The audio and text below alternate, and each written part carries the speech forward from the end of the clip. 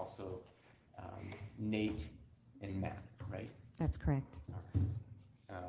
So as we've been doing with all the folks who are here, we've been trying to give the jury a sense of your background and who you are as a person. And so I'd just like you to please give the jury a sense of that, where you grew up, what your family life was like, where you went to school, that kind of thing.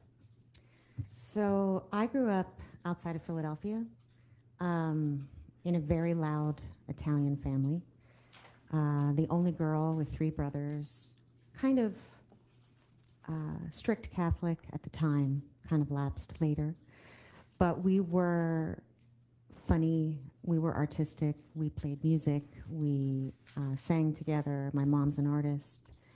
And ironically, we lived near Newtown Square. That's where I was born. And then we moved to another county outside of Philadelphia, and I went to school in Newtown, Pennsylvania, and later on ended up in Newtown, Connecticut. So at the time when I graduated from high school in Newtown, PA, I went to Allentown College of St. Francis de Sales, which is a long name, but a very tiny little school where I majored in theater and French, double major. Francie, can I stop you? Yeah. You mentioned that you grew up in a big, loud Italian family and that there was a lot of singing. Tell the jury a little bit about singing, because I understand that's a large part of what you do. And how did that you get into that? Well, when kids learn to talk, when they're like a year, I was learning to sing. I have always sung. I have been a singer my whole life.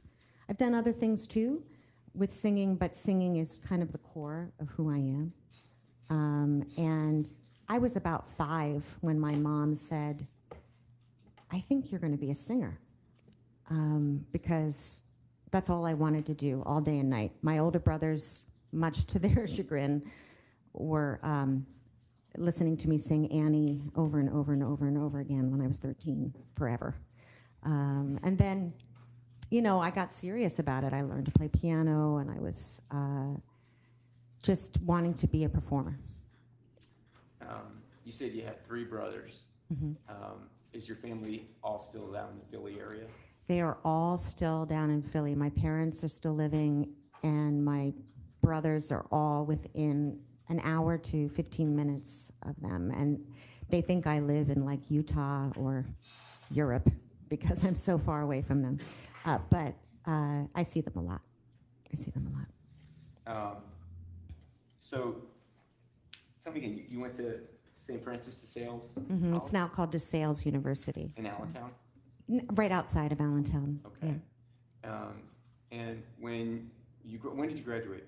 1989. Okay. A long time ago, yeah. And when you graduated, did you try to make a go of it in singing and the arts?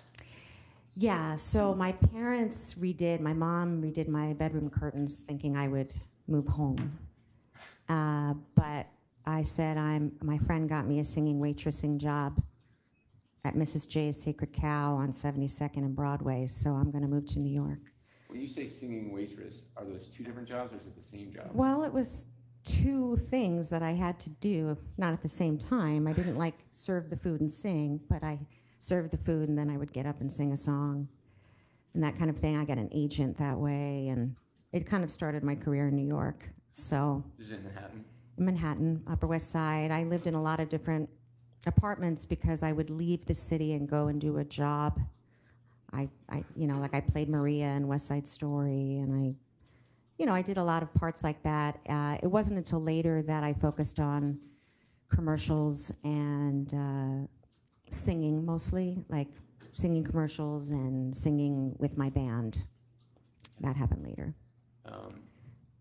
David mentioned that, I think he mentioned that when he met you, you were singing as part of a swing, Yes. like jazz outfit. I had a trio called Swing Set, and if you're old enough to remember, or if not, in the 90s, swing music was very big. And during that time, I thought that if I sang with a big band, I would get a lot of work. And we did.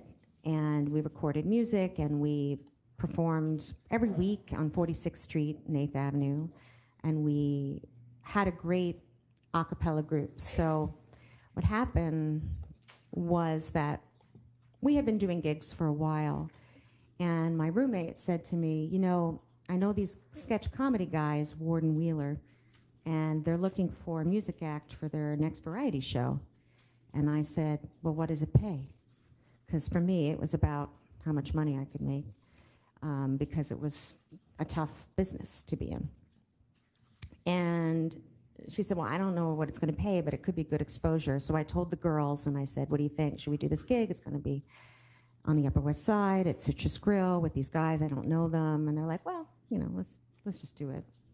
So long story short, we did the gig, and I meet this guy, this kind of goofy, funny guy named David, and I noticed that he's really a good guitarist. And I said, you know, David, I have an audition next week for this folk musical, and I need a guitarist. Would you be interested in playing for me? And he said, sure. So I hired him. We rehearsed the song. We did the audition.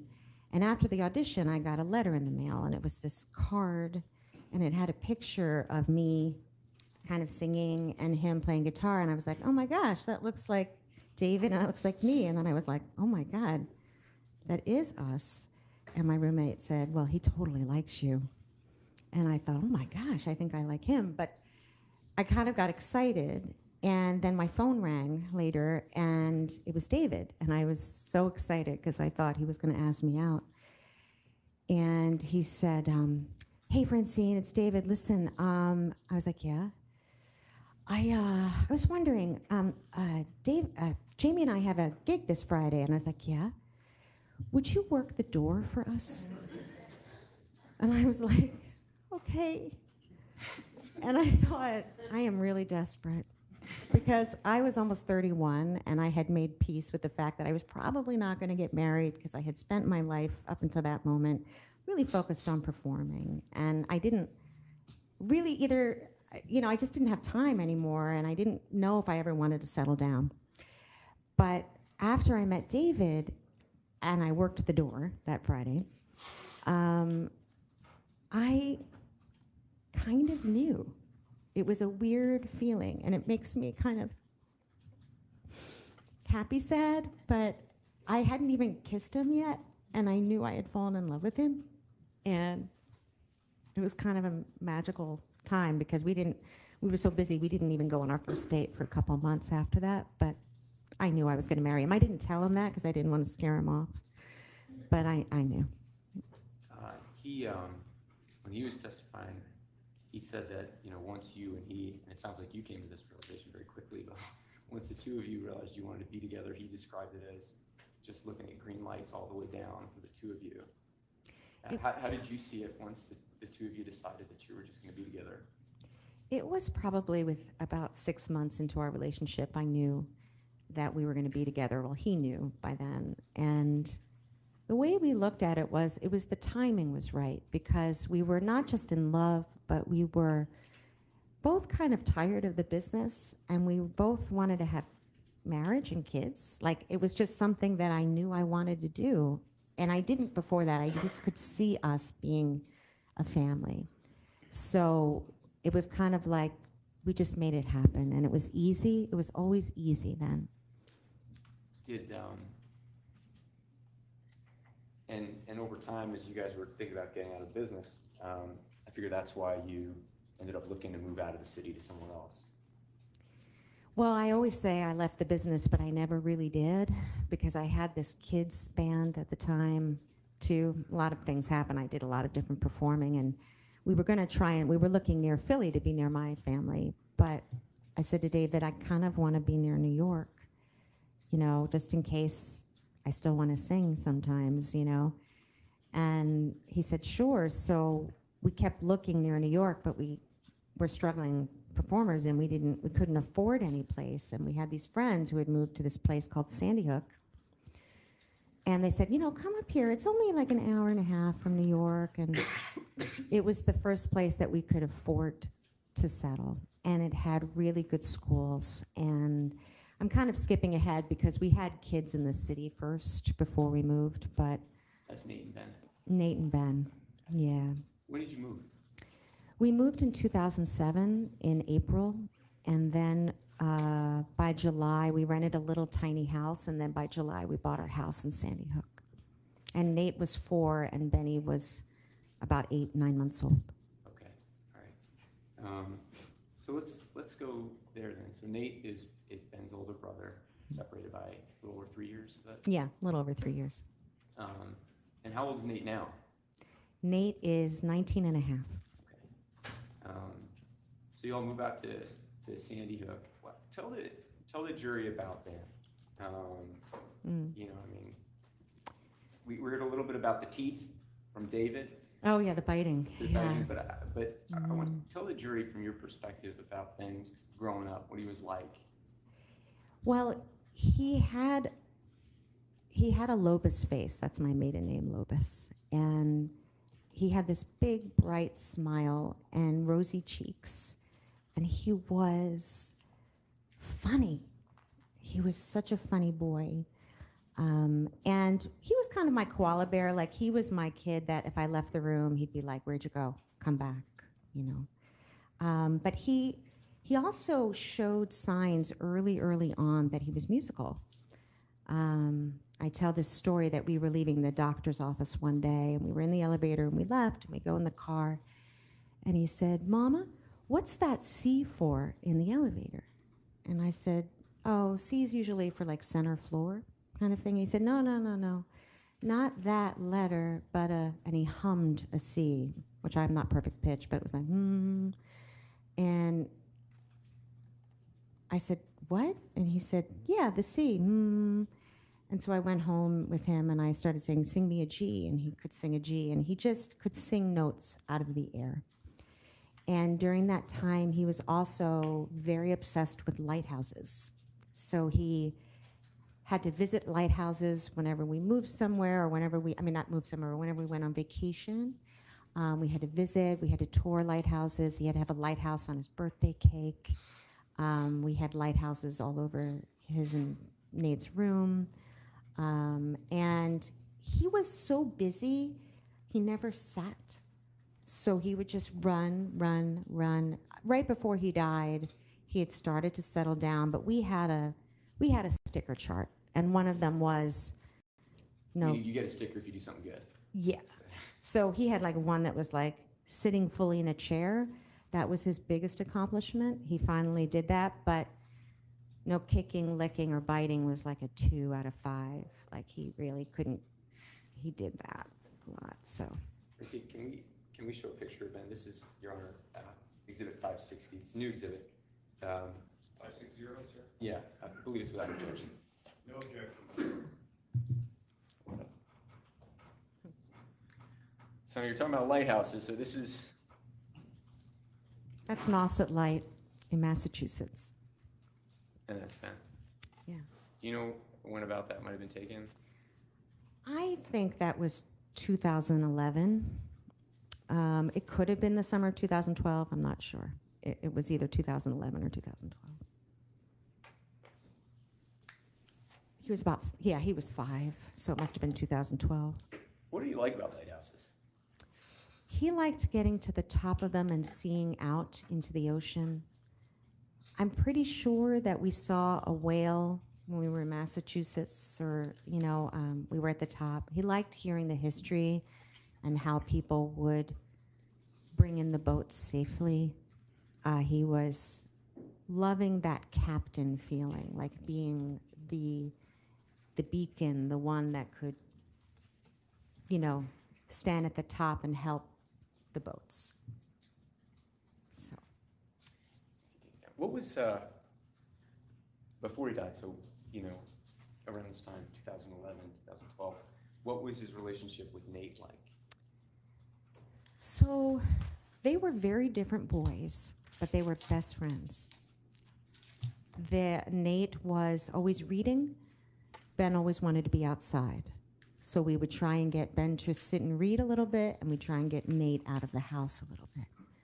And Benny, even at a very young age, even when he had just turned 6, a couple months before he died, he was helping Nate get out of his shell because Nate was such an introvert. And Ben was like, come on, Nate, we're going to do this and we're going to do that and come on outside. And he had this kind of high-pitched, very, you know, sing-songy voice. And he would convince Nate, and nobody else could. You know, so they had that beautiful, like I could picture them as grown men being best men at each other's weddings, or Benny visiting Nate at college before he would go, and I just knew that they were best friends, and I never worried about them having a playmate because they always had each other. In fact, Ben was so excited about Nate, I had to stop Ben. He would poke Nate's eyelids in the morning to get him awake. And I'd say, you know, you can't wake up your brother Nate. If you do, I'm going to have to put you in another room. And he said, please, Mommy, don't put me in a different room. I love Nate. You know, so he did finally stop poking his eyes, but it took a while. They shared a room. They did. Um, They did. So moving into 2012, Francine,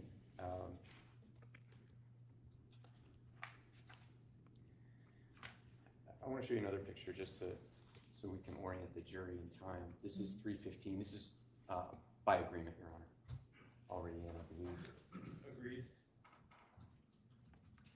So, you can pull that up. Thank you. So here we are. When was this picture taken, Francine? This was just literally maybe a few days, could have been as long as a week before the shooting, because we took that picture quickly on the phones, one of our phones, to make a Christmas card. Okay. Yeah, That's Nate in the red and Ben in the green. that's right. This is at your home? Yep, right in front of the stairs. Mhm. Okay.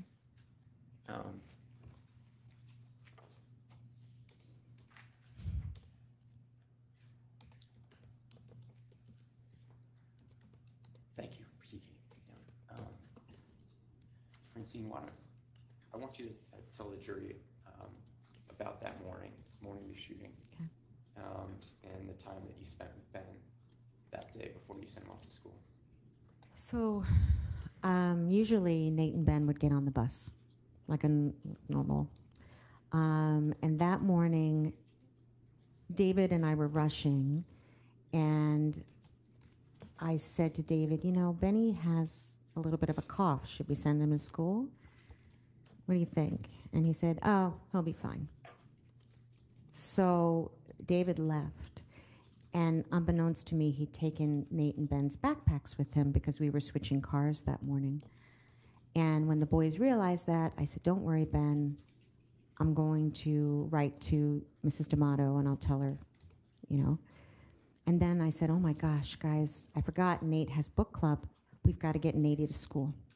So I quickly cleaned up, and as I'm stacking the dishwasher, Ben turns to me and he says, Mommy, what does forgiveness mean? And I was like, I don't know, Ben, I'm so busy. No, Mommy, what's forgiveness mean? And I said, I don't know, Ben, it's like when you do something wrong and the other person forgets about it. Now, come on, we gotta go. So we pack up the bags, we get in the car, we drop off Nate at Sandy Hook. And I said to Ben, okay, so what do you want to do? Do you want to go home and wait for the bus? Or do you want to go to Starbucks for a treat? He said Starbucks, of And course. Nate was in 3rd grade? Nate was in 4th grade. 4th grade? And Ben was in 1st. So we go to Starbucks. He orders a chocolate milk. I get my coffee. We sit down. And he literally turns to me and he says, you know what, Mama? I'm going to be an architect when I grow up. And I was like, wow, okay, that's great. He said, no, wait. I'm going to be an architect and a paleontologist because Nate's going to be a paleontologist and I have to do everything that Nate does. And I said, well, you know, you're your own person. You don't have to do whatever Nate does. And he said, oh, no, I'm always going to be with Nate. I love Nate. And I love you, Mommy. And I said, I love you too. You know, it's so nice we never get to be here together, you and me. we're always rushing around. And then he said, Mommy? And I said, yeah. And he said, can I have your iPhone? So I gave him the iPhone. A few minutes later, I said, all right, buddy, come on, we got to pack up everything and go to school. So it was about 9 o'clock. And he was so excited to go into school. When I was dropping him off around the front, he left the door open.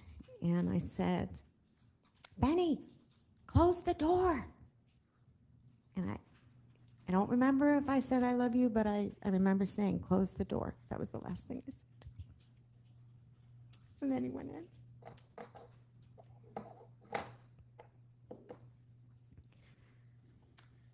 That, those moments you spent with Ben at Starbucks, just the two of you, has that become a cherished memory of yours? Yes. Everybody knows that story who knows us.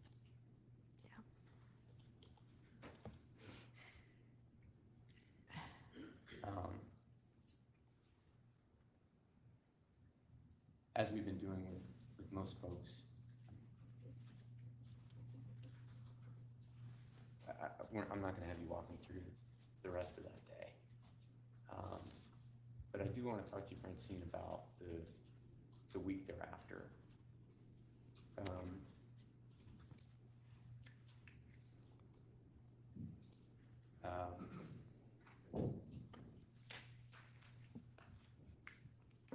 Nate was obviously in school, though. Nate was hiding in a box of T-shirts in the supply closet in the gym, listening to the murders. He heard everything.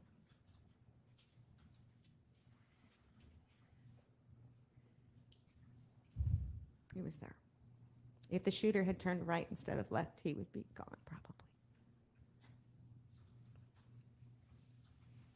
In the days after, I understand that you and David obviously had a lot of support from friends and family to come help.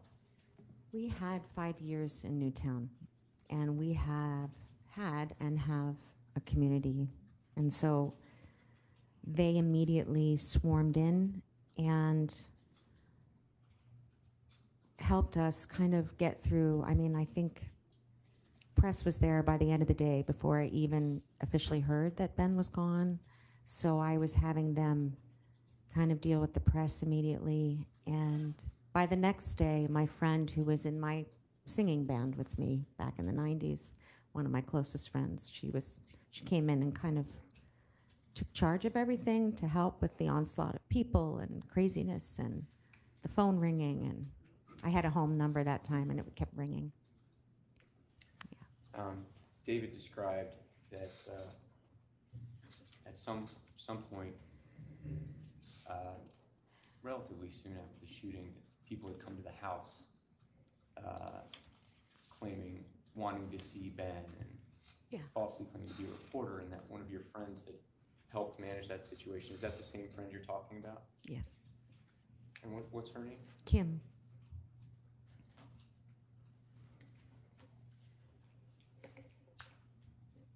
When did you, in the days after the shooting, when did you first learn that there was a lie that had been pushed by Alex Jones concerning what happened to your son, what was happening to you and these other families? Uniform compound.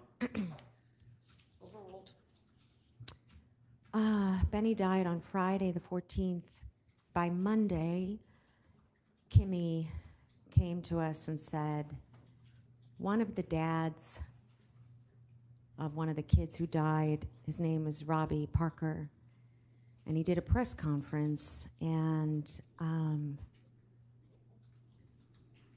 they're saying things about Robbie that aren't true, and there's this guy out there who's saying that Sandy Hook didn't happen, and now they're bombarding Robbie, this dad, with this stuff and on his page, on his daughter's page.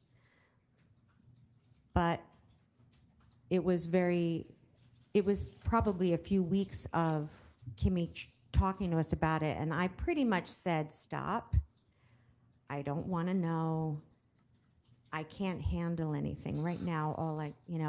But she did say it very early on, and that she was working behind the scenes to try and keep it away from us as much as possible. And when you heard this, it sounds like your response was just to say, I don't want to even know. I don't want to know. I didn't want to know. Also, I didn't want to know anything about the crime. And I didn't know if I could handle the next minute. So I just wanted to deal with the minute. And I didn't want to know anything outside. I didn't look on the television. I didn't look on the internet. I created a kind of, I think even David knew more than I did. I just kept a very small room for things.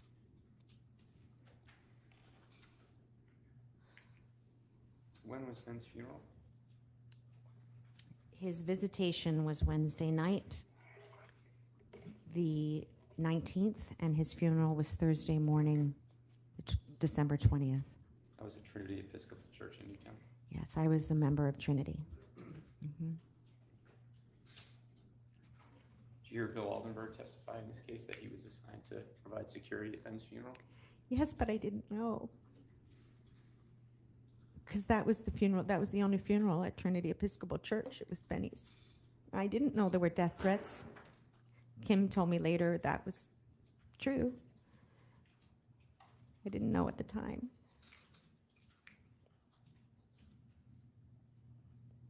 Moving forward into the first months of 2013,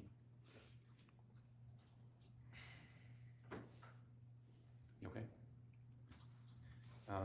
Moving forward into the first months of 2013, did you, over time, although you were trying to keep yourself in that bubble, start to become aware more about this lie that was being pushed? Yes. Nate was asked, because he was in 4th grade, and the 3rd and 4th graders were asked to sing in the Sandy Hook Choir at the Super Bowl in New Orleans. In February? That was February of 2013. And at the time, I was still pretty insulated. I didn't know what was really out there, but I remember being nervous about Nate's safety and my safety and David's safety. We went to the Super Bowl, and during the Super Bowl, the lights and the electricity went out during the game. And I was pretty terrified that this was the end, that people were going to come and hurt us. But it was after the Super Bowl when I actually started to understand something different that was going on. And is that because you became aware that Nate had learned about this lie that his brother's death had been hoax? Yeah, I was trying to keep it from him. He didn't have a phone. He was very limited. He was only 9.5. And so I found out that there was a boy in the choir that they were saying was Ben. And I started to see some of the comments after the Super Bowl, and that we were actors, and that there was this bunch of people who didn't believe that Sandy Hook happened because, look, there's Ben in the choir, Nate's brother. And I was terrified that Nate was going to find out, because I felt like I can ignore this, but I can't have Nate see it. But Nate went on a play date one day. I think it was before his birthday in like April, and his friend showed him everything on the internet and all the lies they were saying about David and I being actors, and that Ben was alive, that we didn't even exist, that Nate was lying at the Super Bowl. And he asked me, he said, "Why are people saying this, Mom?" And I didn't know what to say to him. I mean, I have to say this because it's really important that when I say this out loud, I have to also remind myself of this, which is, it is one thing to lose a child. There are thousands and thousands of parents who have lost children to guns, to cancer, to many, many things. And that's hard enough. Because you learn to live, if you're a grieving parent, you learn to live with that. It's quite another thing when people take everything about your boy who is gone and your surviving child and your husband and everything you ever did in your life that is on the internet and harass you and make fun of you. Because that's something I can't fix. I can't make that better for Nate. I can't do that. Forever he has that. Francine, I want to show you Exhibit 297, which is in evidence as a photo.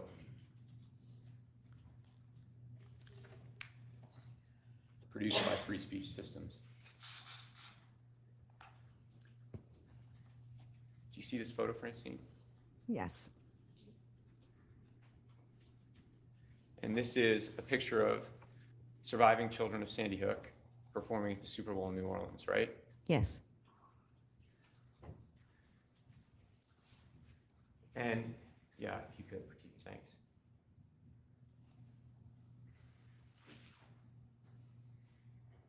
I'm gonna go, Your Honor, may I go over here? I just want to jam in over here, but you can look at your screen, Francine, but you see here, this is your son, Nate. Yes. And here it says 10 Sandy Hook children found alive and well. And they describe another child here, Owen Wright, AKA Ben Mueller, right? Yes. Who had died 3 months before. That's what it says. And you can go pull out of that, please.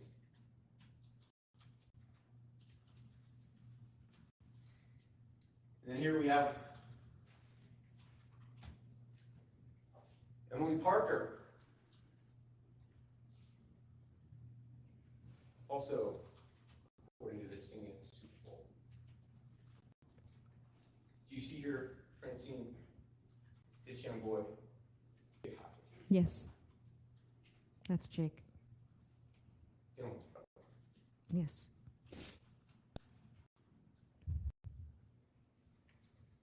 See down here, Jesse Lewis, right? But That's Jesse Lewis was killed in Sandy Hook. That's right. That's not Jesse.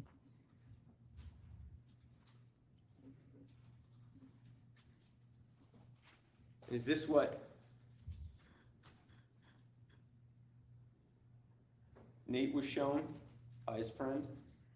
Yes. And a lot of comments and a lot of, I believe, a lot of doctored videos of David and me as well. You've seen video of Mr. Jones' broadcast in which he described pictures of children who they say are dead who are still alive? Yes, I've seen that video. Can we pull up, please, Mr. Jones' deposition? This is Exhibit 372. One moment, Your Honor, and I'll get this exhibit.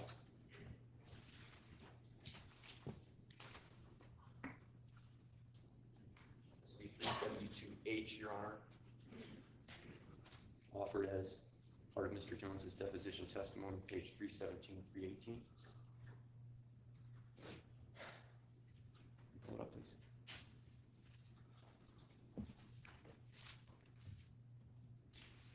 Question, when you say you have a photo of a bunch of kids who are still alive that they say died, what photo are you talking about? Answer, I don't remember which one that is. Question, are you talking about the Super Bowl photo that Mr. Halbig sent you? Answer, that might be it.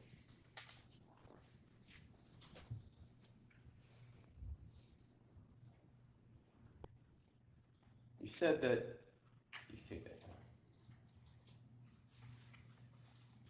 Christine, you said that this was kind of happening in the months after the Super Bowl.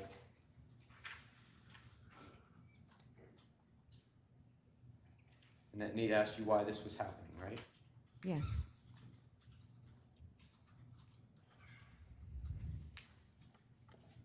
You were here during opening statements. Yes. You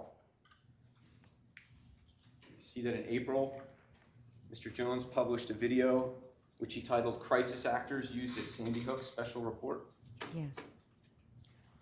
I'd like to pull up 8B. Your Honor, this is a still shot of that broadcast, which is currently in as 8A. This is a new exhibit? This is a photo of a video that is in it, so it's a still shot of that video. 8B is a new exhibit. Correct. No objection, Judge. I'm just going to show you a still shot of that broadcast entitled Crisis Actors Used at Sandy Hook Special Report, published in April 1st, 2013.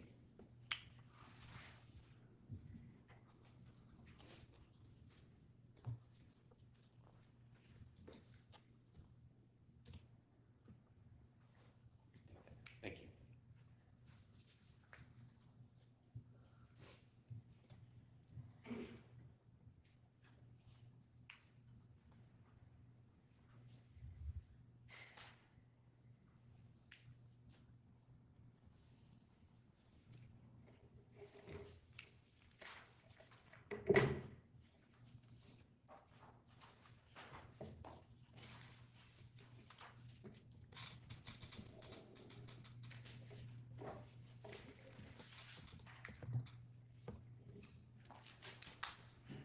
After, in the months after Ben's death, did friends of yours start an organization to try to honor Ben?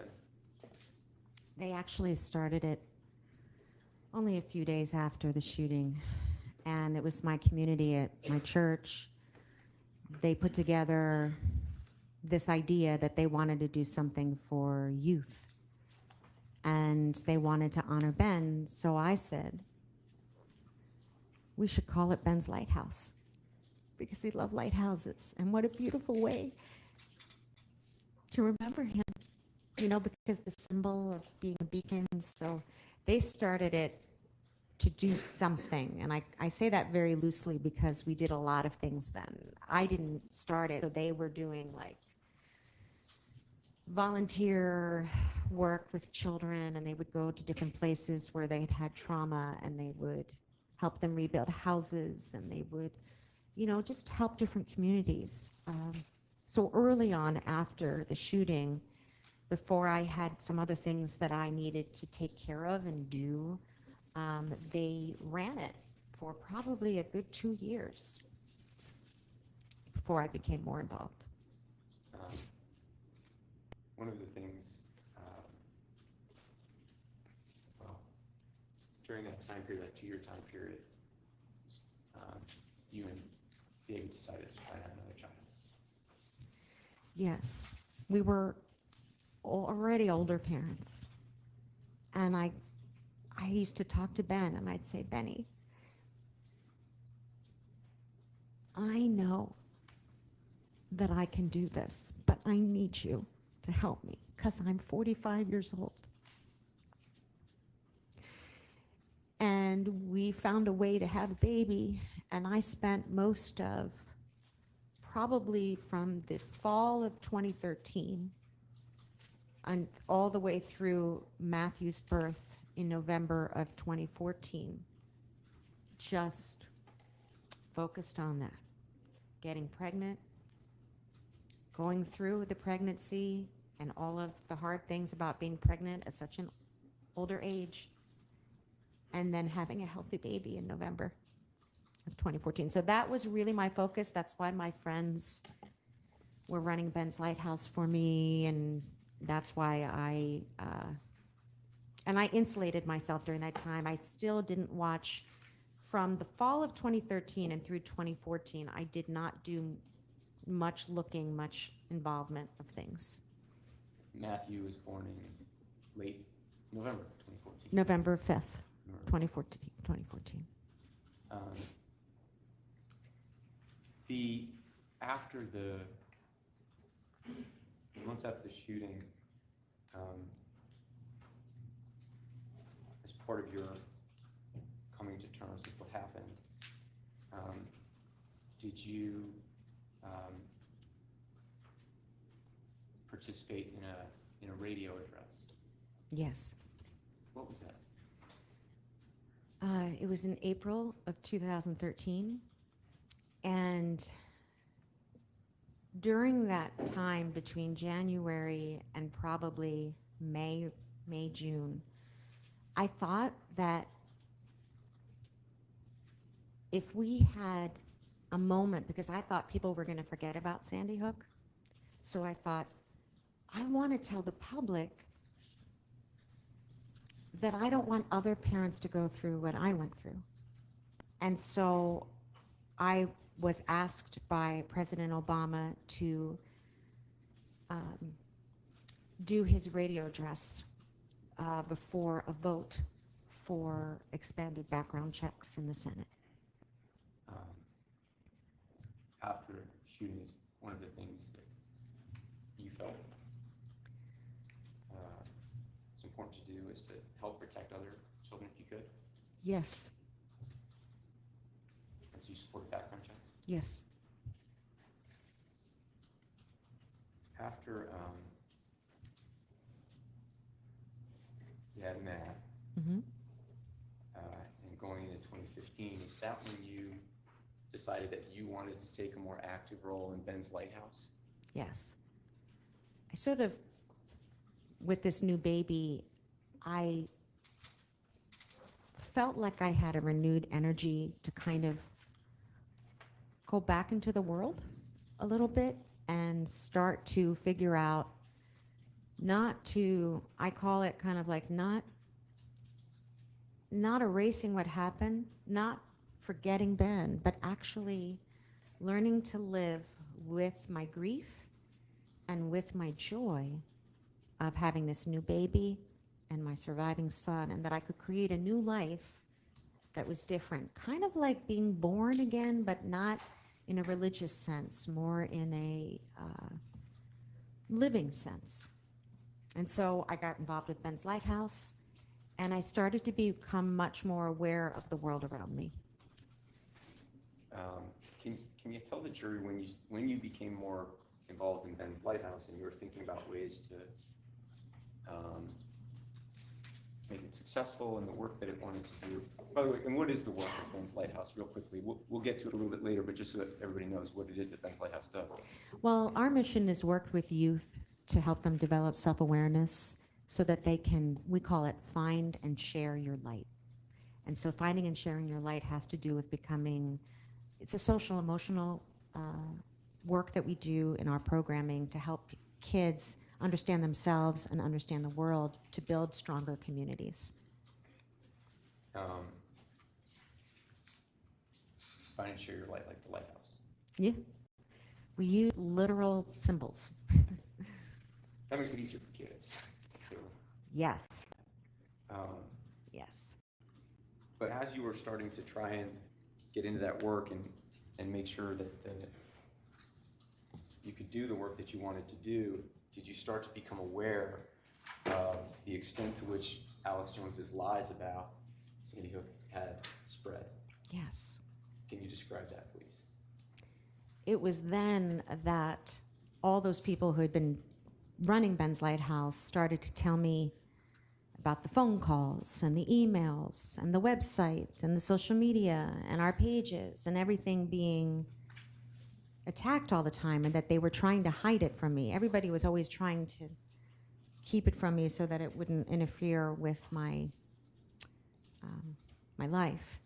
And so they said, so, you know, we're always trying to get people more visits to the website, but we're having trouble because of all that's out there. And that is when I started to investigate what was going on out there. And I started to Google my name. And that's when I remember distinctly, not just looking at having a friend trying to help me. She had a friend at Google who helped me clear my name so that we could get my name connected to Ben's Lighthouse. So But let's just explain that. So the idea is that if somebody had kind of seen you be associated with Ben's Lighthouse and Googled you, when they did that, they wouldn't find Ben's Lighthouse. They'd find all this other stuff about you being a crisis actor. crisis actor. Mhm. And so you went to a friend of yours to see if you could make it so that the search results would actually show Ben's Lighthouse rather than Right. these lies about you. Right.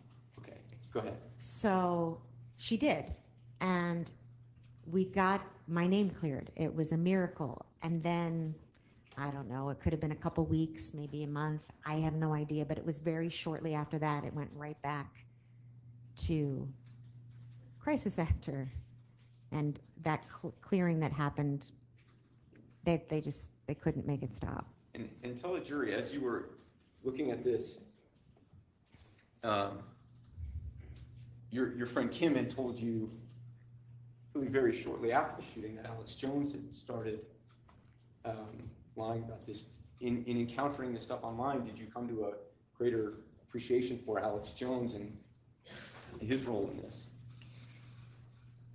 I remember sometime in 2015, one night I couldn't sleep, and I watched all of his videos. I wanted to know what he was saying. I wanted to know how he was describing Sandy Hook, why he was saying it, what his show was about. I wanted to know because I couldn't figure out how this happened. And so I watched them all. I watched them all. I've seen all the videos.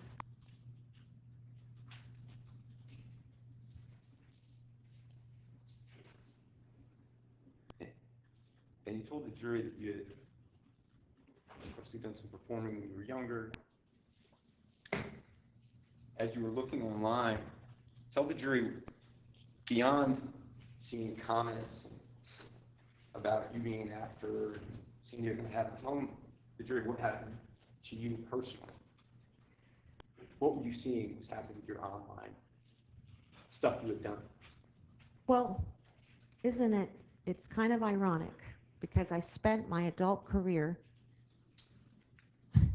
being a performer, but a real performer. I loved my life in New York, and I loved what I was doing even when I went to Newtown, I was still performing in Newtown, and I had this preschool music following, and I would bring my guitar to the library. I mean, I've always performed, and they took my videos and my work of 20 years, and they doctored them, and they made fun of them, and they said, look, see, she's an actor. And they took my identity. They took my identity. And then they took my husband's identity. They took my surviving child's identity who was hiding in the gym.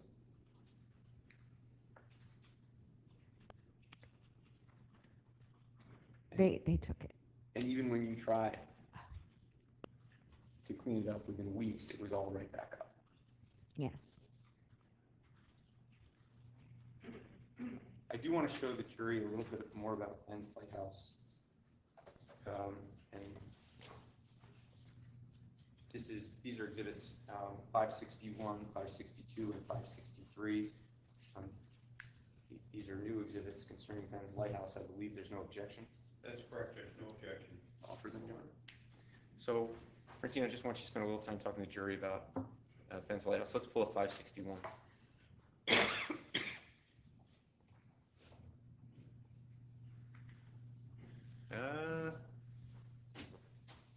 Try 562. I might have given you the wrong order for Tika, sir.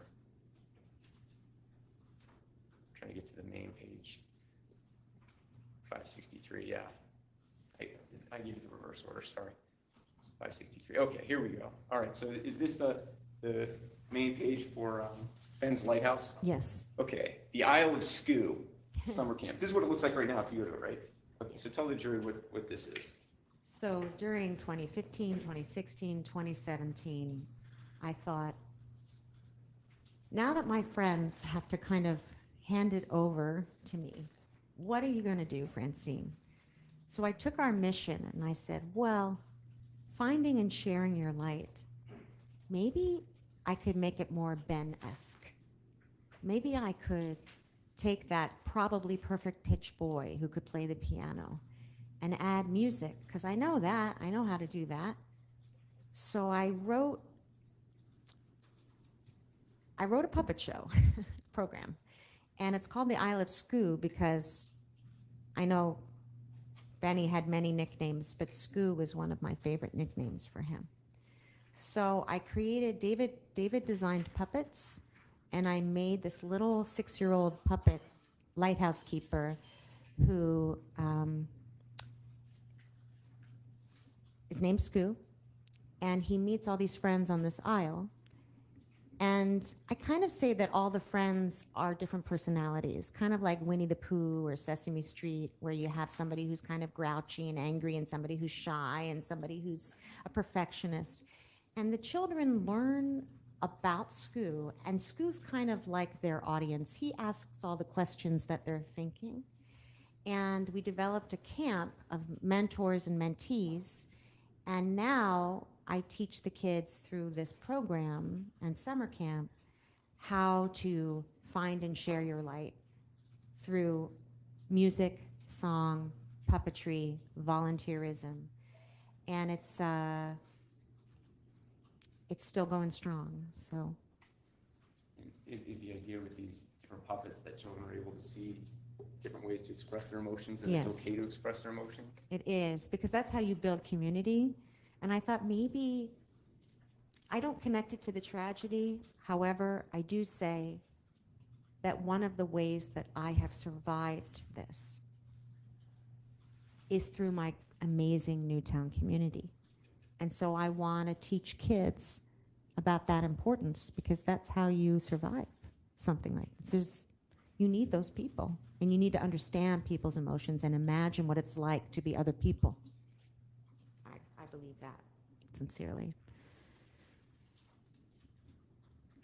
Were you here for when we presented Mr. Jones' testimony that he was telling his audience that the whole community of Newtown was in on it? Yes. Let's go to the mission page of the Lighthouse, so you can just maybe read that. That would be 562, I think. Just pull up the mission and vision. Yeah. Ben's Lighthouse offers the Isle of Skoo program that empowers children and teens to develop self-awareness, empathy, and social connections they need to find and share their own light through puppetry, through music, puppetry, and mentorship.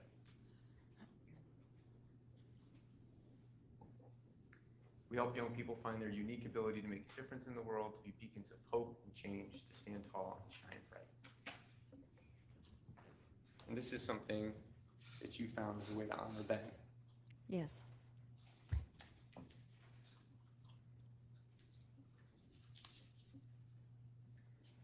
But even today, and throughout its existence, Ben's Lighthouse has been targeted by people who believe you're an actor and that Ben never existed, correct? Correct, yes. And in addition to the online harassment that you've encountered, has this lie pushed by Alex Jones made its way into your interactions with people? Yes. Can you describe what happened to you in May of 2016?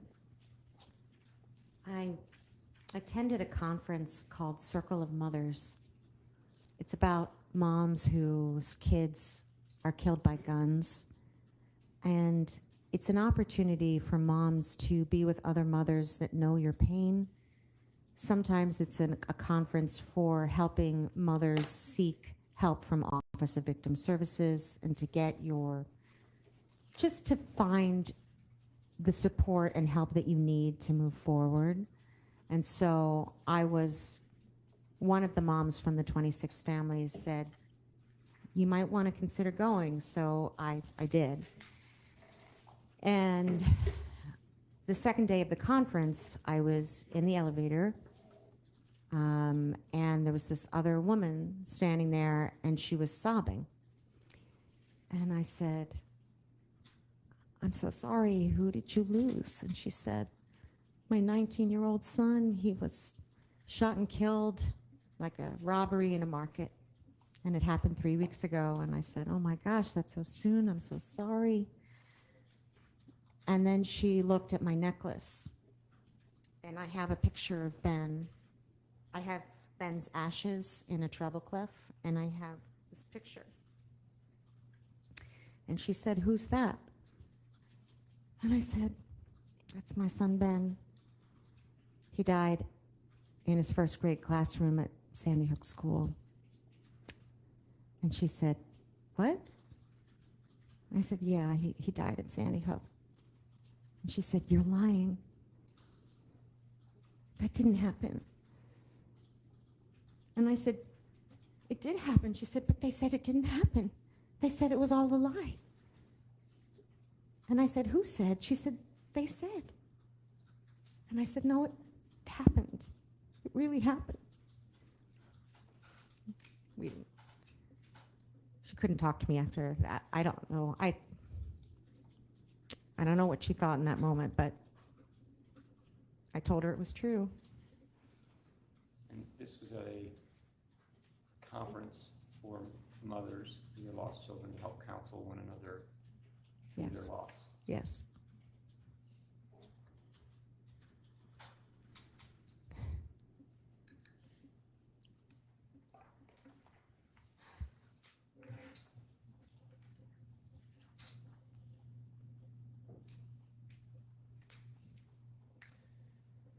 You, Francine, you talked earlier about the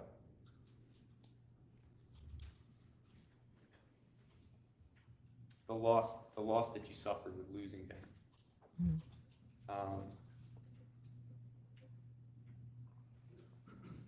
But also the additional experience you've had as you've tried to cope with that loss of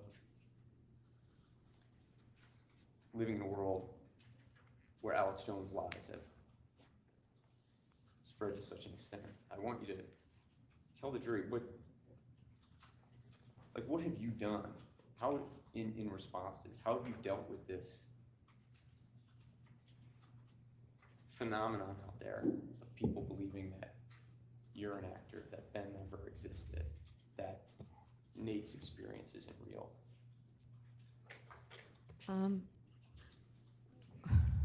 Frankly, to be perfectly frank, the way that we deal with it is that we are in therapy. We have to have security in our house. We have to try and ignore. We have to be vigilant in our social media posts. We have to be vigilant on our website. We have to I get support from my community, whether it's emotional support, but it's hard to really describe because I can never solve it. I can just I think of it like plugging a hole where there's a leak, but I can't solve it, so I just have to work through it all the time, through my emotional work and help support and also because my son, who's going to be 8 soon, he just found out how Ben died, and I don't yet know how to tell him what's probably going to happen to him at some point, because I don't know. When people find out that he's Ben's brother. When they find out that he's Benny's brother, and he starts going online someday, whenever that is, he's going to have to handle it too. And sometimes I worry, my son Nate is at college, and he remains as anonymous as he can be. Because he doesn't want people to know. Have you tried to hide your identity as well? I often now use my middle name, Francine Lobus Wheeler, so that it doesn't get as many bad hits as Francine Wheeler. You said you got home security. Why did you get home security? The security system you're talking about. Security system in our house, because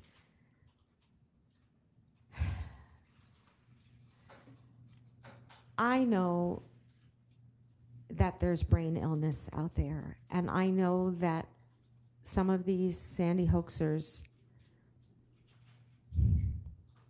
I've seen it, I've heard it, I've read it, they could hurt us.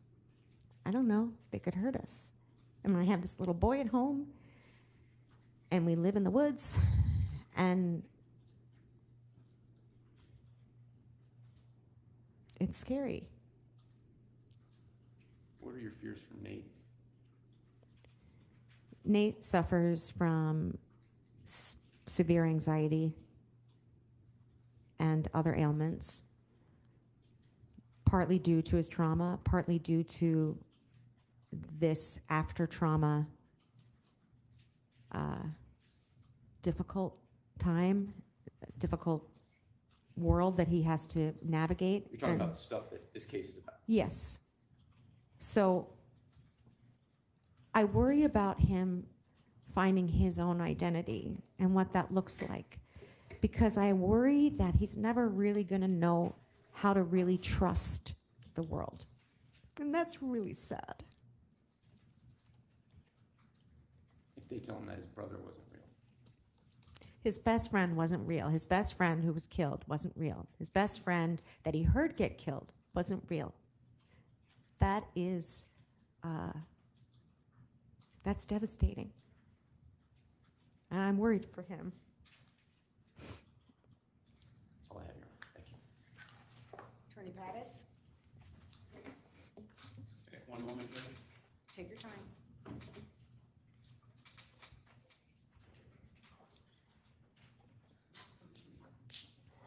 Ms. Wheeler, I represent Alex Jones, the police system. Wanted to tell you I'm sorry for your loss. Thank you.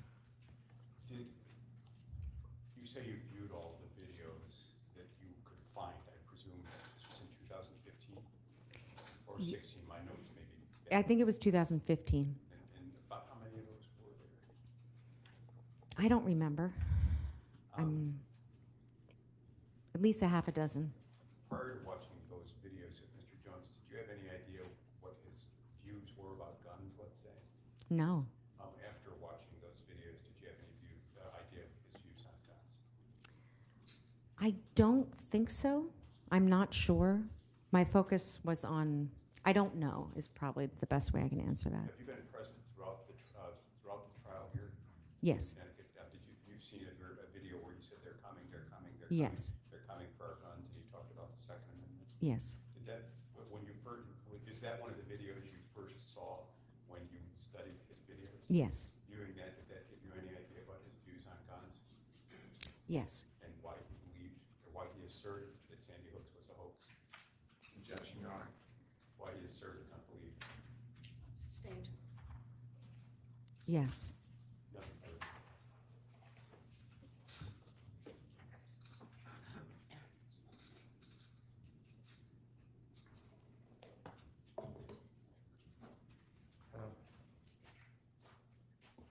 Ms. Wheeler, are you, did you bring this lawsuit because Mr. Jones lied about you, your son, and these other families? Yes. Do you care at all what any of his views are on anything other than that? No. Nothing further, Your Honor. Nothing further, Judge. You may step down, just watch your step.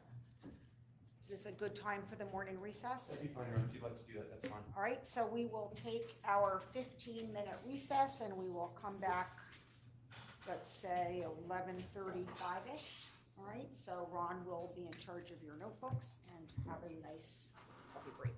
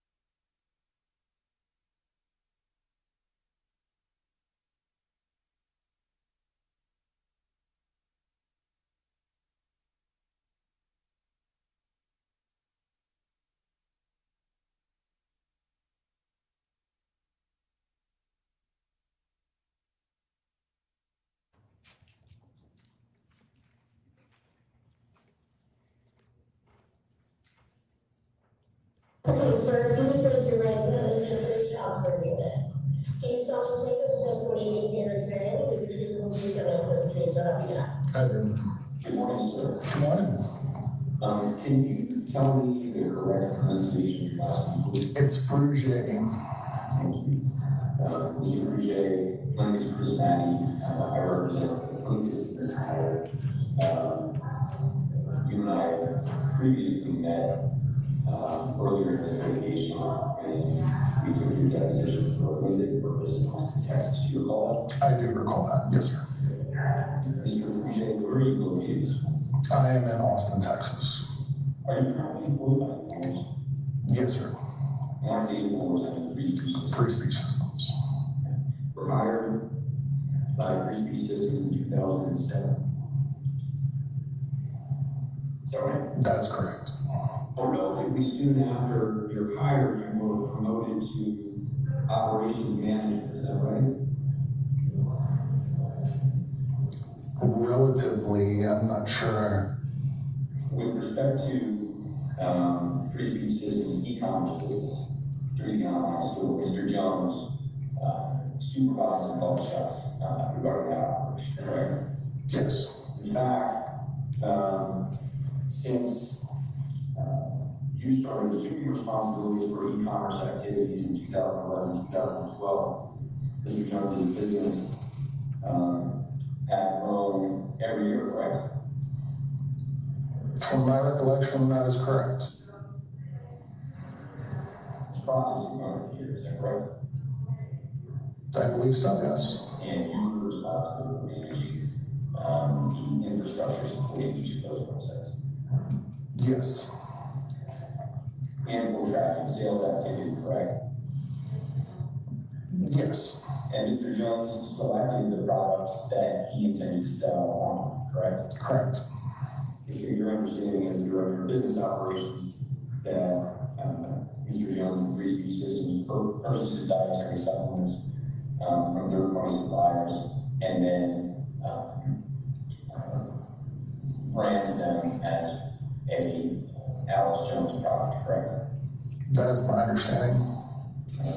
With substantial markup over what the purchase price was, correct? Yeah, just like anything else. I mean, you buy a t-shirt for $5, you sell it for 20. T-shirts sometimes have more margins than supplements. The percentage that he marks them up over his cost is determined by Mr. Jones, right? That's correct. But Mr. Jones was also involved in that operation on a daily basis, correct? Correct. And you were in touch with him on a daily basis about the school's performance, correct? Correct. In fact, he would call you pretty much every day after his program to discuss the store's performance during the show, right? Yes. Because Mr. Jones, during every show, would pitch his products and encourage his audience to buy, correct? Yes. And so he would check with you on the effectiveness of his pitch to his audience, effectiveness measured by the amount of sales that were transacted during the show, right? That's correct. And those conversations, am I correct, would then inform which products he would sell the next day and going forward, correct? Yes. Did you say yes? Yes. And those conversations would inform his decisions about sales to him, right? I'm sorry, can you repeat that? And those discussions would inform his decision about whether to run sales on certain products, right? He always made the decision. And the decision that I'm talking about here is the decision to, or the decision whether to offer a sale on a particular product, right? Correct. So you know that Mr. Jones will often pitch a product by informing his audience that you're offering it for 50% off for a particular period of time, right? I'm sorry, can you repeat it? Yeah, I'll just give you an example. You're aware that among Mr. Jones's strategies is to tell his audience that he's offering a particular product at a discount for a specific period of time, right? Yes. And the decision as to which products to discount and the extent of the discount would be made by Mr. Jones, right? Yes. Or if he chooses to use the information, he would access it every day through you by discussing the sales performance during the show, right? Yes. And if you were logged in and Mr. Jones was on the air at 3 p.m. pitching bone broth, you could see in real time how many people were buying bone broth, right? Almost real time, yes.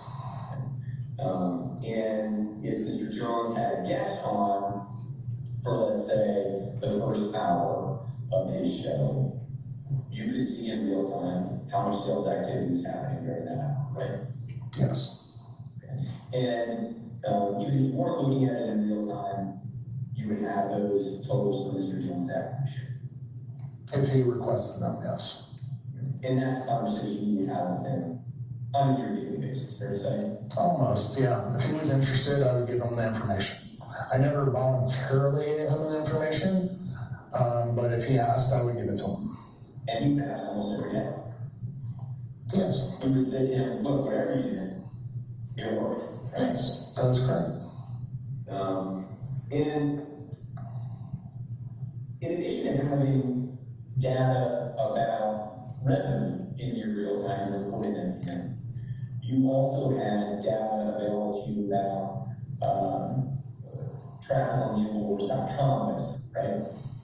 I had access to that Google Analytics account at a certain point, yes.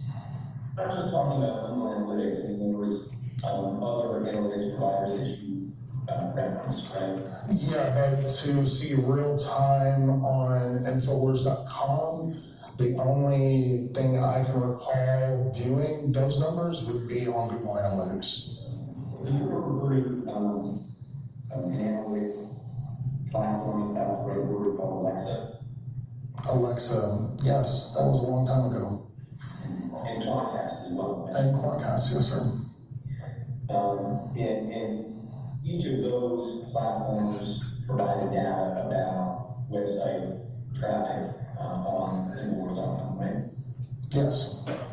And the audience traffic to Infowars.com is relevant to you because there was a direct relationship between traffic to that website and revenue generated from the online store, correct? To a certain extent, yes. The more people visiting Infowars.com, the more people buying stuff at the store, right? Yeah, I mean, more people in town square, the more people go to the shops. Yes, that's correct. And you were aware that that was one of Mr. Jones's objectives in generating audience traffic to his site was to convert those audience members into paying customers, correct? You would say to him, look, whatever you did, it worked, right? Yes, that is correct. And in addition to having data about revenue in your real time and reporting that to him, you also had data available to you about traffic on the Infowars.com website, right? I had access to that Google Analytics account at a certain point, yes. I'm not just talking about Google Analytics, and there was. Your Honor, one moment, please. I think we may have skipped back.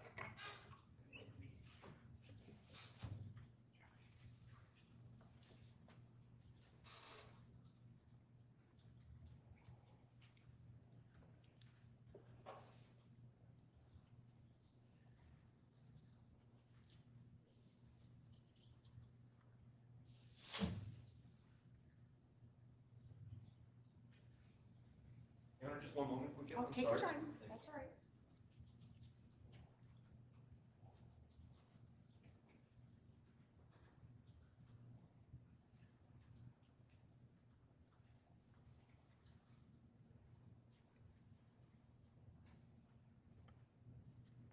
and customers, correct? I would tell him if there's, like I just said, the more people that are in town square, the more people that are going into the shops.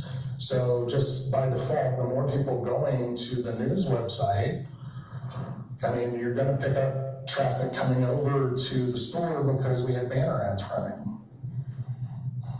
Right, and not only that, but during the show, he's telling his audience to do this, right? Yes. Right. And now, how to get those audience members to Infowars.com, that was Mr. Jones's purview, right? Yes. He would decide what he wanted to talk about on order to generate developments, correct? Correct. As you testified, he was aware, you would inform him that the more people that come there to the show, the more people that are going to the store, right? Yes. And going back to 2016, I mean, is it fair to say that the InfoWarsStore.com website was averaging approximately $1 million in sales a week? That sounds about right, yes. Right, so you launched InfoWarsStore.com as a new website in 2015. Correct. Yeah, I mean, 3D Card just wasn't doing a good job for you guys in supporting the InfoWarsShop.com website. Why create a whole different website? Why not just have somebody else come in to, be the vendor that supports the website? Well, Alex wanted 2 stores. Alex wanted redundancy. In case the InfoWarsStore.com website on Magento when we launched didn't work, we could always redirect everybody back to InfoWars Shop. But as it turns out, the website did work, but you kept InfoWarsShop.com as an additional source of revenue, correct? It was redundancy in Alex's eyes. I wanted to shut it down, Alex wanted to keep it. And Alex turned out to have been right, because InfoWarsShop.com continues to generate sales every day, right? To my knowledge, yes. It then came time in 2017 to redesign and relaunch the InfoWarsStore.com website, right? Yes. Okay. And you were using Magento for that as well, right?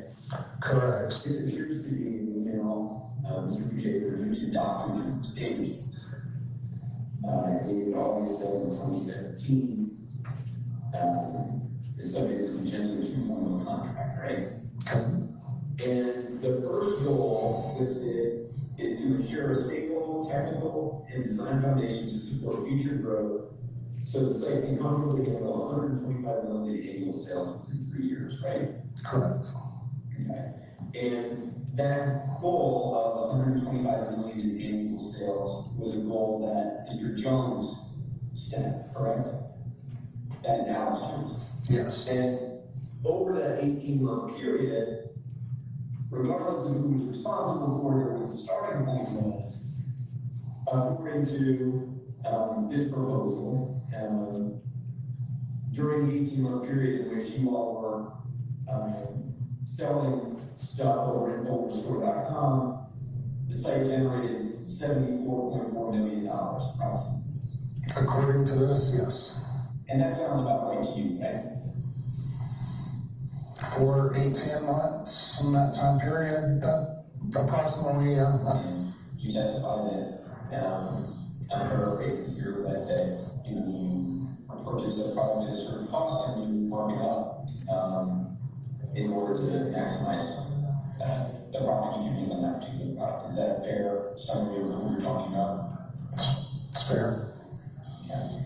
So if you look at this email, this is again from Chris Allison to you and 2 others for copy. And it's dated May 30th, 2017, right? Mm-hmm. Do you have it in front of you? Yes. Okay.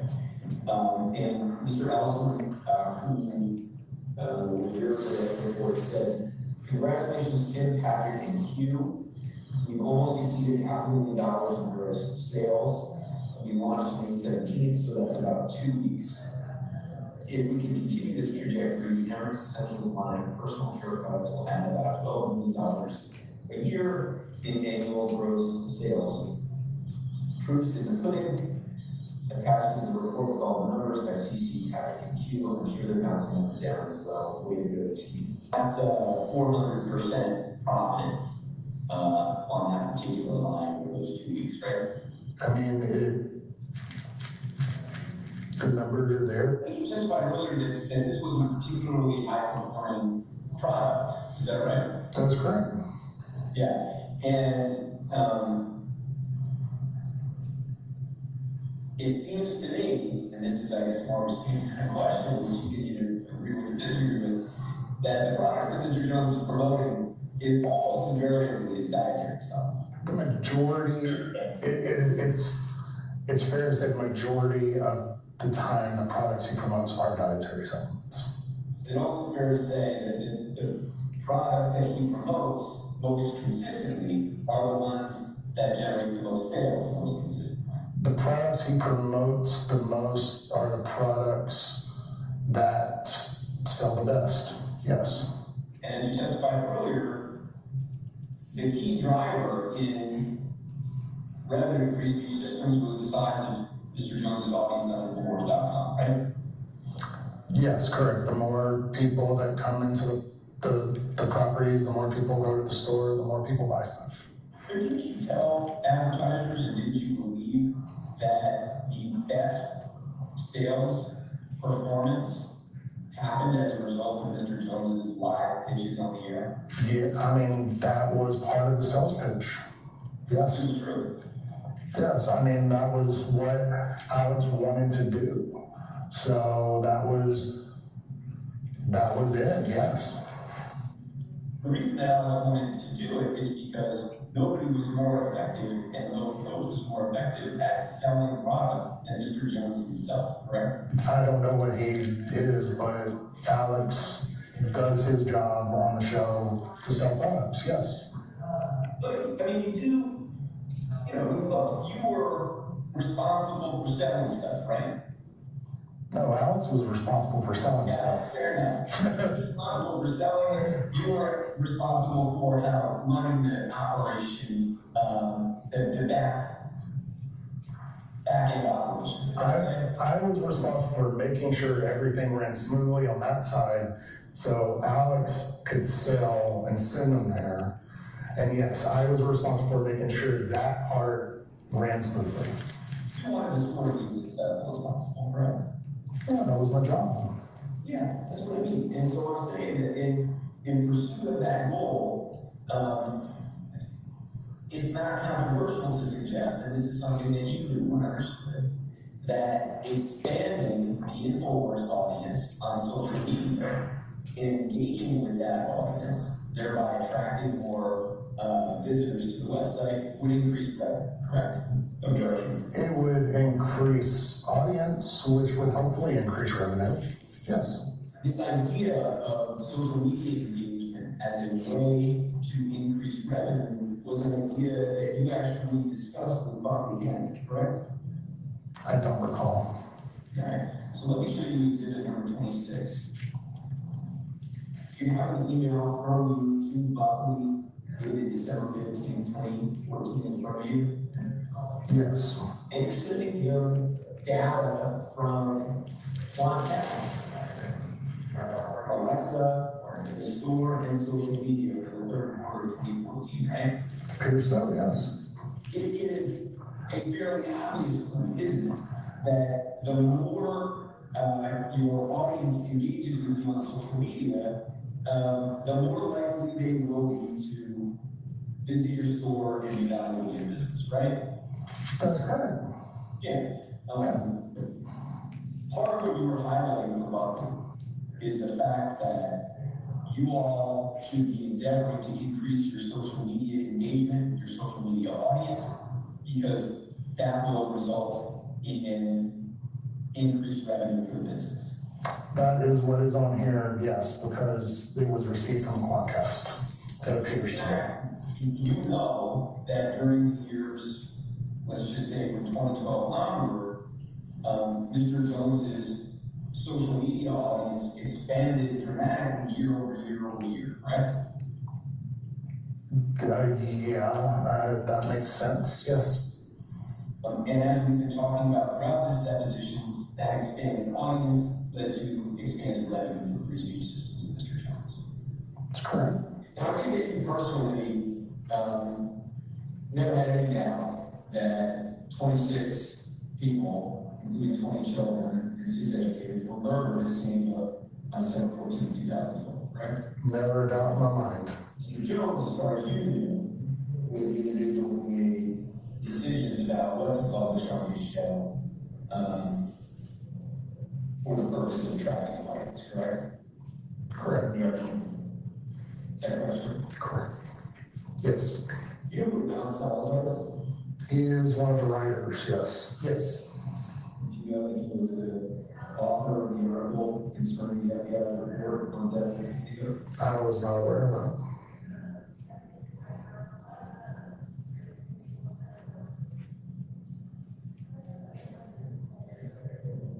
You exhibit number 23.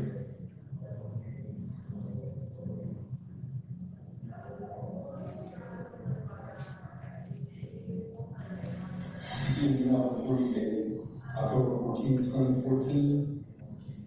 Yes. 10:23 p.m. And this is you sending Don Salazar screenshots of Alexa and Google Analytics data, correct? It appears so, yes. So you scroll down to the attachment and you look at this. This is data from Alexa, correct? It appears so. Okay. And what it shows, Mr. Boucher, is a spike in traffic around September 24th, 25th, and 26th, correct?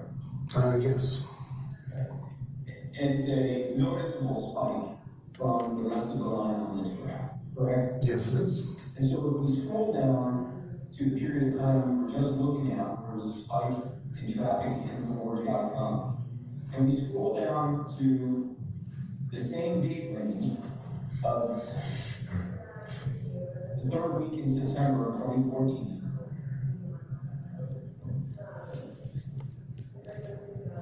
See anybody that beginning on September 24th, you would agree with me that that is a 2-day spike in revenue, correct? There's a spike, yes. I agree with you.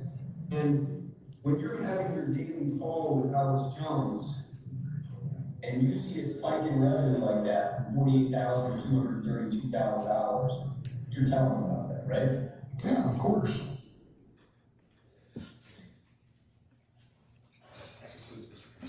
Right, so I wonder if I can make the same request for this Transcript. yeah, because I could hear the questions.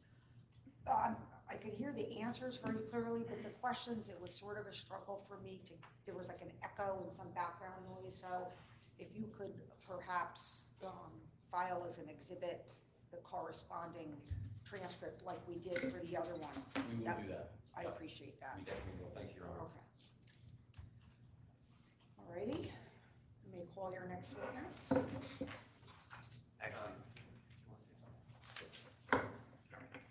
Your Honor, before we do that, we have one other video that we would like to play. This is a video that has been marked as Exhibit 592, aired on September 4th, 2018 by Infowars as an episode of the Alex Jones Show. We're showing a clip from that. This is Exhibit 592, September 4th, 2018, concerning Google Analytics. No objection. So ordered. I tweeted it out, and I went and showed you on the interface in Tim Berger, one of the manager's offices, because IT wasn't in yet, all the IT, and I walked in, and I said, pull up Google Analytics, boom, highest traffic ever, the last month. Showed you a 2-year, 3-year graph, even back towards the election. Now there it is. Now, this is what we're talking about here. And of course, Periscope doesn't show you the full shot, so you guys have to click on the video, it won't show it. Yeah, there it is. Highest traffic ever, that peak right there is right now. So this is what we're talking about here. And they know this, and I told the New York Times this, and I told them all that, but they don't care. They want to lie to you. It's what they do. but I want it next to, because I know the team's over there. I'm gonna go to rebroadcast, I'm gonna walk over, I'm gonna get, I'll do screenshots myself. I'll do it myself, I'll do it all. Don't worry, I'm not laying down and dying to love it. It's not happening. So I'm gonna show you all that coming up too. Maybe go to rebroadcast for a while, but I'll be back. So Infowars.com, newswars.com. This is an incredible time to be alive. Unbelievable things are happening. And these people are just your enemy. They hate America. They are congenital fraud. They literally have been trained to hate the country, to hate you and your family. They are the enemy of the American people. Call Jackie Jilden Barden. Very well.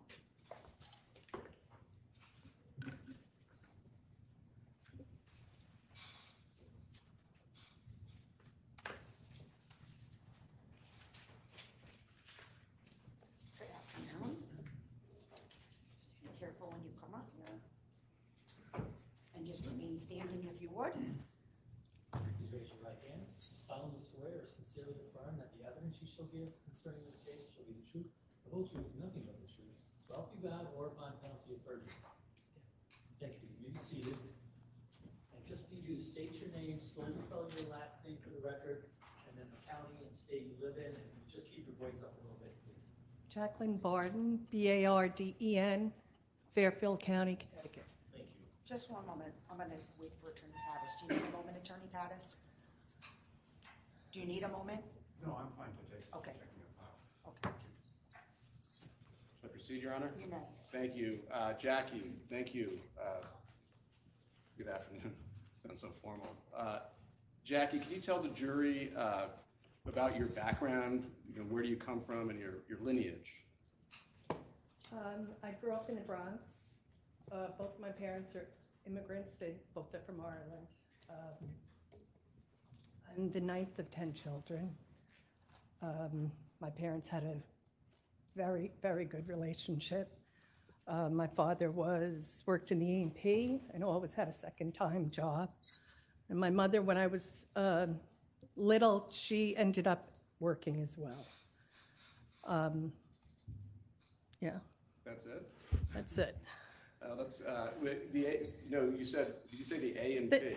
That was Yeah, he worked in a supermarket. He then always did something else. He was a garbage collector on the side. He drove a cab.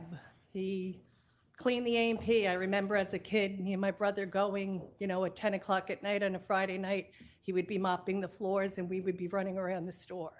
getting the floors all dirty. And so, how old was if you know, how old was your dad and mom when they came over to this country? I'm not sure. My father will be 100 next month. Oh. And he came here in 1947, so. And my mom, they both met at the A&P. They're from different parts of Ireland, and they met when they were working in the A&P. Oh, so they came over separately, but they Yes. met, and I think that a lot of people probably don't know what the A&P is, because I'm not That's sure it's old? around it. Well, it's certain. And page. Vintage. The A&P was a supermarket chain, Yes, yeah. and so they didn't know each other in Ireland, but they met in the aisles of the A&P? Yeah, actually, there was a dance, and my father was very quiet, and my mother needed a date. You didn't go to a dance on your own. So my mother asked him to pick her up and bring her to this Irish dance. At the And, A&P or somewhere else? No, at like an Irish hall, and he did that, and they went together, and they, didn't hang out together. He just had to bring her there. And I don't know, after that, they were married 6 months later. Maybe you can get some of the details at his 100th birthday. He's turning 100 when? He'll be 100, yes. We're having a party for him at my house. He has nieces coming in from Ireland to celebrate with him. Great. And so your dad and mom were both Irish immigrants. They got married. They certainly had a run with children. They had 10 Yes. children, is that right? 10 children, 5 boys, 5 girls. Okay. And where do you fit in the whole I'm clan? number 9. Number 9, all right. My mother had 9 children in 13 years, and then 8 years later, when she was 46, she had my little sister. And so you got to be the baby. I was for- the baby for a long time. Okay. And your dad and mom, did your dad work at the A&P forever, or? For 35 years, No kidding. yes. Okay. And other odd jobs? Yeah, a lot of odd jobs. He was always working. That's why he's living to 100, because he doesn't sit down. He doesn't. He still doesn't sit down. He's gardens, he bakes, he cooks. He's amazing. And what about the kids? What type of environment did you grow up in? Was work part of your life? Crazy, you know. Crazy. I know Francine was saying crazy 4, it's crazy 10. Very close. Our family was very close. You know, everybody lived at home. My oldest sister moved away when she was 21, but other than that, everyone's lived in our house. My parents bought a 2-family house because the only way they could afford a house was if they had renters over them. And we had bedrooms in the basement. You know, we just all managed 1 bathroom, well, 1.5 bathrooms. My father put a bathroom in the basement to help us out. Do you have to take a number? Because, like, you could have brought the thing. I would infer that you shared a room with your siblings your entire childhood? Yes, 7 different siblings. You know, I had a room with my sister Madeline. I had a room with my brother Jerry. I had a room with my sister Christine. We would switch it up. And in terms of your, I assume you went to high school where, in the Bronx? Yes, my parents were very serious about us all going to Catholic school. We all went to Catholic school, and then pretty much after high school, it was, you know, you made your decision. My father was on his own when he was 15, so I think they felt like after high school, you decided what you wanted to do. If you wanted to go to college, you know, that was up to you. So, you know, some of my brothers were police officers, and one brother was a fireman, and somebody else worked for the MTA. I decided I wanted to be a teacher. I always loved children. I took a first semester off, I waitressed, and then I ended up living at home and going to school in New York, in Dobbs Ferry, Mercy College. And I just waitressed and lived at home and went to school. It wasn't really a decision, it was just something I always knew I wanted to do. Then went on, and I thought, I don't want to work and have to go for my, you know, master's, so I continued to waitress and living at home, and I went and I got my master's in reading. So you did your full education before you started teaching? Yes. Is that what you're saying? Okay. And the education, was that all at Mercy College? Or? I also went to City College, Lehman College. Where's in the that? Bronx. It's in the Bronx also? Yeah. Did you ever get out of the Bronx? Or? I lived in the Bronx till I was 30. Okay. So I guess, okay. Yeah. And now did you become a teacher somewhere in New York City? I taught in the Bronx for 8 years. When did you start teaching? About how old were you? 27 maybe, 26.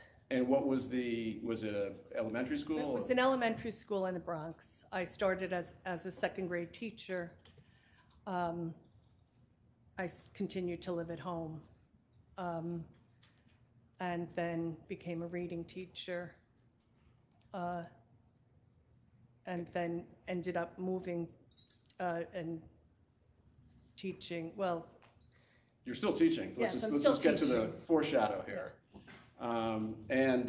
But at some point, did you meet a certain gentleman? I did. Maybe that's a loose term, but Yeah. you meet a guy. Two teacher friends.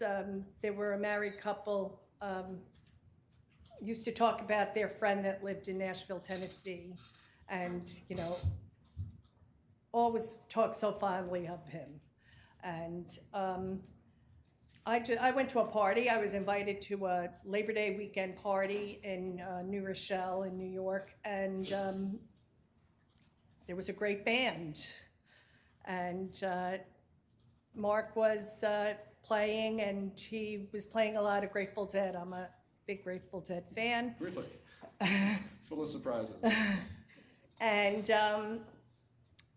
I didn't even know he was the person that they used to talk about.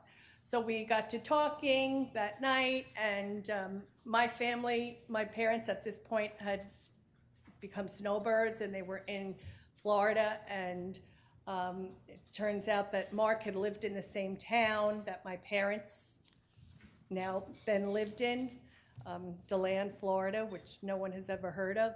And I thought he was kind of he thought I was pulling his leg when I said that my parents lived in DeLand, and that we had a lot of other similarities. He ended up going to Mercy College. He was there a little bit before me. There were, just a lot of coincidences. So we ended up talking, and he lived in Nashville, and we, I guess, started dating, although he lived in Nashville and I was in New York. No, so Mark he was in the band, and what did he play? He's a guitar player. He's a very good guitar player. Now, were you in a relationship at the time you met Mark? I had just gotten out of a long-term relationship, and he had just gotten out of a long-term relationship. And what was it about Mark that you found attractive or attractive? Mark was just different than anyone I had ever met. He was really down to earth. We kind of laughed because one of the things I really liked about him is he showed up and he had a lunchbox with his CDs in them, and I thought, boy, he must be really secure with himself that he could walk around. I had dated somebody that was much more into, everything had to be the best. And, Mark was just so down to earth. What you saw was what you got. And I just immediately fell in love with that. And he played in the band, and he played the Grateful Dead, so that probably hurt, right? So tell us, you had a long-distance relationship with Mark for a while? Yeah, we dated for 2 years. It's funny because I just told my daughter this, in the last few months.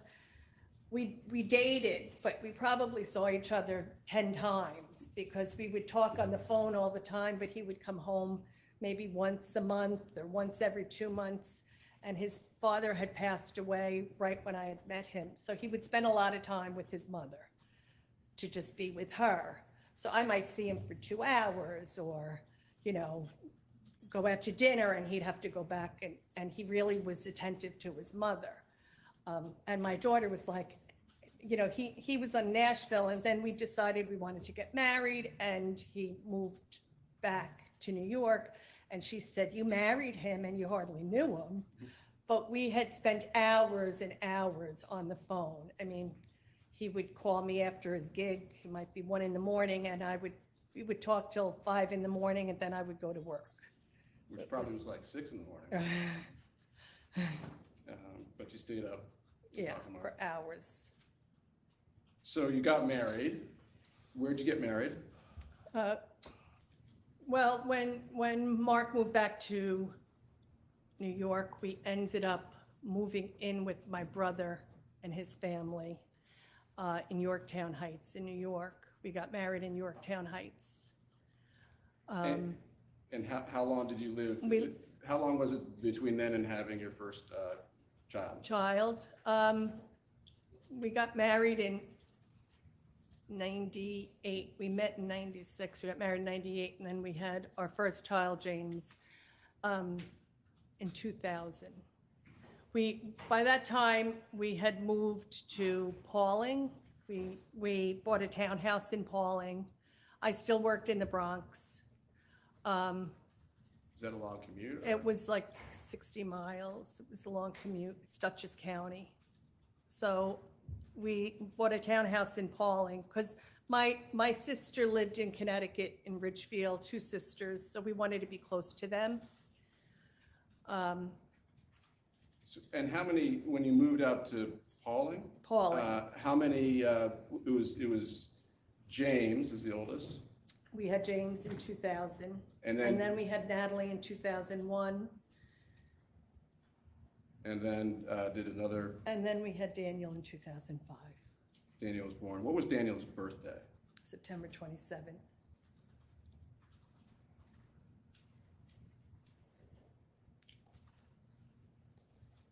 And so his birthday was would have been last week, He would have been 17. 17. Now, can you just tell us how the Barden, did you go by Gilbin at the time? Giblin? Sorry. That's, no. How did the clan end up then in Sandy Hook? Well, we lived in Pauling in a townhouse, and I worked in Pauling. My sister actually lived in Ridgefield, and her husband went to China he worked for IBM, and they had a 2-year, he went to China, and we house sat for them. So we, In Ridgefield? in Ridgefield. So we lived in their house, and we were able to save some money. You know, we knew that we wanted to move to Connecticut. So we lived there for 2 years, and then we just decided Ridgefield we couldn't really afford, and we knew that Newtown had really good schools. So we decided that we would, after the 2 years was up, we went to Newtown. We moved to Sandy Hook. Now, you're working full-time during this whole time, right? And you've got 3 little kids growing up, but young kids. What's Mark doing? So Mark actually was a stay-at-home dad, and he worked, you know, he played music on the at night. Had he So- stopped going to Nashville and? Yeah, well, he was home. What we would do is I would work during the day, we'd come home, we'd have dinner together, and then Mark sometimes he'd have to travel into Manhattan. He had a regular Tuesday night gig in Manhattan. On Wednesday night, he had a regular Wednesday night gig in Connecticut, in Greenwich. And then he would pick up gigs from, you know, anybody that would hire him, he would take on the weekends. And I know a lot of people used to say that must be hard, but we really felt like the kids had the best of it. He was a great stay-at-home dad. I mean, he was so attentive, and he would take them to museums, and Mark has a lot of interests, so he would bring them to, he's a big train guy, so they would go look all over for trains. He was, always playing music with the kids. He just was very hands-on, and then he would work at night. So sometimes he would come home at 2 a.m, and he'd have to be up at 6 or 7, ready with the kids, because I was going to work. But it really worked for us because we felt the kids were getting the best, and somehow we did get to spend a lot of time together. When he was home, we weren't watching TV, we were hanging out together, talking, we'd have dinner together. I never felt like we were 2 ships passing, that expression. I never felt that. I felt like we had a very strong relationship, even though our schedules didn't seem to jive. And can you tell us, that Alex Jones said that Daniel never existed, effectively, that you were actors, that you made the whole thing up because you have some kind of a motive, you're fakes. So can you just tell us a little bit of some stories about Daniel? Let's tell the jury a couple things about Daniel. Well, Go ahead. Daniel was our baby, and because of it, he got a lot of attention from James and Natalie. And I think because of that, he was definitely a rough and tumble. He was out there playing with the big boys. He'd get a bloody lip. He didn't care. But yet he was so compassionate and thoughtful and so aware of others. It was sometimes Mark and I would say, like, where did that come from? It was strange, the way he was. Like, an example would be first day of, school, when he was in first grade, they would come home, you would talk to James, how was your first day? How's your teachers? Danny, you talk to James? No, I would ask them. I would ask them questions about their first day. It's their first day of class. How were your teachers? What are you thinking? And James and Natalie always were, everything's great. They like their teachers. So in first grade, I asked Daniel, so what do you think of your teacher this year? And he says, I'm not sure. And I said, what do you mean you're not sure? And he goes, there was a little girl that was playing with her barrette, or she had it in her hand, and the teacher said, if you don't put that away, I'm going to take it from you. And I said, and he goes, don't you think that was a little threatening, Mom? He said, I just feel like she should have given her a warning. He said, I really didn't like the way the teacher talked to her. And I said, who's the little girl? And he says, I don't even know her name. But he really was, and I just thought, what kid thinks like that? He's 7, and he's worrying about some little girl that he thought was being threatened. And I had to explain to him, I'm a teacher. I said, Daniel, everyone's a little nervous. The teacher's trying to make the rules for the year, and, don't be so hard on the teacher. And he's like, okay, but he really, he felt that. He felt what that little girl, he didn't like that. He was always like, there would be a little bit of milk, he wouldn't finish it. I have to save some for the next person. He was always worrying about making, he would never go out the door first, you first. He was always trying to put people ahead of him. Can we show the jury some pictures of this young gentleman? Let's show first I'm going to move to admit there's no objection, 584, 585, and 586. These are all just photos. Correct, there's no objection. Can we show 586?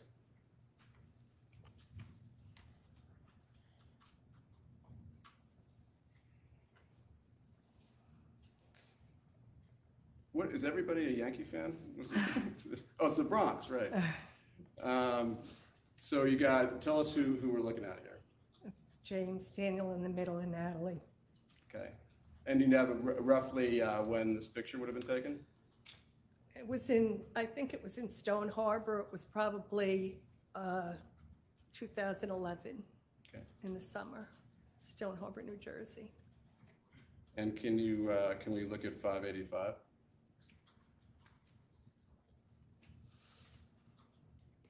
Okay. So that's you and Mark and...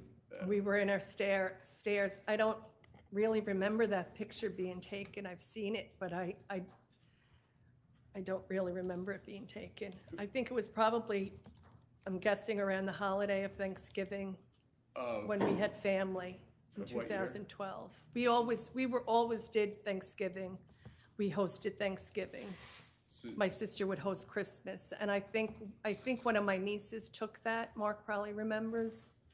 but you think it was Thanksgiving of 2012? Yes. And Daniel's school, obligatory school shot, I think, 584. Wow. Yeah. Was this a school picture Yes. for his first grade? Yeah.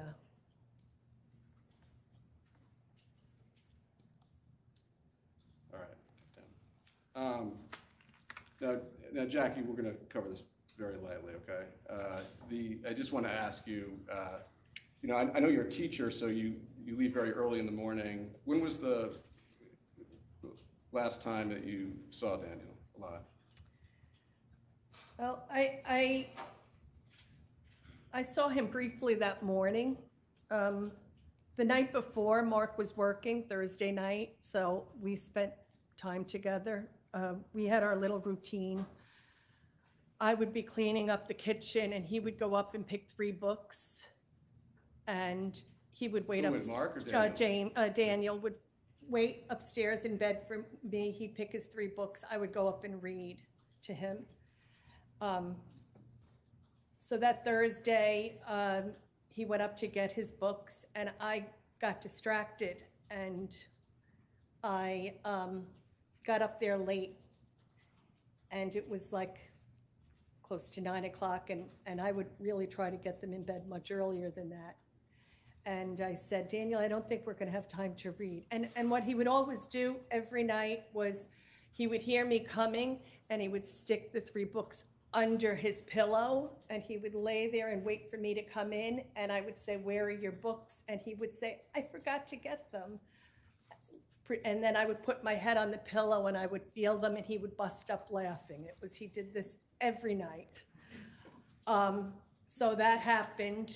I said, I don't think I'm going to read to you tonight. It's so late. And he said, okay. And I said, I'm so sorry. And he said, that's okay, Mom. He would never argue or never get mad. And I just said, okay, I'll read 1 book. Because it was so, when he was sniffling, okay, Mom, you don't have to read to me. So, of course, I tried to pick the shortest book. And he said, I read that while I was waiting. And so I read him The Principal's New Clothes was the 2nd shortest book. And we read the book, or I read the book to him, and I remember hugging him that night, and it being, I'm usually very distracted and trying to get everything done, and I'm thinking about lunches tomorrow. And I used to always be envious of Mark because he could really be in the moment and he could really take the kids in. But that night I do remember thinking, this is how it feels, because it was really the first time I don't know why, I hugged him, and I thought, this is the way Mark feels every time he hugs our kids, because I don't know what's weird. So that was the last night I had with him, and in the morning I would get up earlier, and usually I'd go downstairs to blow my hair because I didn't want to wake the kids. We had a little bathroom, and that morning he did come into me in the bathroom. He really liked the heat, and he would want me to blow him with my hair dryer. So he sat on the toilet while I was doing my hair, and was telling me about his new reading partner that he had at school. They had just changed reading partners. And what were the plans for that weekend? Was he scheduled to go to a birthday party? Daniel had a birthday party to go to. There was a little girl in his class that was celebrating their birthday. Again, Mark was much more involved with the school, and he knew the kids and he knew the parents, and I didn't. Right. So I remember that Thursday before asking Daniel about this little girl and saying, like, so what do you play with? What do you do with her? What do you talk about? And he said, oh, Mommy, she doesn't talk. And I said, what do you mean? And he said, she doesn't talk, but she's really good at listening. He says, I talk to her. I know she hears me. I mean, he just didn't think that he just accepted what somebody was.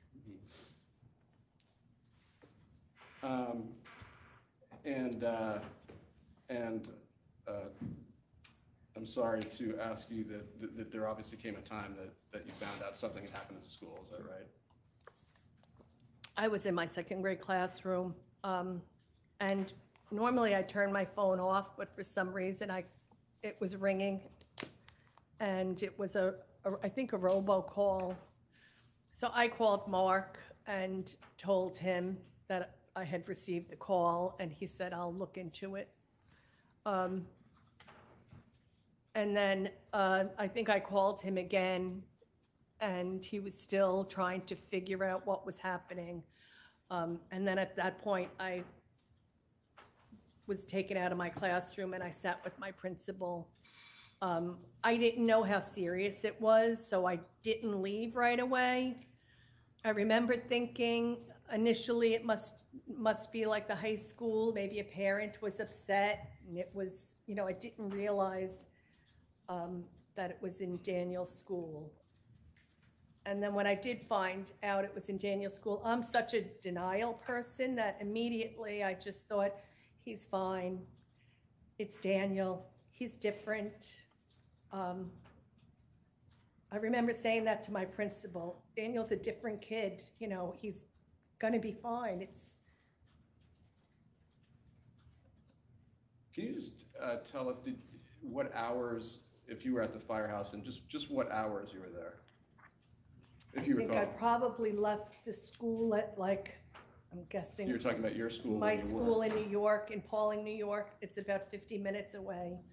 I think I left there at maybe 11. I don't really remember. And I think we were there till, I'm guessing, 4, 3, 4. Everything's really a blur. And obviously the plans changed and you had to make accommodations for what happened. Do you want to give us just an overview of that?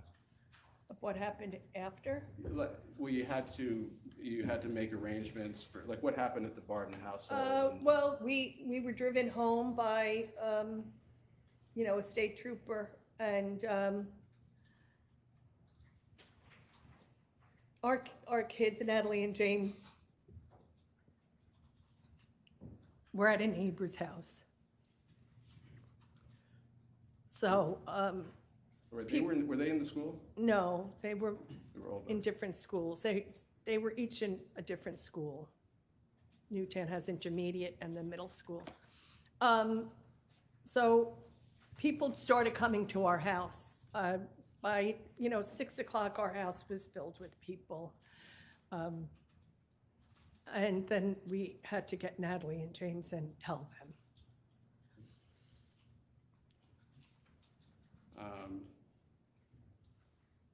Now, Jackie, did there come a time when you became aware of something happening in the community or the world or your world that was related to something about you being an actor, a fraud, faker, Well, something along those lines? I don't know the sequence of events. I remember when hearing about Robbie being attacked, Robbie Parker. Who told you? I don't remember. I was aware. I don't know if I saw it on television or I read it or someone told me. I just remember thinking, how can that be? And at least from being in court, that Infowars was on the air on the 15th attacking Robbie Parker? I don't really remember. You never knew that, right? I just remember someone attacking Robbie Parker. I also remember Mark had Mark being a musician, he had a markbarden.com. It was his music post. It was basically if anyone wanted to find out where he was playing, or he would put snippets of music on. And I remember him getting upset because people started coming onto his music page and making statements about being phony and actor, and a lot of the stuff he kept from me. So I would get little snippets of just what he was going through. I also started becoming aware he had YouTube channels, and that was another place that, he would post the kids playing together, being that, music was so important to him. Natalie sang, Daniel was the little drummer, and James played bass. And he would post things on his YouTube channel, and nobody ever commented. It was basically for friends and family. It wasn't anything, but he started getting attacked on that. And did you describe Mark, I'm picturing Grateful Dead guitar player and a pretty Mark's lady. like the calmest person. And did you notice a change in Mark's behavior or Yes, personality? definitely. Can you tell the jury Yeah. about that? Well, I mean, he would get really angry when he would find these comments, you know, that here they were saying that Daniel was, I mean, there were different things. Daniel was never existed. Our son James was Daniel. And we're trying to, you know, pretend that we had a loss. Or some people would write about that we killed Daniel. I mean, it was crazy stuff that they were posting. And Mark would just get really angry. And, you know, he started becoming like, you know, we moved to Connecticut. We wanted to get out of the city. We used to like leave our windows open. That stopped. It was like the windows were down at night, especially. He would put the blinds, he would close the curtains. He was always afraid somebody was going to be looking in the house. You know, when we would go shopping, he would, you know, be scanning and looking around to see if anybody looked at him in a weird way. You know, I used to, you know, we used to kind of, I mean, not get into a fight, but I'd say, like, we need to go and buy this. Like, you're preoccupied. He would become preoccupied with worrying about who's around him. Was this like him, or was this something that you hadn't observed No. before? He was, like you said, a Grateful Dead, peace, love. I mean, he's very protective of his family. I mean, very protective. So I think he felt like he had to protect us. And he was always, especially if he was with James and Natalie, like Natalie would even know, because she would say like, oh, I don't want to go to the store, or I don't want to do this, because she was afraid that he might be, she could tell the difference in him too. So the kids, or at least Natalie, you say, started to notice a difference in. I think so. I definitely think that he's hypervigilant. He's always just very aware of his surroundings.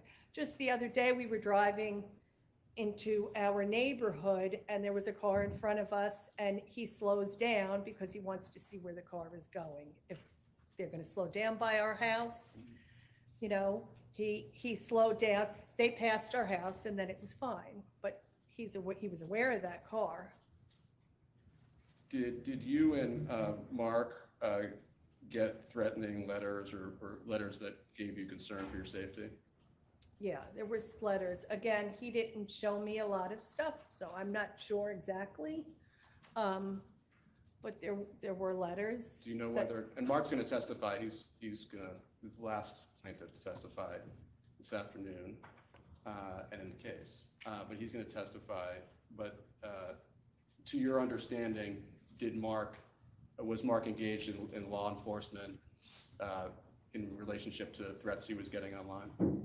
Or did he keep that from you? No, I mean, I know that he did show me one letter, and he talked about, well, he showed me maybe two, I'm not sure. I remember one saying that they were at Daniel's grave and they had peed on his grave because they didn't think anybody, you know, they didn't believe that Daniel was buried. And another These letters letter. came to your home? What's that? These letters came to your Yeah. home? And then another letter was that they were gonna dig Daniel's grave up because he wasn't there to prove it. So those were two that I know. I don't know other stuff. I know my sister has gone to Daniel's grave and has pulled up, and people will. Hearsay, Judge. Okay. Not you. Go ahead. You can continue, Jackie. She has pulled up, and people will leave his grave, and she'll say, you know, she had a bad feeling. She would share with us that it was an uncomfortable situation.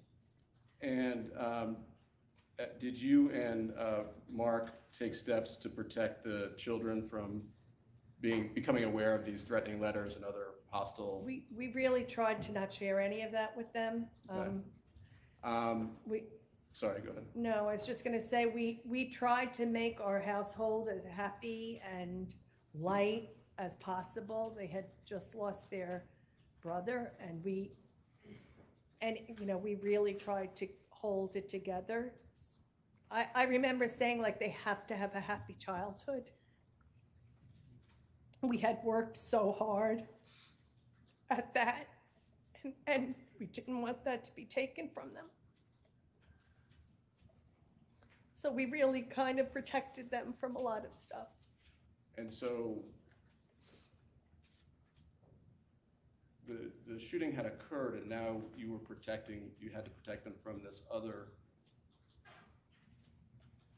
forces out there, people infected with these lies who believe you were so despicable that you would fake your own kid's death. Yeah, it was enough that they lost their brother, that they didn't really need to know then that their father was being attacked and that we were being accused. I mean, I did remember looking on, and I don't know what the webpage was, but there was a webpage that, it was pictures of the three of them, and they would circle James and say, this is, really Daniel. And there was another picture of my sister and her husband and Daniel, and we would go to my sister's house for dinner, and they would, this person isn't real, and that was another website that I remember coming across. Can I ask you about, and so I think I'm getting the impression that you're not don't have as much of an online presence as some other people. No, I mean, I have Facebook, but that's it. My niece started a page for our son Daniel. What would Daniel do? Probably like in January of 2013. And tell us about that. Are you actively No. review that? Yes, it started with her. My niece has a 16. At the time, her daughter was 16, and the daughter was in high school, and there was somebody that was kind of a loner, and her daughter said, what would Daniel do if he saw somebody that was alone? So she went up to him and had a very short little conversation, just checking in, hi, I'm Mariah, and they spoke, and she went about her day. And later in the day, this boy came up to her and said, thanks for just saying hello to me, it meant a lot. So Mariah went back to her mother and said this, and my niece said, Mariah said, I thought of Daniel, and I kind of reached out. And so Jackie started this Facebook page, and it was all about kindness and including others, and telling stories of Daniel and all these things that he would do. Pictures of him, pictures of the family. It was just, so Jackie started saying that there are some people on there that would make comments, and she was very good about, she would just block them. And she had to block over 100 people. They hit that pretty hard, didn't they? Yeah. There's an awful lot of nice, good, caring people. She would always highlight that to me, Jackie, there's so many good people out there, and You're right. But it was over 100 times that she would had to block. And that was people. back then, at some point you got that count. Is What Would Daniel Do still up and running? Yes. And, Yeah. and does that give you comfort in terms of being a memory of Daniel? Sure, yes.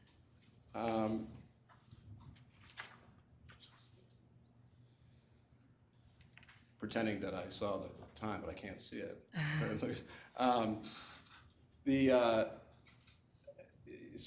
thank you, Jackie, for describing your observations about Mark, about this difficult time. I want to ask you something about your children, though.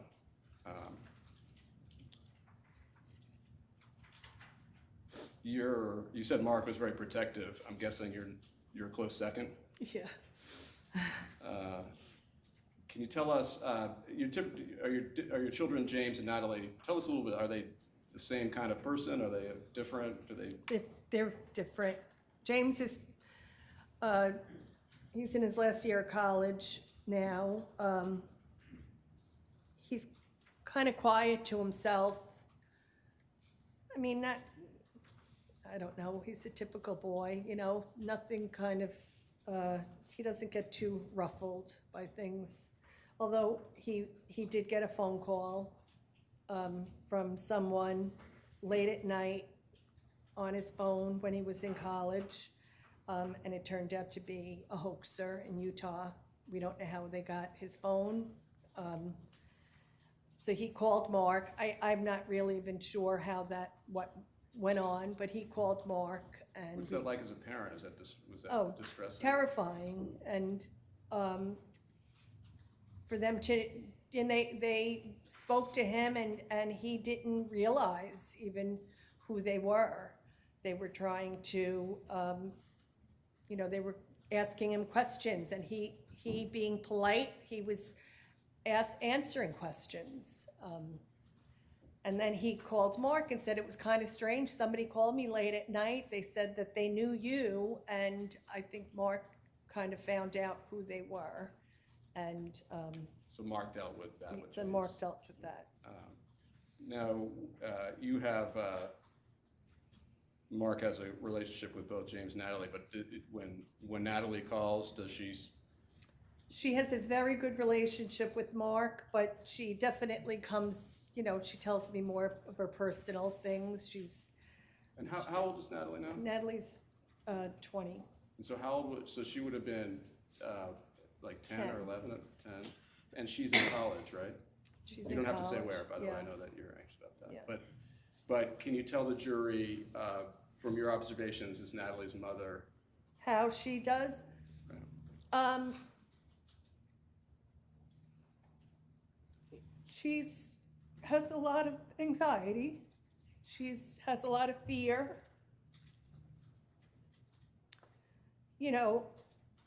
When she's at home, going back, while she was in high school, when she would be at home, if Mark and I went out to dinner, she would be calling us, when are you coming home? When are you coming home? If she's home by herself, she's really, really stressed.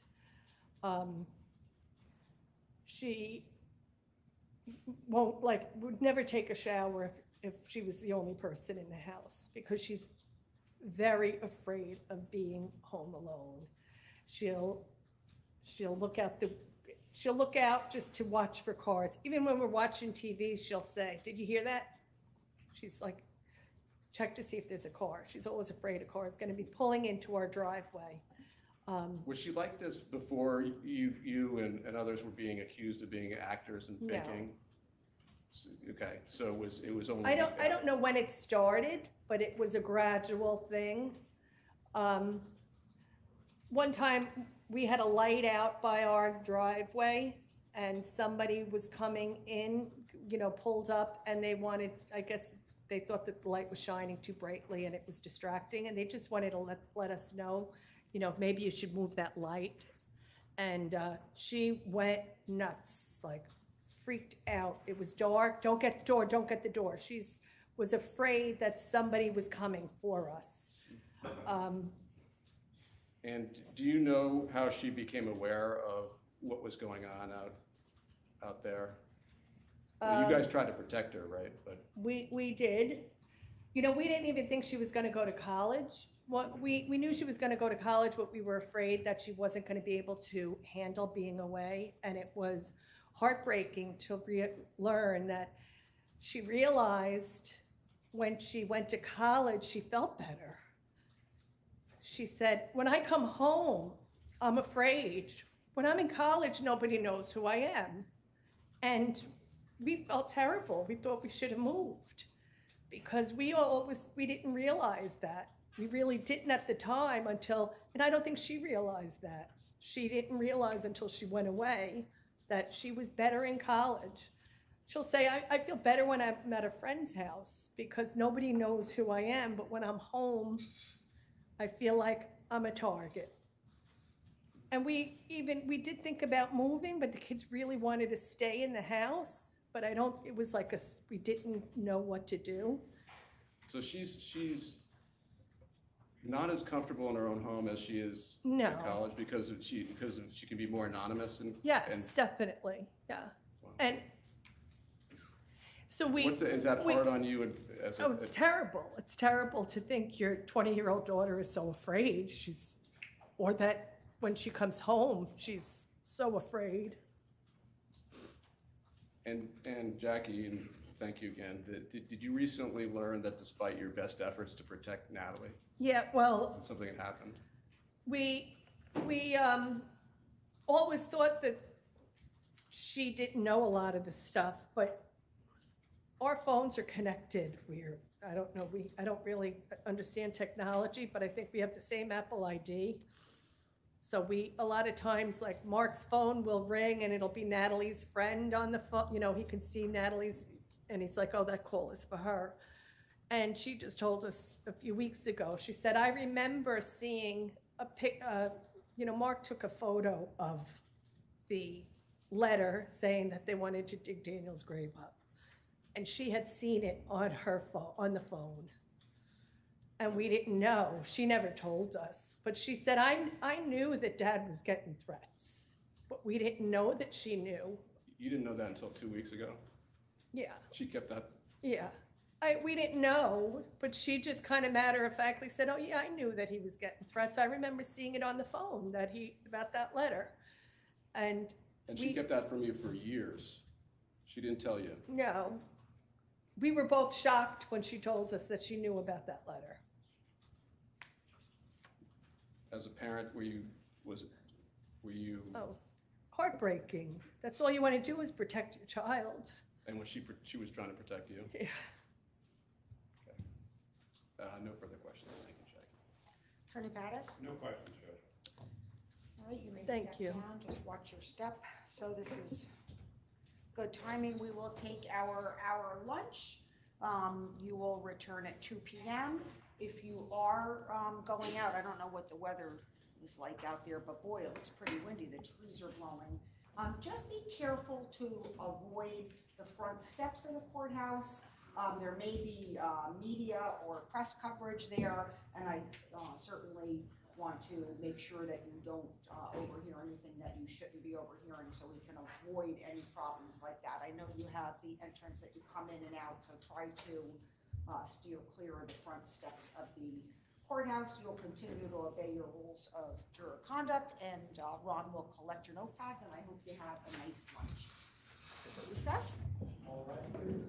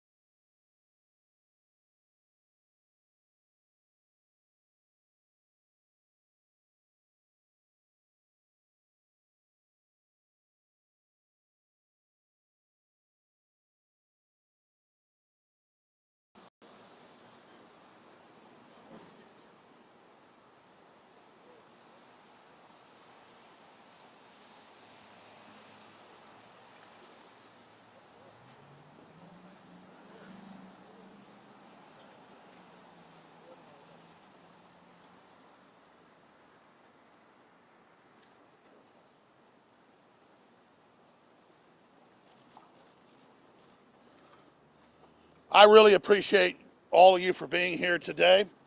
I have Robert Barnes, a well-known constitutional, First Amendment, and criminal lawyer who also worked on this case for several years. He can give you documented evidence that we gave them all the discovery, so they didn't have a case. So they were forced to default us because I'm this villain that deserves to be found guilty by this kangaroo court. This is American justice on trial. Even the worst people in the world, which I'm not, but even if I'm a bad person, as some say, I deserve my day in court. Even the local newspaper admits I'm not allowed to defend myself. It's not Alex Jones saying this, it's the Hartford Courant, an article published yesterday. Alex Jones set to testify in Sandy Hook defamation trial this week. Here's what we know. It says he's prohibited from defending himself. They've had 3 weeks of people up there lying about me, twisting what I said, and basically have a memorial for dead children I didn't kill. All in an attack not just on the Second Amendment, but now, ladies and gentlemen, on the First Amendment of this country. This is not a trial. Now, I came here to testify 2 weeks ago. I came here this time to testify. And the judge today said that she will hold me in criminal contempt if I say I'm innocent, if I say I'm bankrupt, if I say I wasn't the first person to question Sandy Hook, and over 10 other things. No judge in U.S. history has ever told somebody what they can and can't say. I'm being ordered to perjure myself when they ask me questions, or I'll be arrested if I tell the truth. This is outrageous, and you're all having your freedoms stolen. In this article, in the Hartford Courant and many others, they say I gave over no discovery. Then on the last page, they say their whole case is based on discovery I did give them that they twisted that I can't respond to. Robert Barnes is my spokesperson. He'll be able to give a statement here, and then we'll both take your questions. Robert Barnes. This is a case that has put the American justice system itself on trial. And the trial that has taken place here, this show trial, is an embarrassment to the rule of law in America and a disgrace and a travesty of American justice. Everybody knows you're supposed to get your day in court. Yet the one person who is being denied any day in court is Alex Jones. To such a degree that the court has made clear today that if he testifies honestly, if he testifies truthfully, he goes to jail. But if he answers the questions in the way the plaintiff's lawyers want, then he could also go to jail. No matter what he does, he goes to jail if he testifies in his own behalf, in his own defense. That is a core American right. This is a case you have to ask yourself, what is the truth that the plaintiff's lawyers are so terrified that the people hear? What is that truth? That truth is that Alex Jones participated in discovery more than any media defendant in American libel law history. A lot more than the New York Times did just down the road in New York in either the Project Veritas case or the Sarah Palin case, as is detailed in the Hartford Courant publication, which talks about the internal emails, internal documents, internal financial records, all disclosed and divulged to plaintiff's lawyers. So this is a case where there has been a big lie, a fake case about supposed fake news. It's a fake case because the story they told about Alex Jones was never true. The story they told about Sandy Hook was not true, in the sense that they blamed gun owners and blamed Alex Jones for what happened, when the reality is that school safety was not up to snuff at Sandy Hook. Democratic politicians decided to pocket money meant to protect little kids' lives, and little kids died who didn't need to die because politicians lied. That's the real truth of Sandy Hook, but they can't have any of that truth come out. They can't have the truth that Alex Jones and Infowars had nothing to do with promoting and instigating and originating those who had doubts about Sandy Hook. That came from media professors and school safety people and people completely outside of Alex Jones and Infowars. That's why they always had a fake case. And they won't allow them to tell the truth, because the truth would let the world know that their case is based on a lie. And Bob, make the point you've made. You were involved in the first 2 years of the case. We gave them all this massive discovery that you see on the screen. Then they sit around and say we didn't give it to them, so we're defaulted, so we can't defend ourselves. Absolutely. And throughout the entire time frame, I challenge anybody out there to find any media defendant who has produced as many emails, as many documents, as many internal policies, as many as in all the broadcasts that were relevant here, that has ever been defaulted. This has never happened.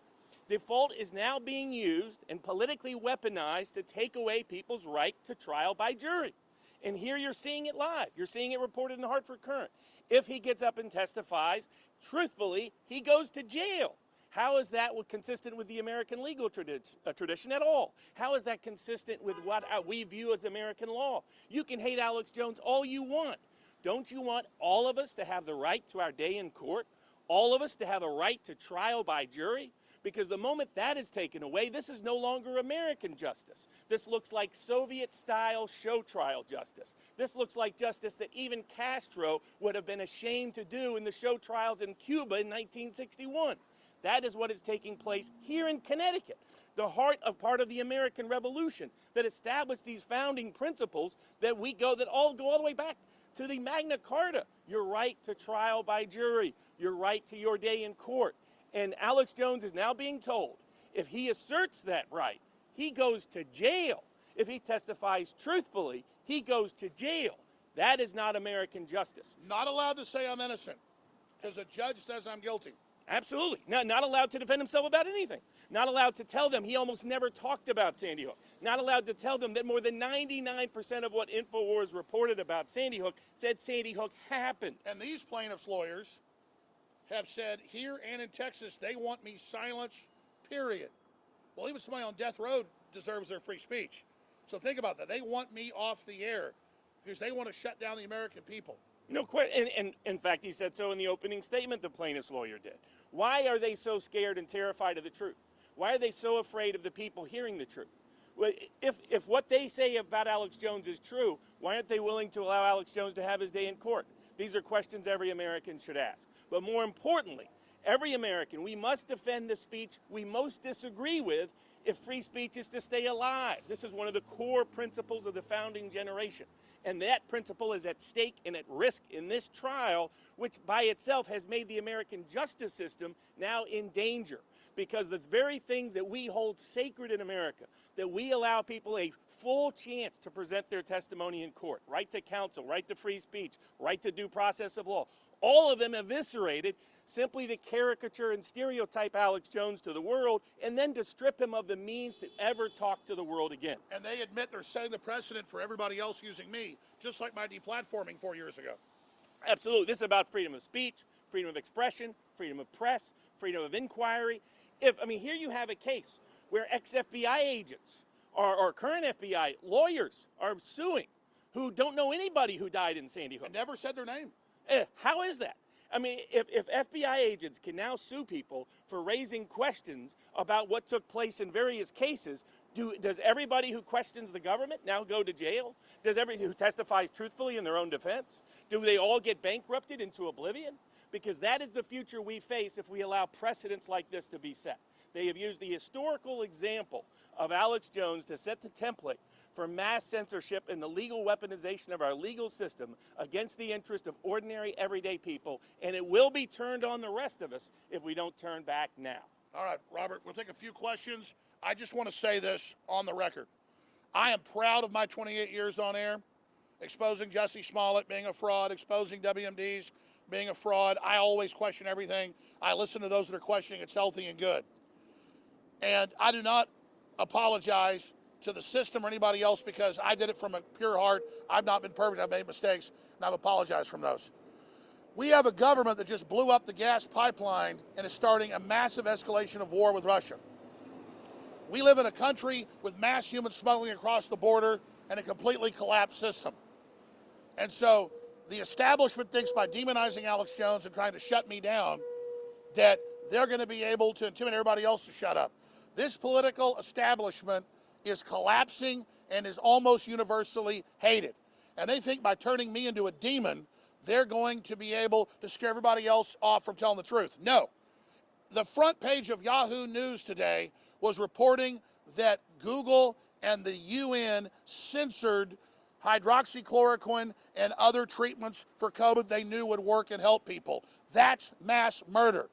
And when the corporate media promotes mass shootings, all the studies show it encourages other mass shooters. So who is indicted is the establishment hyping mass shootings. Who is indicted is the drug companies, who almost every mass shooter has been on the so-called antidepressants. On their own insert admits it can cause people to go psychotic and engage in mass killing. It's on the damn label.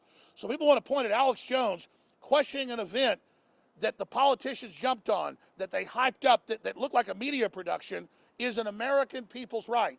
I never harassed these families. I never sent people to harass them. They have no evidence of that. I didn't kill their kids. I'm not Adam Lanza. And ambulance chasing lawyers have already gotten these people $73 million from America's oldest gun company, Remington. She bought that gun legally at a gun shop, and it's Remington's fault that Adam Lanza's mother bought that gun. That's a fraud. I'm not Adam Lanza.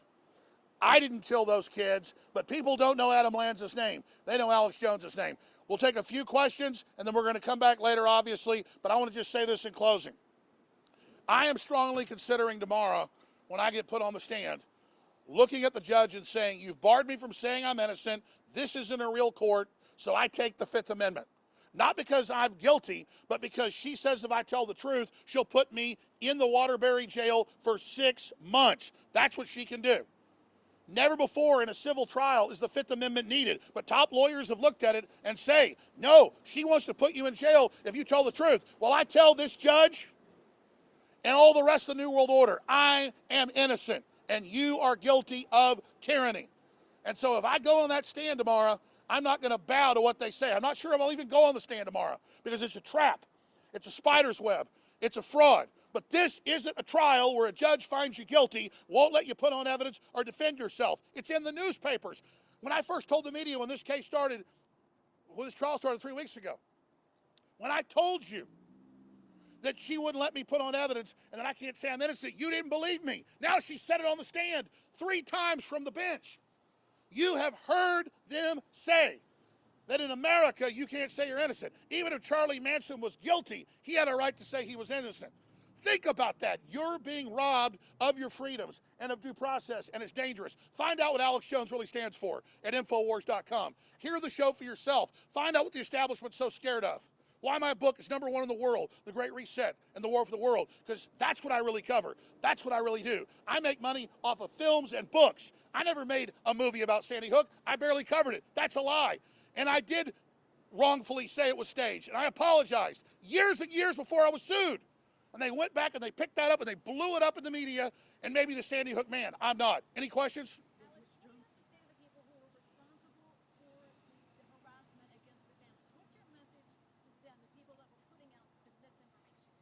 The original people were professors that questioned it, former CIA operatives and others, and I believed them. And they never told anybody to go harass families. A few mentally ill people did harass families. I think there's some evidence of that, and that's a real thing. But the people that harassed some of the families who became public figures and met with Obama and went on TV, you know, a lot of folks that are pro-gun didn't like those families being political. I understand why the families did it. And so, yes, nobody should harass the families. I've not sent anybody ever to do that. They have no evidence of that. But that's all they bring up constantly. Go ahead, sir.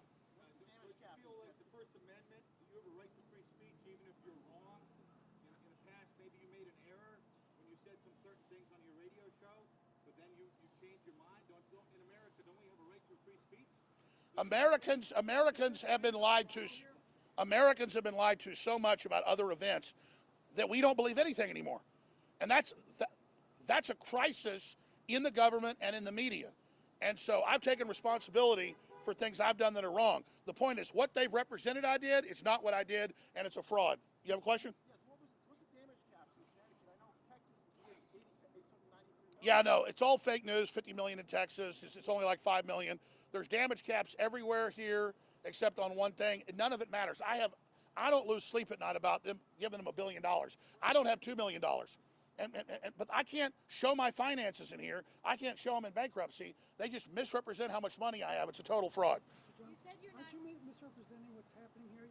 You say you lost the right to argue that you're innocent, but you lost that right because the judge found you in repeated violations. Okay, so we hear this thing. The judge found you didn't give any discovery. All you see is my discovery. Up there they're using, that's a fraud, that's a lie. They're weaponizing the judiciary. Another question? You said you might not testify tomorrow. Is that something you're really considering? I'm not going to tell a lie. I've made mistakes in my life, but I'm not a liar. I don't read off teleprompters. I don't give scripts. I just tell the truth. And that judge, again, admonished that I would go to jail tomorrow if I give any other answer of yes, no, or I don't know. So when they get up and say, isn't it true you made money off this? No. The judge says I'll go to jail. She says I did. It's a lie. She says, since you didn't give us evidence, I say you're guilty when we gave her all the evidence, but the evidence doesn't fit. Do you understand? This is a kangaroo trial. This is a fraud. This is a danger. All right, listen, find the truth at Infowars.com. Find out what I'm actually covering. God bless and good luck.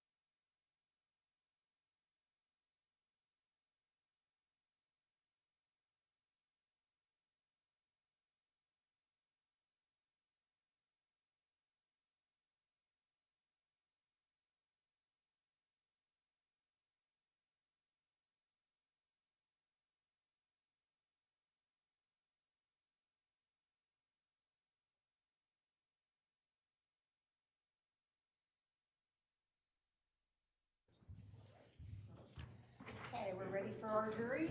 Yes, Your Honor. Okay, thank you, Ron. I actually remember just from this, because I remember you reminded me. Yeah, so if you could do like the next 5, if you don't mind. Thank you very much. Appreciate it.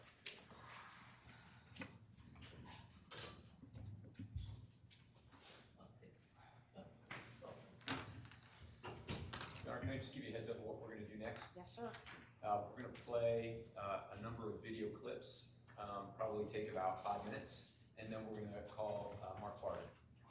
All right, and do you expect any issues with the clips, or will they be, is it the same issue that we had with the one earlier today? Oh, these aren't deposition, these are Alex Jones broadcast clips. Oh, okay, I'm sorry, I thought you said that. And we have prepared the 2 transcripts of the other depositions that were played that had 4 sound. Those are marked as 356A, testimony of Josh Owens, 336A, transcript of David Jones' testimony. So those are prepared and we can offer those. And Attorney Pat has seen them or not yet? Well, you'll talk to them, let me know. You are. Good afternoon, everybody, welcome back. Good afternoon.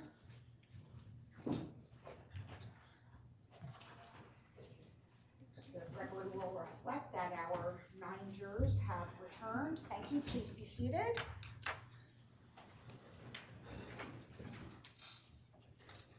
Thank you, everyone. Whenever you're ready, Maddie. Thank you, Your Honor. Before we get to our next witness, which will be Mark Barden, the plaintiffs would like to play a series of video exhibits for the jury, beginning with Exhibit 17. Exhibit 17, Your Honor, is already in evidence as a broadcast of the Alex Jones Show dated May 13th, 2014, titled Bombshell, Sandy Hook Massacre was a DHS illusion, says school safety expert. Very well.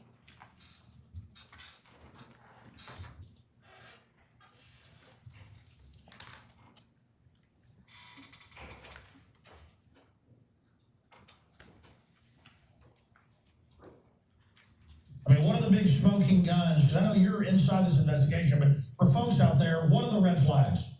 Well, the red flag is that you're looking at $29 million. You got the United Way, Sandy Hook Promise, and there are 39 other community nonprofit organizations within Newtown which received a lot of funds. For example, the animal shelter in Newtown, Sandy Hook. Alex, they got $450,000 from the Sandy Hook shooting. Now, what does an animal shelter have to do with this? I understand. You're saying the motive for the locals to go along with the fraud is money. Thank you. We'd now like to play clip 17F from the same broadcast, May 13th, 2014.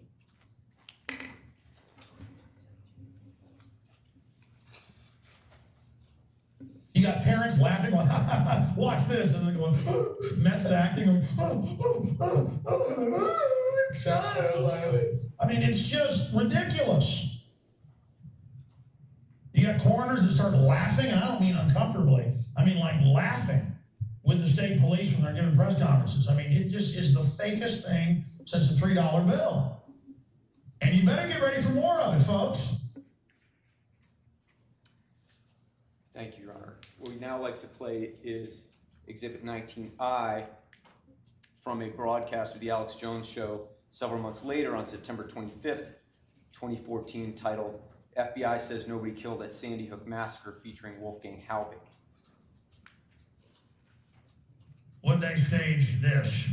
I don't know. Do penguins live in Antarctica? Wolfgang W. Halbig's our guest, former state police officer that worked for the Customs Department, and then over the last decades created one of the biggest, most successful school safety training groups, and he just has gone and investigated, and it's as phony as a $3 bill. Your Honor, I'd now like to display for the jury an excerpt from Alex Jones's deposition. This will be Exhibit 373F. 373, F as in Frank? Yes. Thank you. and I'll read this.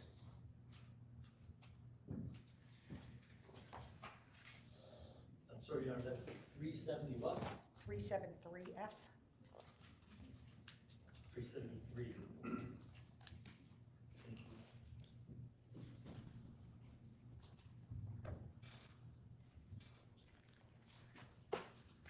you. Question, Mr. Jones, we both just heard the same video clip. Am I correct that you are on there now in October 26, 2017, continuing your claim that Sandy Hook is as phony as a $3 bill, right? Answer, I mean, that is what I said. Question, and then just a month later, on November 27th, 2017, you are talking about the Vegas shooting.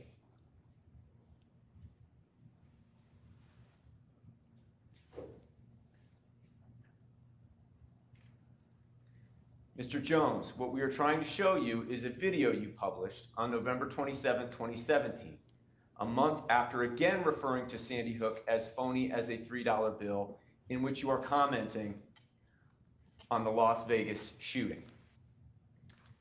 Your Honor, we would now offer as Exhibit 44A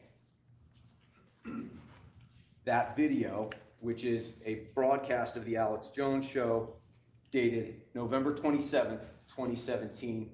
I understand this is without objection. It is, I think it's previously been admitted, I made a mistake on it. It is not, 44A is not fully clear. No objection. Okay, let's play 44A, please.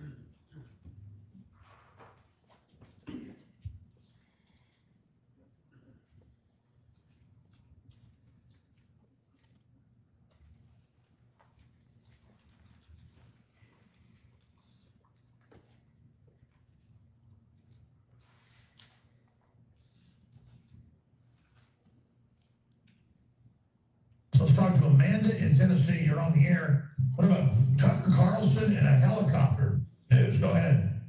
Yeah, I was wondering, he had a video that he obtained, I guess, 3 or 4 weeks ago, and it looked like debris, like snow blowing across the video, or over half of it. And he said it was due to a helicopter hovering over that area, but he never went into why there was a helicopter there for so long.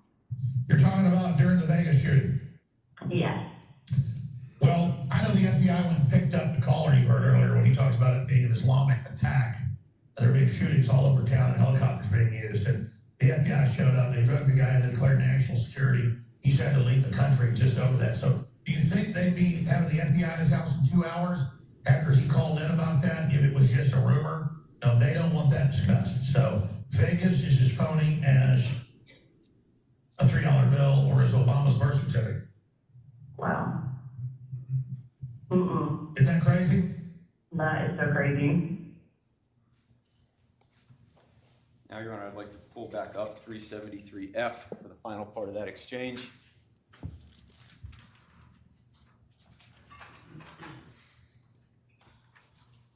Question, that was you on there, right, Mr. Jones? Answer, uh-huh.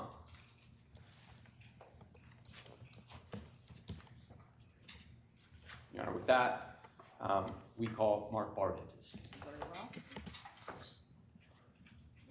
Sorry. Your Honor, with that, we call Mark Barden.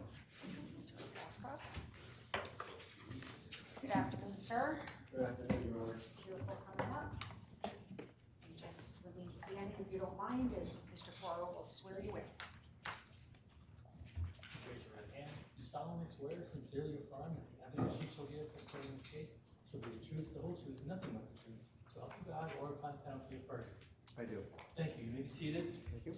I just need you to state your name, slowly spell your last name for the record, and then the county, state that you live in. My name is Mark Barden, B-A-R-D-E-N, and I live in Fairfield County, Connecticut. Thank you, sir. You may inquire. Hi, Mark. Hello, Attorney.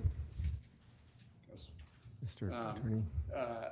Your wife was on earlier, right, Jackie? Yes, she was. And was it difficult to hear her explain what Alex Jones' lies have done to your family? It was excruciating to hear my wife in what I know to be such genuine, heartbreaking pain. Mark, during the lunch break, did you have occasion to look out the window? Yeah. I did. Tell the jury what you saw. We looked out from the window upstairs, and we saw Alex Jones holding a press conference out here on the front steps or on the sidewalk in front of the courthouse just now. It may still be going on as we sit here now. You saw Alex Jones holding a press conference at the steps of this courthouse. I did. Was Alex Jones in this courtroom when Jackie, your wife, told the jury what has happened to her as a result of his lies? Alex Jones was not here present in this courtroom when Jackie was explaining what has happened to her over the last 10 years. And to your family? No. He was not here for that.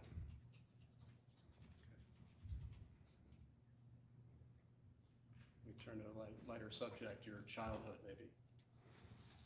Can you just tell the jury a little bit about, we heard about the big clan from the Giblin family.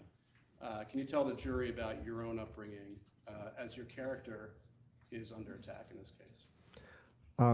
So I grew up in Yonkers, New York. My father used to do technical drawings or blueprint diagrams for a company called TCI, Technical. It was a small family-owned company, and he used to do diagrams and manuals for equipment, industrial equipment, printing presses, and so on. And my mom had a couple of different jobs. She was working way back when I was very young, as an answering service, at an answering service, plugging in wires into the in Yonkers. And then she was working for the plastics coloring manufacturing company, Ampeset in Mount Vernon. She was doing the payroll for them. And I grew up as almost like an only child, as the youngest of three boys. My two older brothers were 15 and 16 years older than I am. So I was almost like an only child growing up. I went to PS 16 in Yonkers, and then Sacred Heart High School, also in Yonkers. And then, interestingly, coincidentally, started my college journey at Mercy College in Dobbs Ferry, New York. And actually, Jackie said that she went to Mercy, but was she ahead of you or after you? She was after me. And from there on in, I understand she was ahead of you. Always ahead of me. And did you finish then at Mercy your 4 years, or did you decide to go in a different direction? No, so I was playing music. So just to back up a little bit, full disclosure, in my high school years, I was much more focused on playing guitar and music than I was on academics, and I'd be supposed to be doing homework, and I was actually practicing guitar, and that carried into my first foray into college. And that just didn't go so well. I was playing in bands, and that's really all I wanted to do. And my cousin Carl, who grew up in Yonkers and New Rochelle, he and I are closer than brothers, and we had a band together in New Rochelle. And his family moved to that little town that Jackie referred to earlier, DeLand, Florida. And we thought that would be cool if I moved down there too, and we started our band up down there. And that was the plan, and that's how I actually wound up moving down to DeLand, Florida. While there, while playing music at night, I resumed my academic studies at Daytona Beach Community College, but then still did not yet finish until after we were married, and I moved back here and finished at, again, one of Jackie's alma maters, Lehman College in the Bronx, part of the City University of New York, and I finally got my degree in composition. Music composition? Music composition. So that was about a 10-year gap or something like that? Yeah, about that. And during that time, you were essentially a full-time musician? Yes. Or as much full-time as you could muster? Yeah. And you spent, I think we learned from Jackie that you spent some time in Nashville? Or are we not there yet? Well, it depends on where you want to go in the chronology, but yeah, I moved from DeLand to Nashville to really kind of seriously focus on music, and I had a good successful time with my music there in what I called success. I didn't want to be the star. I didn't want to be the front person. I really always wanted to be the side guy and support the song and support the artist, which I was able to do in Nashville and tour with a lot of country artists, and really enjoyed learning that genre, as well as continuing to focus on other genres so that I could be more hireable and go tour with R&B bands or rock and roll bands or country bands. And so, yeah, my whole time in Nashville, I was very fortunate to be working a lot. And in the middle of that time, I was touring with a band called the Cox Family, and they were kind of a bluegrass gospel band from Louisiana. And I was their lead guitar player and their band leader. And we had just celebrated my parents' 50th wedding anniversary. And I had just gotten this gig with the Cox Family, and my dad was so proud of me for getting that gig, and he used to always ask me to tell the story about the audition and all of that. And I was, it was only a short time on the road with that band when I got a notice that my father had been taken to a hospital, and he had a massive stroke, and he passed away in 1996, and I had to kind of come off that tour. And as Jackie testified earlier, I was spending a lot of time coming up from Nashville to be with my mom, who married very young. She was 22 when she married my father, and it was the first time she had ever been alone in her life. So I was trying to balance my career and being in Yonkers with my mom as much as I could, and that's when I met Jackie. And maybe I shouldn't ask you this. was it love at first sight for you as well, or not? And if you don't want to answer, that's okay. No, I do. Jackie told that story of mutual friends whose words were, if these two ever meet, it'll be history. And they were right. And we met not knowing that they had thought that about us before we met and at that party. And I still remember that sparkle and that wit, and I just felt so comfortable with her. I just felt like she was my person in that meeting. And that's how we just developed that relationship, literally over the phone. For the next, 2 years, just talking a lot on the phone and meeting when we could. She came to Nashville a few times to visit. I was going up to the Northeast a bunch, and then we decided we just have to do this for the rest of our lives. And she still has that beautiful sparkle, and I still love it just as much. Did you sell her any CDs, or could you get her to buy any of your CDs, or not? I never, no, I made, this was cassette tapes. I made Christmas tapes for my family. I wasn't selling any CDs. I didn't get to that level. So Jackie lied on the stand when she said CDs. No, I had CDs by other artists in a lunchbox, a styrofoam lunchbox. Those were not my CDs. Were they pirated CDs? No, they were commercially available. Okay.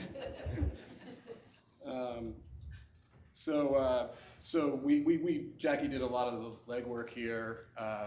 At some point you had kids. You moved to Pauling, is that right? Yeah. And is that where the kids spent their early years? Did I miss a step there? So no, that's right.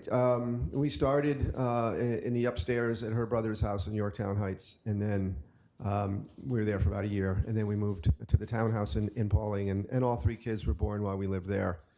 But Daniel was only there for a few months before we went to Ridgefield to house sit for her sister.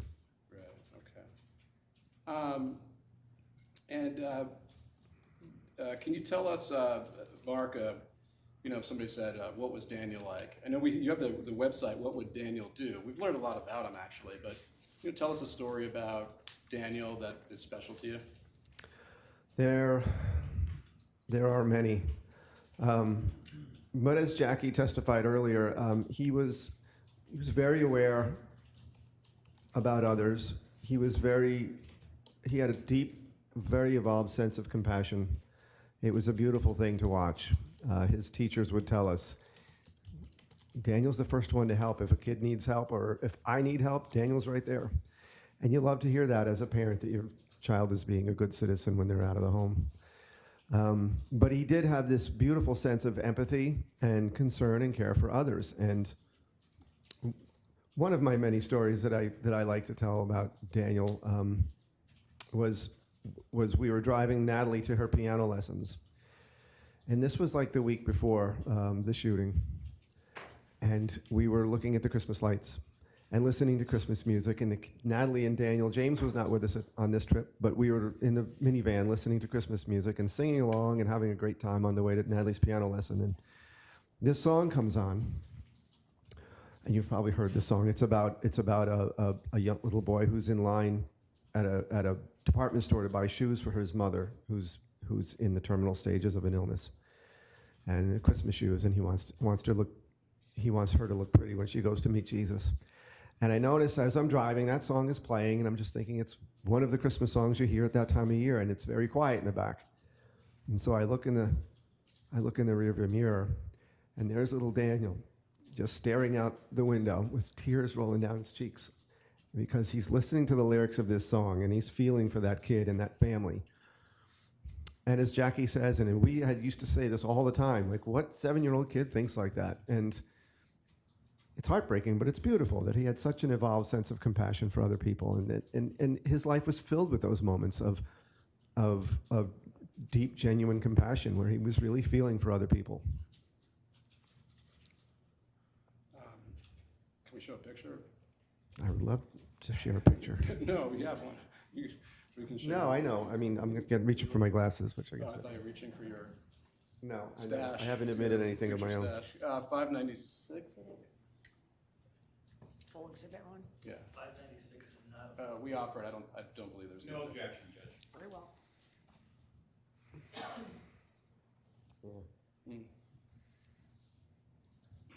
It was a very typical moment.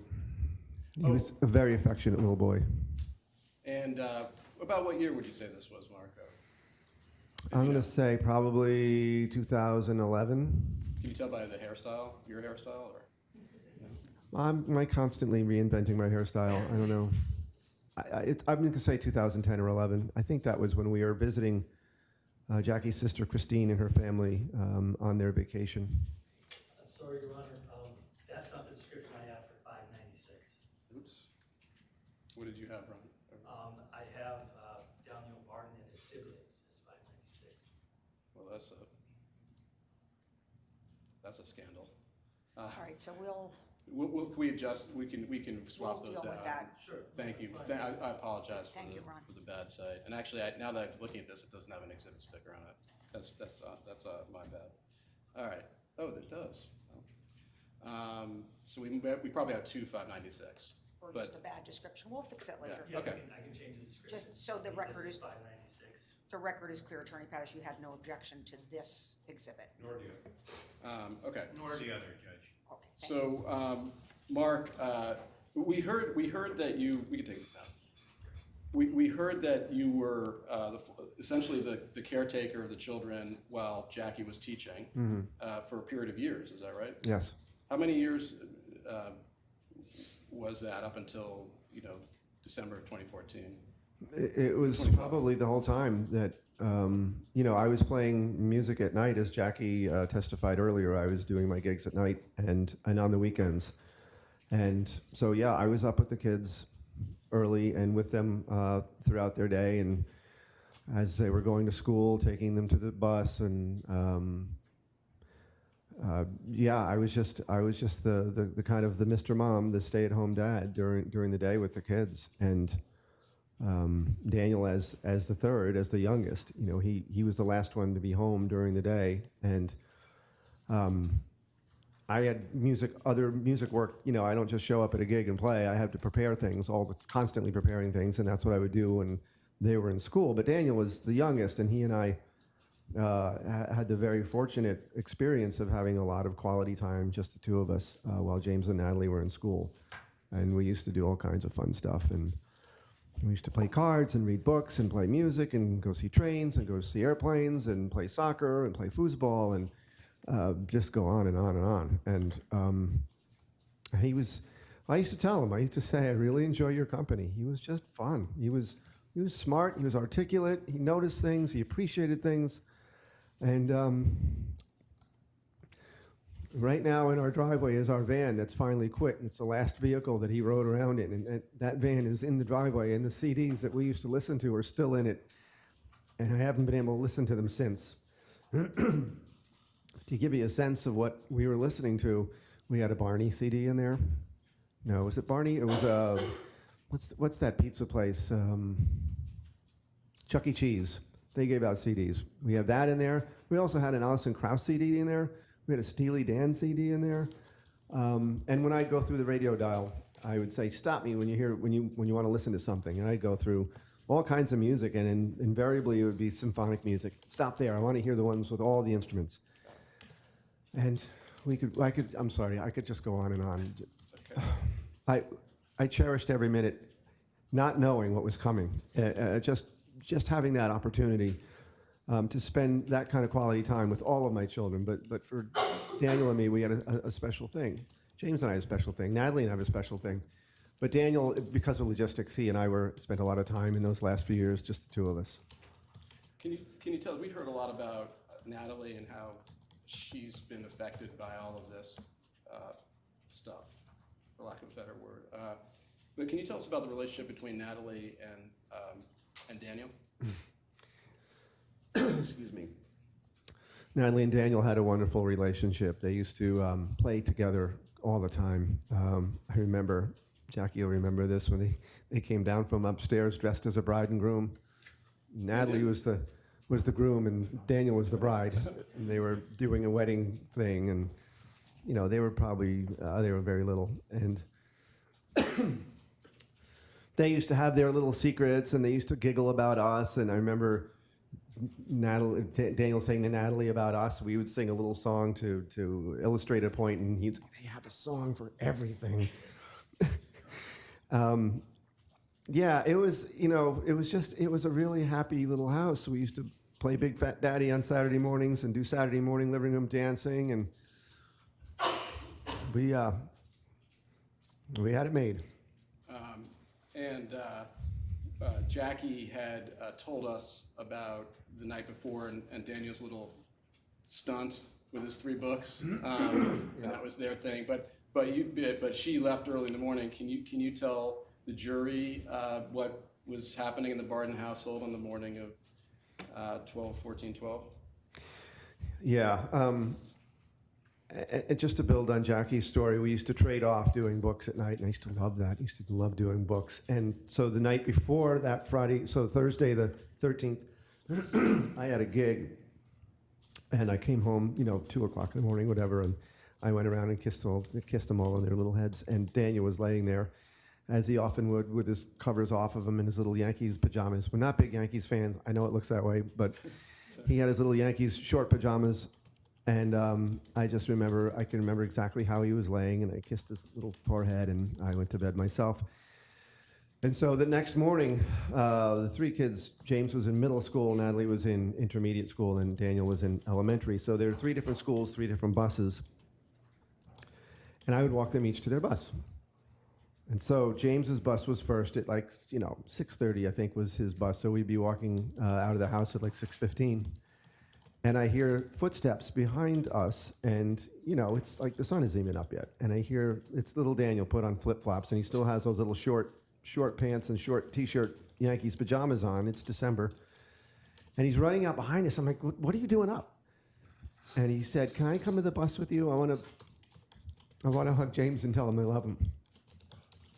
So I put him on my shoulders to keep him a little warmer. And we walked James to the bus, and he did just that. He wrapped his little arms around him and gave him a sweet hug, told him he loved him. And Daniel and I walked back to the house, and Natalie wasn't up yet. And I said, it's still dark. You can go back to bed. And he said, no, why don't we cuddle? We have more time for cuddling. So we got on our old red couch, and we cuddled, and we turned the Christmas tree on. And Daniel says, look at the window, Dad. You can see the sunrise, how beautiful it is. And our Christmas tree lights are reflecting in the window with the beautiful sunrise behind it.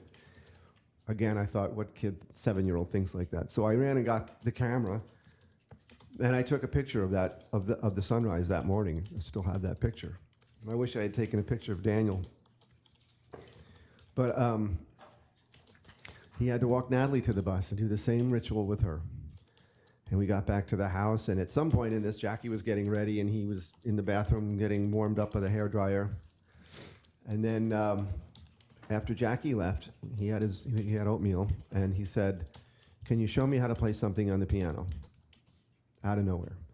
And he had been watching Natalie's piano lessons, so he knew how to sit. He wanted to make sure he held his little hands just the right way. He was making sure his posture was right. So I taught him how to play Jingle Bells, and he played it beautifully. And I just thought that he's already the drummer in our band. He's already very in tune with music. He's going to be a great musician. And so we walked to the bus, and we talked about how we were having family pizza. And we had pizza night on Friday nights with 2 other families in our neighborhood, and we were looking forward to that. It's going to be a great Friday night. And then I put him on the bus, and I know I hugged him and kissed him and told him I loved him. But I had no way of knowing it would be the last time.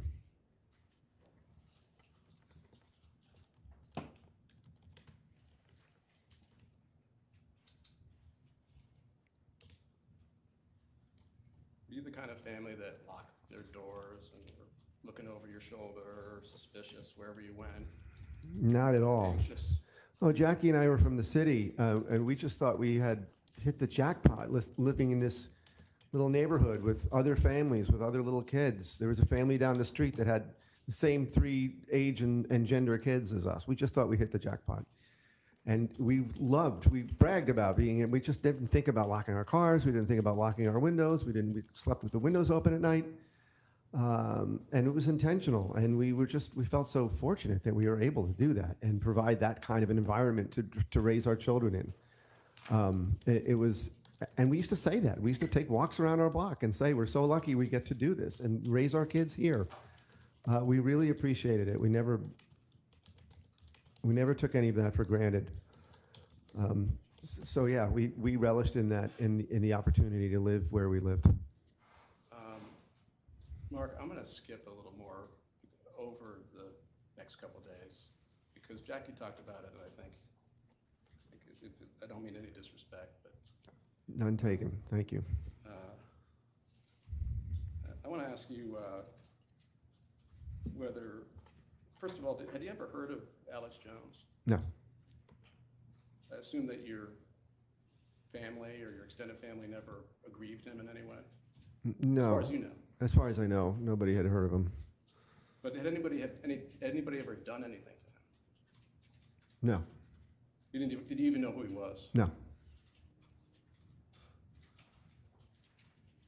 And did there come a time, Mark, when you became aware that the community, the greater community or public, or the world in which you were living, that there was a lie going around about you being an actor, about Sandy Hook being a staged event, about Daniel being a fraud and never existed, and things like that?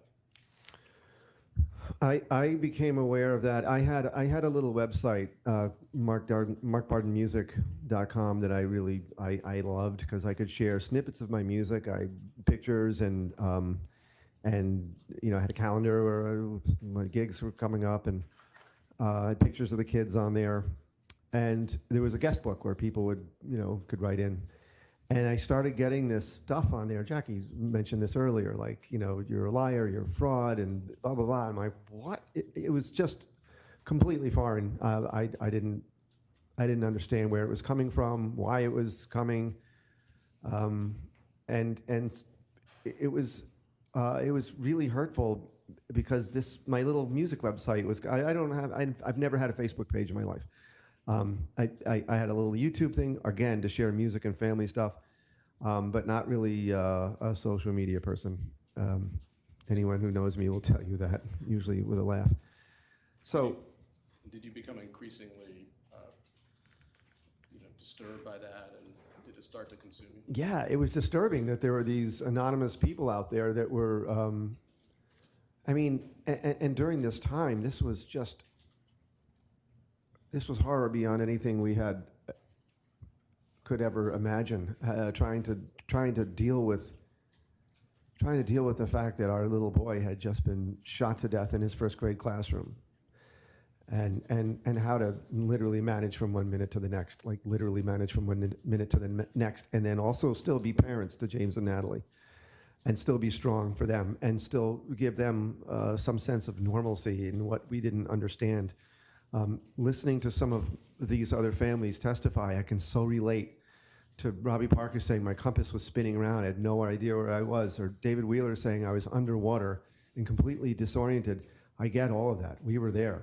And to then have to navigate what is that noise that coming onto my little music site that, again, I just felt was kind of precious and sacred. And then they started, I had a picture of like one of my little days at home with Daniel. Just for fun, we had a little bath in the kitchen sink, and I had taken a picture of it because it was adorable. And somebody came on the website saying that picture was actually, excuse me, but that was a picture of Daniel after I had dismembered him and killed him myself. And that picture was me mocking everyone else with the fact that I had murdered my son and taken a picture of him in the sink. You can't make this up. Somebody did, but this is what we were all trying to deal with. And I see that stuff, and we finally had to let the website go because this hateful stuff, threatening stuff, dangerous stuff was coming in. So we just shut it off. But you did, I think we heard about letters that were sent to the home. Yep. And did there come a time or several times where you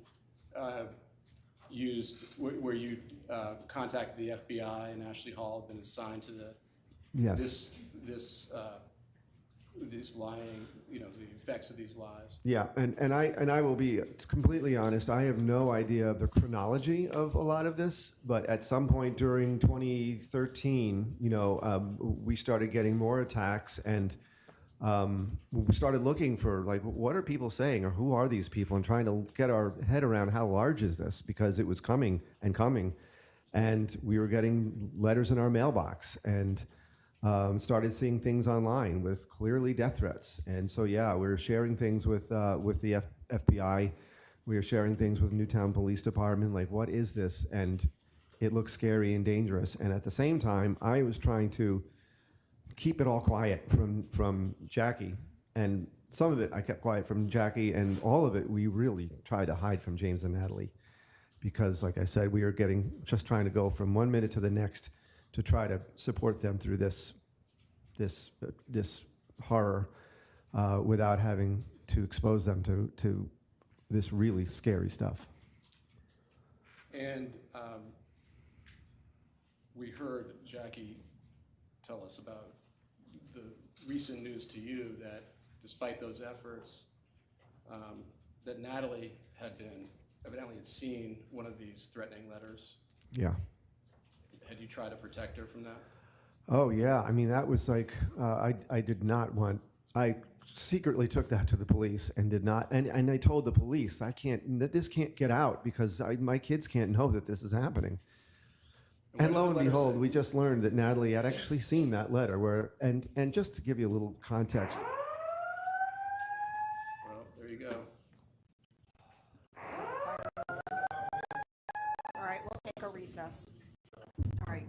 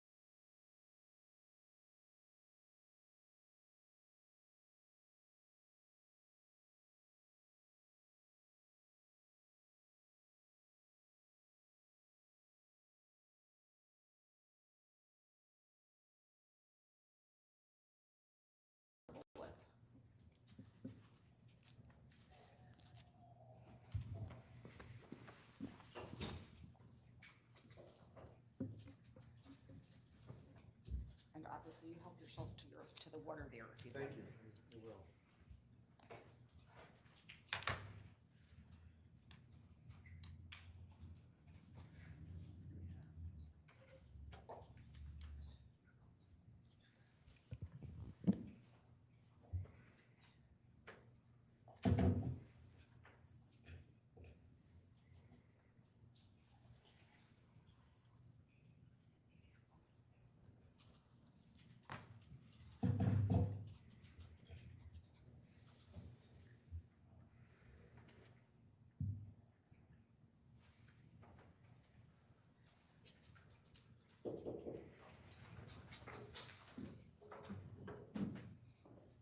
Okay, everybody, welcome back. Thank you.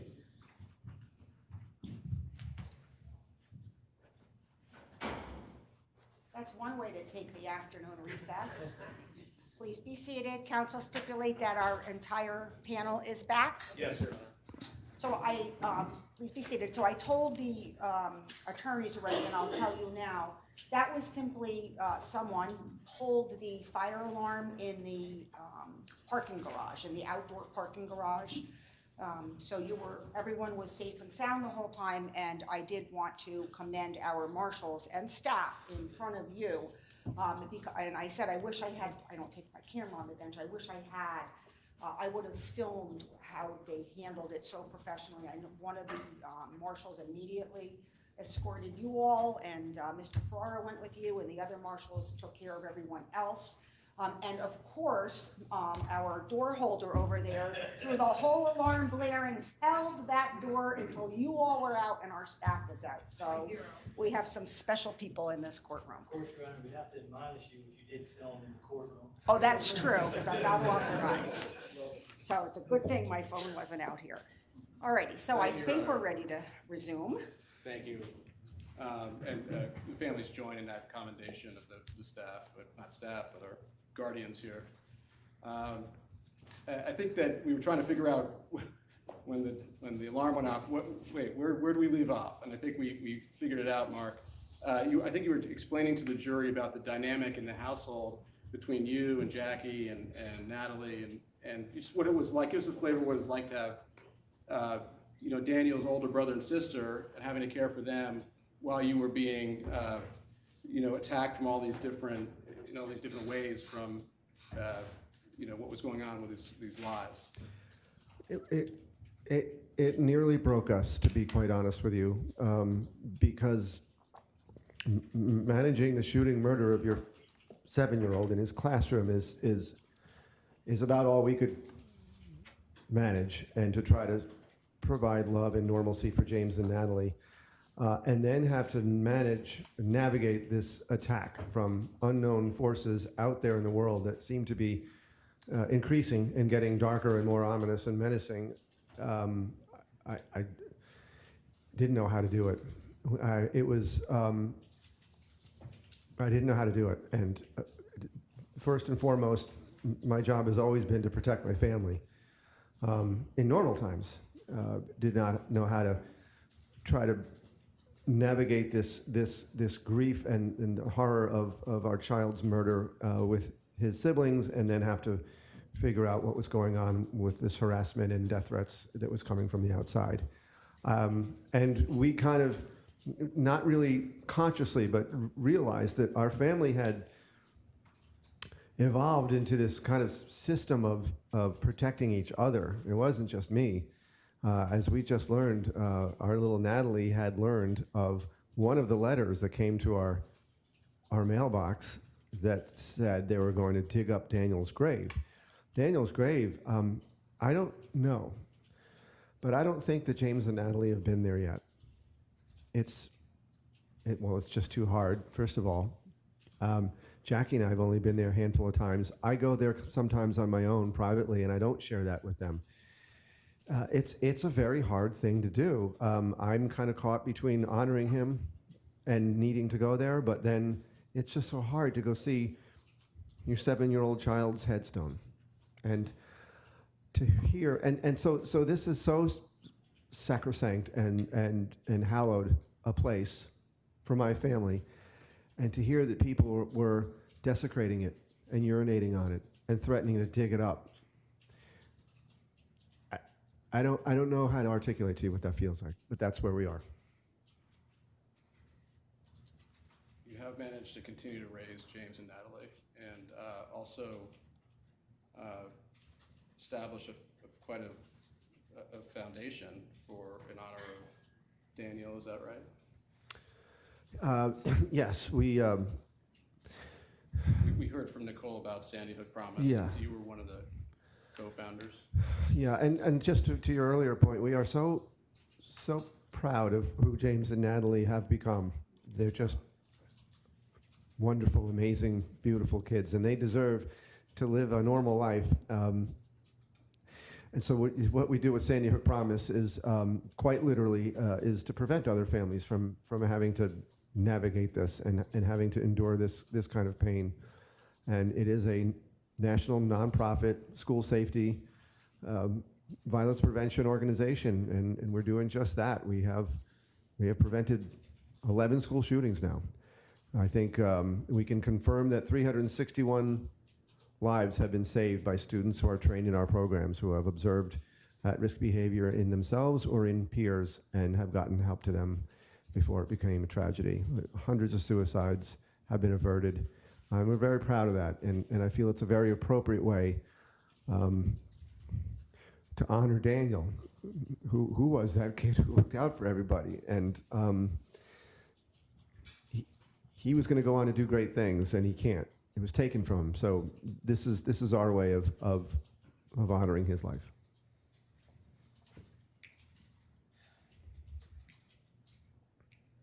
I have to ask you, and we're going to do something pretty difficult right now. So just preparing you and the jury. Something more difficult? Yes. Really? You were here during opening statements, I believe. I've been here every day but last Tuesday, which was Daniel's 17th birthday. You heard Mr. Jones, through his lawyer, argue that you, along with everybody else, these families, are in fact exaggerating your damages, quote, for political reasons because he, meaning Alex Jones, disagrees with your point of view. Did you hear that? Yeah. So we can't sugarcoat this. So if it's okay, I know it's tough, but I'd like to show the jury first. You said that there was a performance of your children, a band, and you tell us about the band? Yeah, okay. You mean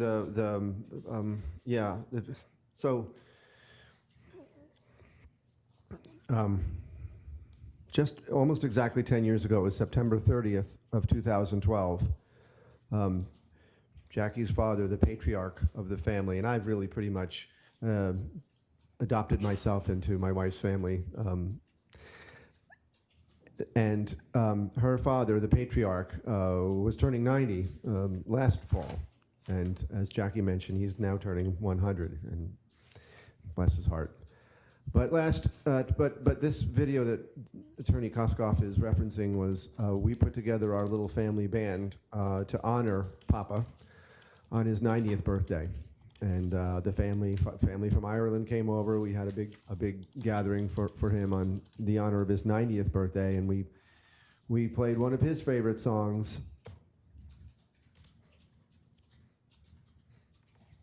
What a Wonderful World. Natalie sang, James played bass, and Daniel played the drums. And I think it was his first gig, and he kept really good time. But yeah, the family has recorded that. And just, we're going to show the video, but there are other videos of Daniel singing on this YouTube page. Yeah, we used to host an open mic in one of the restaurants that I used to play in. We would host an open mic for kids, and James and Natalie and Jackie were there just to watch, and out of the middle of nowhere, Daniel said, "I want to go up and sing what I'm singing in kindergarten." So he came up and sang Mr. Sun, Mr. Golden Sun, and we have that preserved on video as well. I think that the jury get the idea if we just show one. And I didn't mean to. No, So fine. why don't we show 590, What a Wonderful World. Actually, excuse me one sec, Your Honor.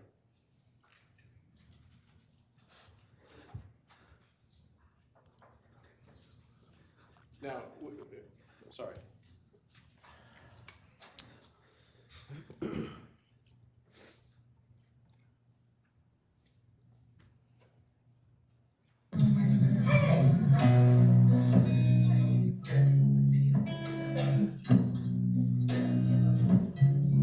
I see trees of green, red roses too. I see a bloom for me and you, and I think to myself, what a wonderful world.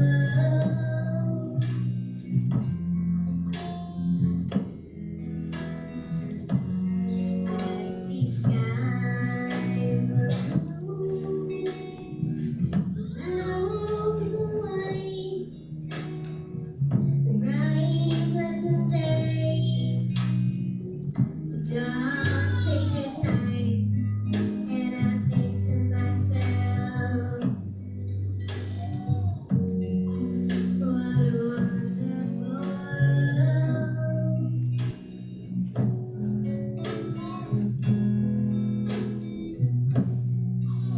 The colors of the rainbow, so pretty in the sky, are also on the faces of people going by. I see friends shaking hands, saying, how do you do? They're really saying, I love you. I hear babies crying. I watch them grow. They're much more than I'll ever know. And I think to myself, what a wonderful world.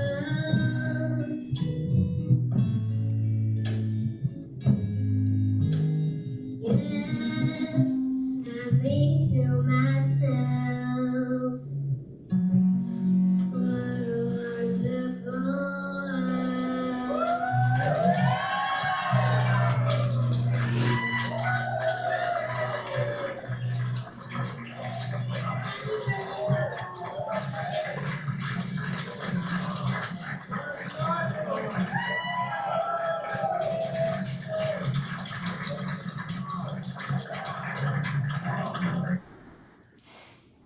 Sorry, before you move on, counsel, just for the record, there's no objection to that exhibit. Not now. Thank you. I'd like to offer 565. Let me back up, actually. That video, that beautiful video, was on YouTube at the time of Dana's death, right? Yes. I'd like to offer 565. YouTube comment 8 years ago. And I'd offer it for full. No objection, Judge. You pull it up. Just the top part. I see blue and red lights flashing outside the door, their door, arresting the Bardens for fraud. That was a comment left 8 years ago. Yeah. 566. 8 years ago.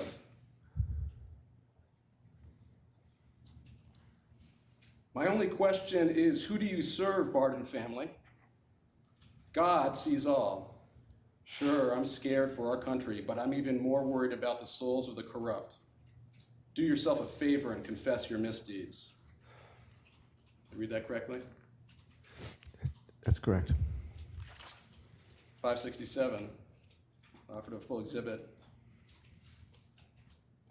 Sorry, 3 years ago now, 567 bottom. And this is the other video you were talking about, by the way, Mark? The video That of was Daniel singing. Mr. Sun, Mr. Golden's son, yeah. Okay. Is this a full exhibit? I'm offering, yes. LOL, this is so fake. They don't even remember what year their son died in. Did I read that correctly? Yes. 568.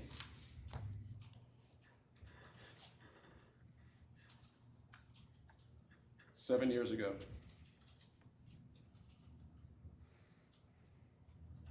You couldn't possibly support a family on that guitar playing, dude. The whole thing is as phony as a $3 bill. Such a coincidence that so many of these parents are wannabe musicians and wannabe actors. Quote, our kids died, so please give us all money, LOL. 7 years ago, did I read that correctly? Yes. 569, 2 years ago, offered as a full exhibit. No objection to any of the series, Judge. Okay. You have a nice comment here. And then right under it, 2 years ago, what a sick charade. Did I read that correctly? Yes. 570, 4 years ago.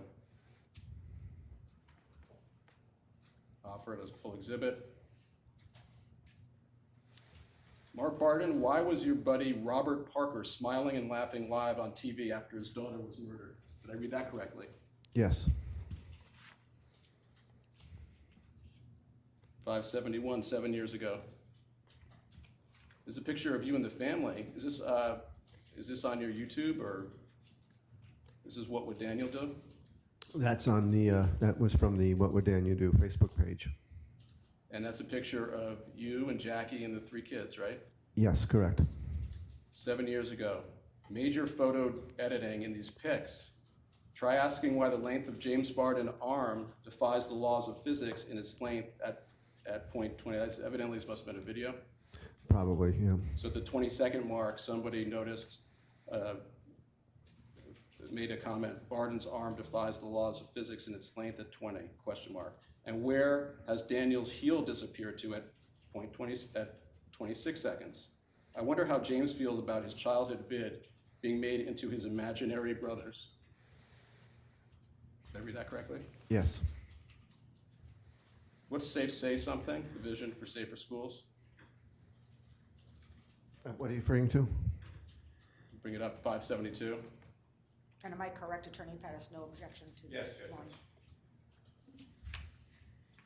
Oh, yeah. Do you recognize that? Yes. What is that?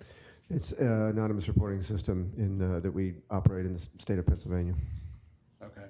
Can we go to the comment? 3 weeks ago. By the way, when did you see this? When did you pull this? Oh, just probably last week. we found Okay, that. so it's within this last month. Yeah. Either while the case was going on or shortly before. Is that your understanding? Yes. Yes. FEMA L-366. Look that document up because this lying DHS-owned swamp liar, Mark Barden, has continually profited off of the lie that his child was murdered at decommissioned elementary school. Did you see the video in court of Alex Jones talking about the school being a toxic waste dump? I did. Being closed? Yes.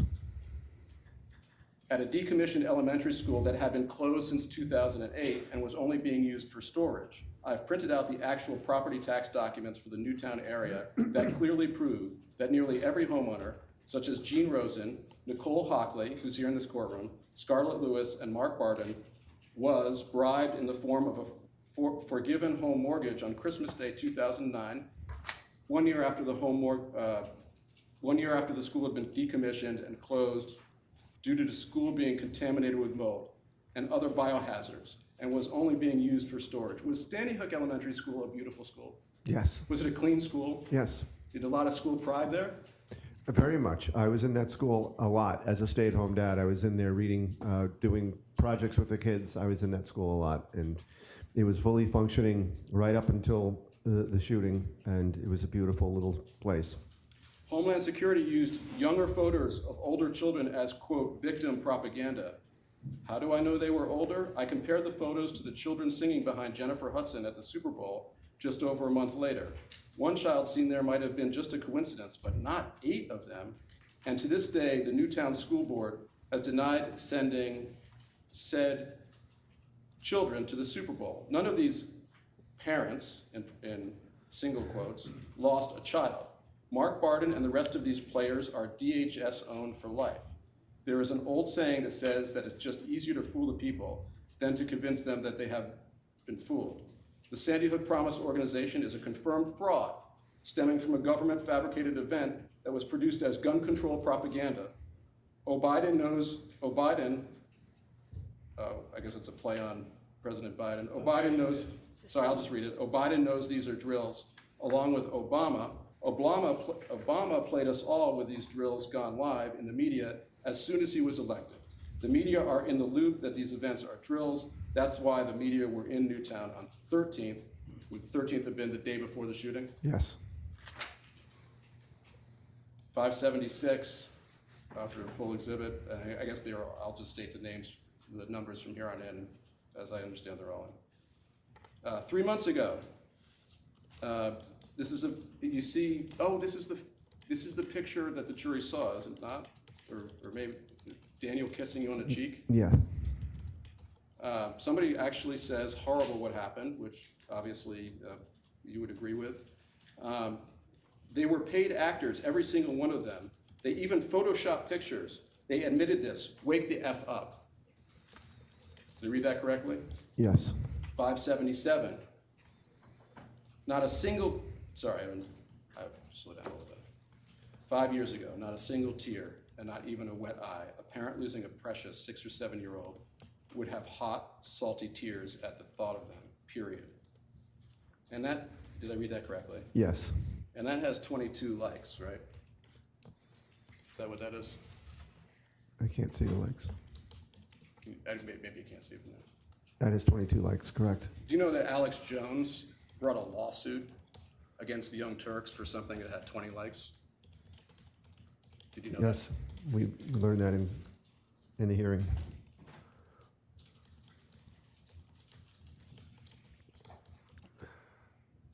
And this single instant in your 5 years ago had 22 likes, is that right? That's correct. And that wasn't true, was it? No. And that's a slanderous thing to say, isn't it? Objection. Or is that, anyway, let me move on. 578, 8 years ago. Adam Lanza is a fictitious character. He is made up of the smallest of spare parts. Those players with real faces whom have offered their services for a few pieces of silver will eventually be silenced forever. It can be no other way. Did I read that correctly? Yes, you did. 579. One year ago. Jackie joins Carly Soto and Jillian Soto as 911 callers, pretending to be, quote, teachers in the school. What a goofy, shady hoax. Did I read that correctly? Yes. 8 years ago. When have you ever seen a bunch of grieving parents give interviews about their dead child with smiles on their faces, especially just a few days after the event? Did I read that correctly? Yes. 580.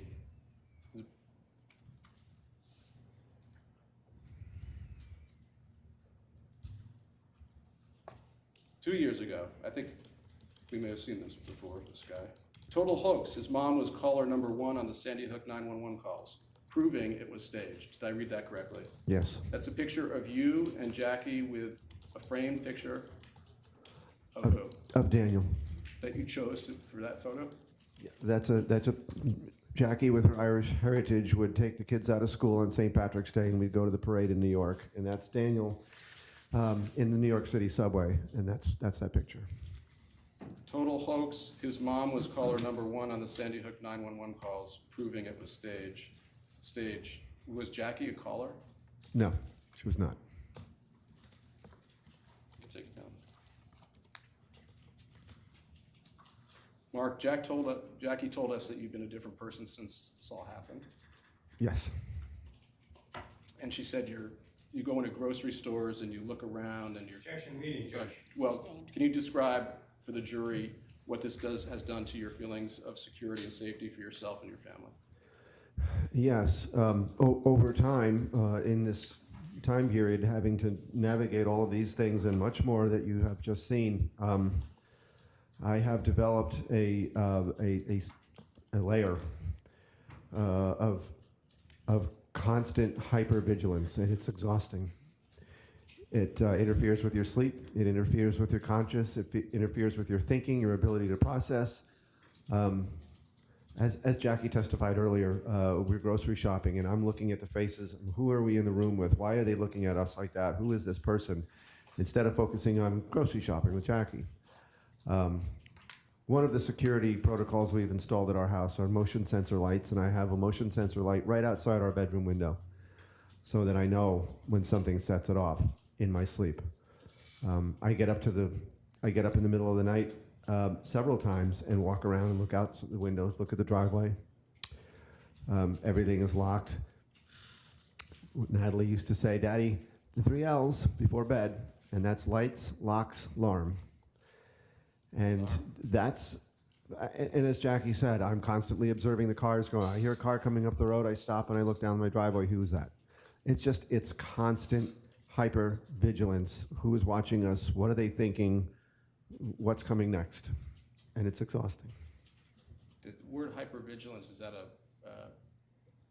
like a psychiatric word, or is that? I don't know where it comes from. Sustained. Do you know where it comes from? And what is it like to have to be in your home and have that level of awareness? It's exhausting. And as we've heard others testify, we feel the same way. We are so concerned for our children that they have to, this life has been forced upon them now.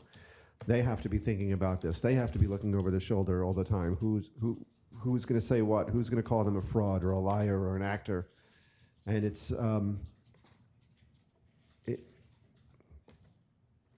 becomes who you are. It becomes who you are. Constantly thinking about having to defend against that, defending your honor, your integrity, and defend our little Daniel's honor and his memory and his life and his death. It's constant. And everything that we have to hold on to preserve Daniel's memory, our little home movies and our pictures and our thoughts and our memories have all been compromised. It's all been taken away from us. All of our abilities to hold on to Daniel's memory and to cherish him and to honor him has been tarnished with toxic hate and lies and danger and kind of went off. I'm sorry. Yes, I've changed. I'm not the happy Grateful Dead guitar player. I still play guitar, but I'm not that same person that used to just enjoy walking around the block with my kids. And do you have fear for your personal safety and the safety of your family? Yeah. Do Yes. a day go by that you don't have that fear? Objection, Judge. Can you tell the jury about how often? All the time. It's constant. It's literally constant. I watch the cars. I follow cars into my neighborhood and wonder who they are. I wonder who's stopping. I'm thinking of protocols. If there's a car in my driveway, what am I going to do? Somebody comes to the house. How do I handle that? It's constant. I have to ask you a technical question, which is that you mentioned that you added home security and motion sensor lights, and was that something that you share finances with your wife?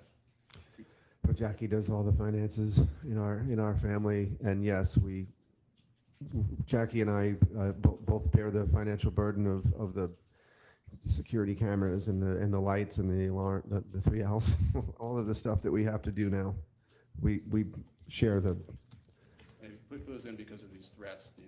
Objection. For what reason have you put those in? We put in all of these systems to try to feel safe, to try to make our children feel safe.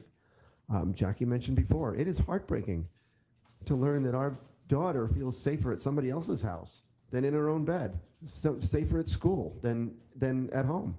And so we're just trying to put in some kind of systems, some kind of protocols or procedures to hopefully make all of us feel safer, but mostly for our kids.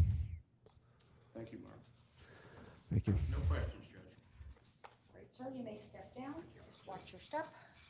Your Honor, I have just one question. I did not catch where you stopped in that series.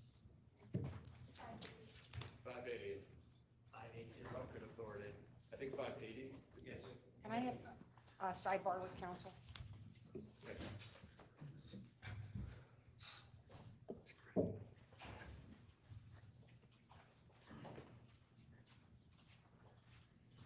Does it say 10 of 4? I think it's 10 of 4. I know. So I don't know why they have a white clock on a white wall. For the first 2 weeks, I didn't even know there was a clock. I didn't even know there was a clock. Do you want to know the plan? Beg your pardon? You want to know the plan?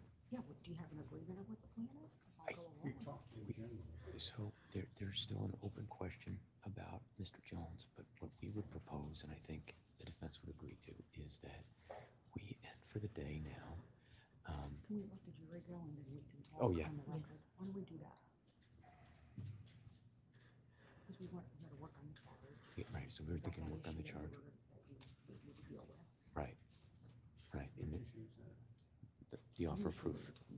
And then I think our thought would then be that we have probably about another 10 to 20 minutes in our case. Yeah, let's do that. That's totally That's what fine. I'm Yeah. saying.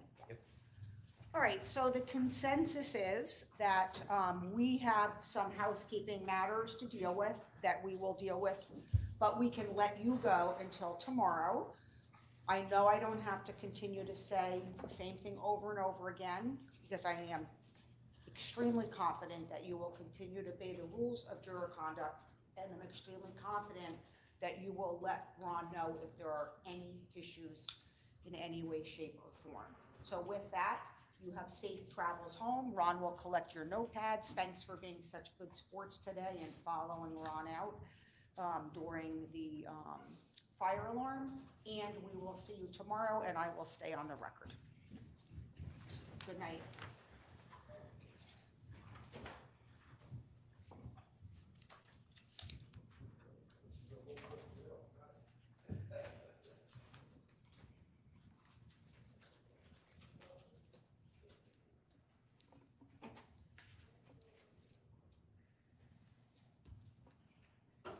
Okay, so please be seated. Why don't you tell me, if you have an agreement on how we're proceeding, just tell me what it is, and I'm sure I'll honor it. Wait a moment. Sure.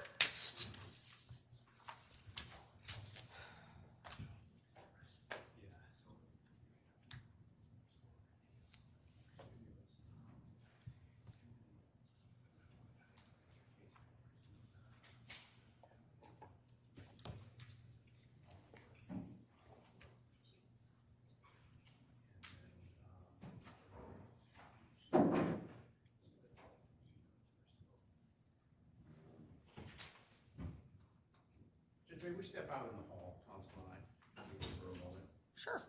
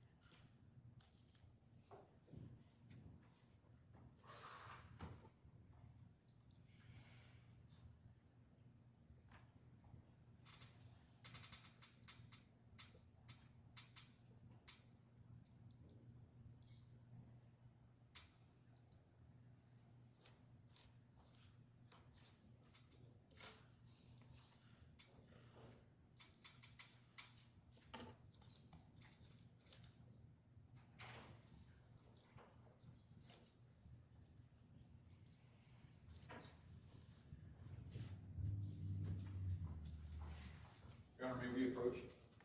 Sure. Thank you.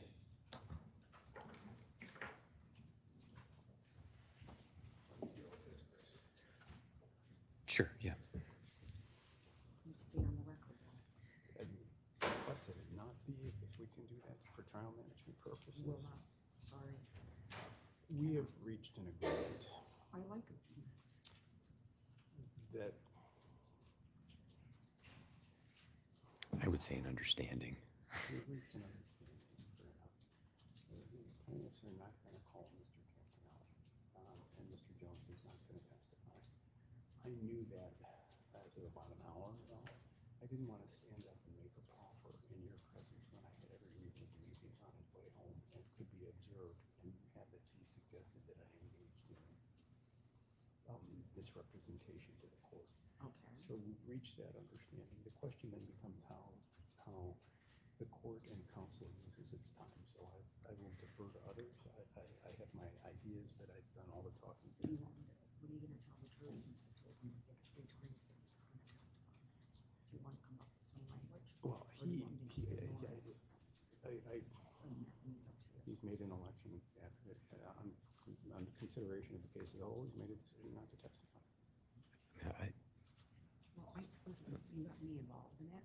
If you didn't get me involved, then I wouldn't feel an obligation. Then I you don't can wanna say mislead my jury. you guys talk and tell me what. I will take the hit. I represented No, you. you guys talk and just give me some agreeable language, only because if you hadn't involved me, then I would, but there, I tell them something and I have to keep them advised, so you talk. And you told them that because I said it. I will take that hit if necessary.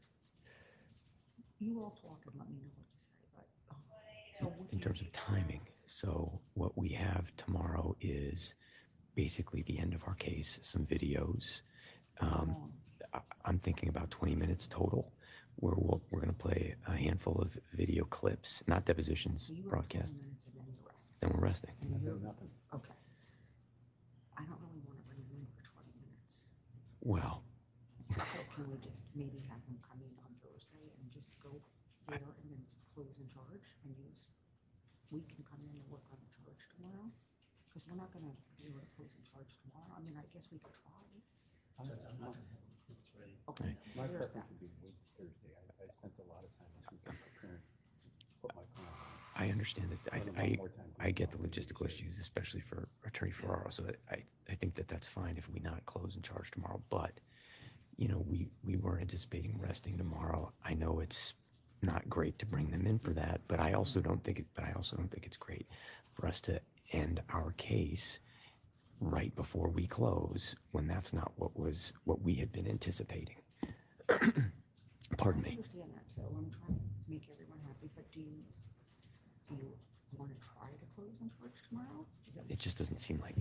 Oh, is it impossible? I have to see what exhibits I have, what I'm missing. We're gonna have to go through and make sure that I have the right ones. And we still have amended exhibits that we've never really discussed or talked Right. about. Your Honor, maybe you could also, I know there were some issues on the charge that the court was We considering. only scratched the surface on that. I'd like to do a little work on that now that we have an hour. Okay, yeah, so we need to, Or you just want to do that tomorrow? Oh no, I don't. No. I don't care. The charge stuff I think makes sense to get it done sooner rather than later. Right to 5, but maybe we do like a 45 minutes or sure, so. sure. You're gonna have a motion tomorrow. Mhm. So we're gonna bring in.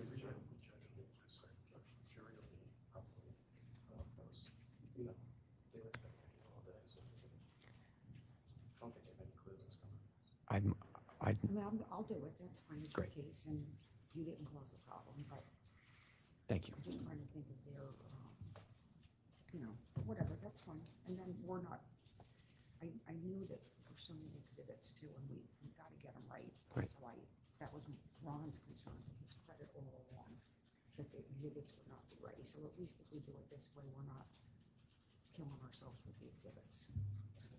Because something went back and wasn't supposed to go back there because we rushed.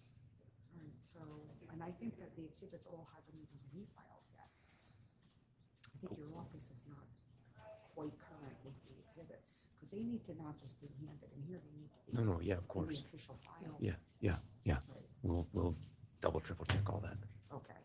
All right, so why don't we just go for half an hour on this first? Can you say anything right now about what's happening? No, because I'm not, the jury's not here, and I'm not here for the press. I don't, that's not my. I didn't suggest you are, I just asked, because I don't know. I think I've been a reasonably compliant court officer for most days of this trial. I don't think I will if I married that remark. Also, for Hmm? Yeah. It's not over yet. It's not over yet. That's what we were talking about. I don't believe so, but, I mean, I expected. Well, listen, I don't know, I mean, right now, he's not. I thought I just had a representation that he wasn't coming. Look, the question the court asked me is, he's not gonna change his mind. How do you know that he's not gonna fly back tomorrow morning and want to testify? I'm not gonna. Because his attorney has represented that he's not calling him. Well, now, wait a minute. I've represented he's left. I have no intention. What if he calls me tonight and says, I've changed my mind? What then? Well, then I guess we're ready to go. No, I don't believe that's gonna happen, but I mean, it's Just a saying fair that in response to that- the court's question. I think we could put off the offer of proof, I guess, in that event, until tomorrow morning. Yeah, I think that makes sense, because I don't think, I genuinely don't, I didn't want to get up and make an offer of proof against him. I It wasn't understand. at the airport. Well, look at it on the right side. The jury will be here tomorrow, so if he changes his mind and flies back, we'll So, have a jury. let me talk to you. But We don't have a choice, so. He's not planning.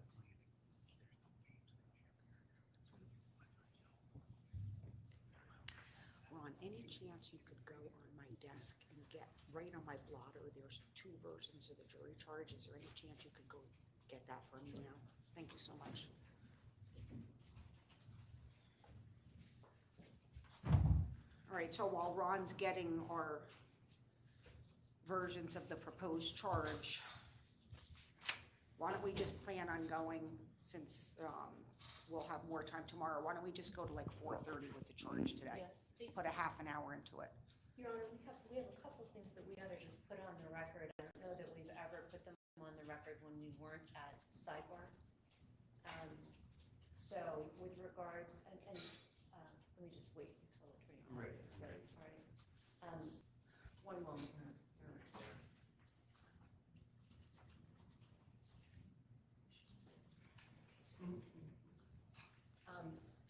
So with regard to, and this we have covered, but I want to make sure we do both. The common law punitive damages, which would result in attorney's fees and costs. We have agreed that the court will reserve the determination of the amount of reasonable attorney's fees and costs if those are allocated to the plaintiffs. I thought we already put that on the record. We did, and the reason I wanted to cover it is because it's the cut the fees, attorney's fees and costs also go to the court, but we have an agreement that the determination of the amount will be in a later proceeding. That's really the point of this, Your Honor, is to say we're not putting on evidence right now of the amount of attorney's fees and costs because we have an agreement that that's reserved to a later proceeding. And in part, that agreement spawned from the disclosure, an arguably late disclosure of an expert on the reasonableness of it. In the run-up to trial, we agreed to defer that and our right to depose that person should that question arise. And I think we did put that on the record, maybe even before evidence began. I think we put it on the record, well, Okay, in well, any event. the it's record's on- nice and clear. It's very nice and clear right now, and the other issue we had, Your Honor, is that technically the plaintiff standing in for Erica Lafferty is Rich Cohen, the bankruptcy trustee. Throughout the proceedings, we have referred to Erica Lafferty as the plaintiff. We have an agreement that we will refer to Erica Lafferty on the verdict form and any jury interrogatories. And it will be then understood that judgment will enter in favor of the formal plaintiff in the case, but we'll just handle the jury interrogatories and verdict form that way. Agreed. Okay. All right. Thank you. Okay, so are we ready to go on the proposed charge? Yes, Your Honor. Where did the court want to begin? Well, I think, just bear with me for 1 second. Did the court ever get a copy that wasn't all page 10? I did, and it's actually got colors on it. It's very exciting. One of the things that I think Attorney Sterling was going to look at, and you were going to look at, Attorney Pattis, was the implicit bias charge, whether you thought there was a need for it or not. Have you had an opportunity to talk to each other on that, about that? We have not, so let's defer that one until tomorrow. Okay.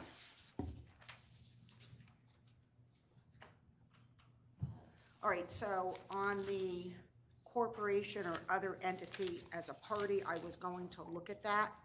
And I have to say, I agree with Attorney Pattis on that. I'm not going to instruct the jury that Mr. Jones and Free Speech System are one entity. I didn't see that in the complaint.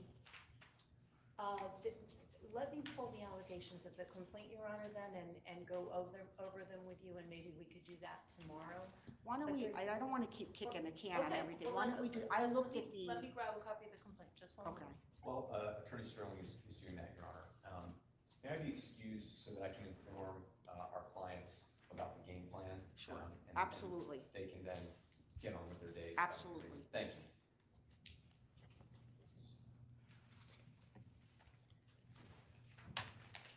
Ron, would you mind getting your steps in and getting, I left a part of a copy of the complaint on my desk. I think it's either on my desk or on the table. I'm pretty sure it's on my desk. I don't know, I think it's on my desk. Hold on, let me get it.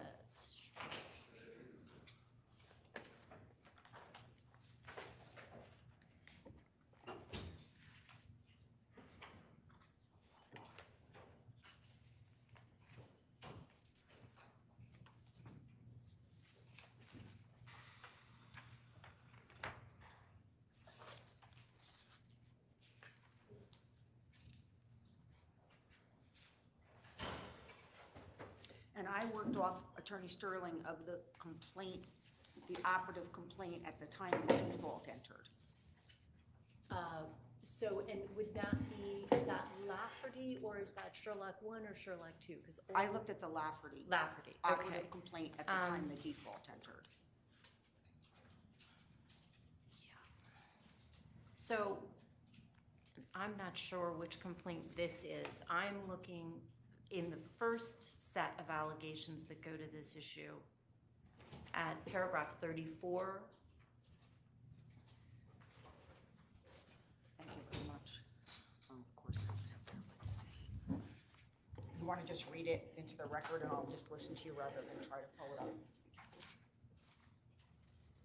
Yeah. The above mentioned Texas business entity defendant is owned, controlled, and operated by defendant Alex Jones and employed to hold and generate revenue for him. So that. Well, but what the language that you proposed here is that they're one entity. Yeah, no, I think that's, we did, Your Honor, and it's shorthand.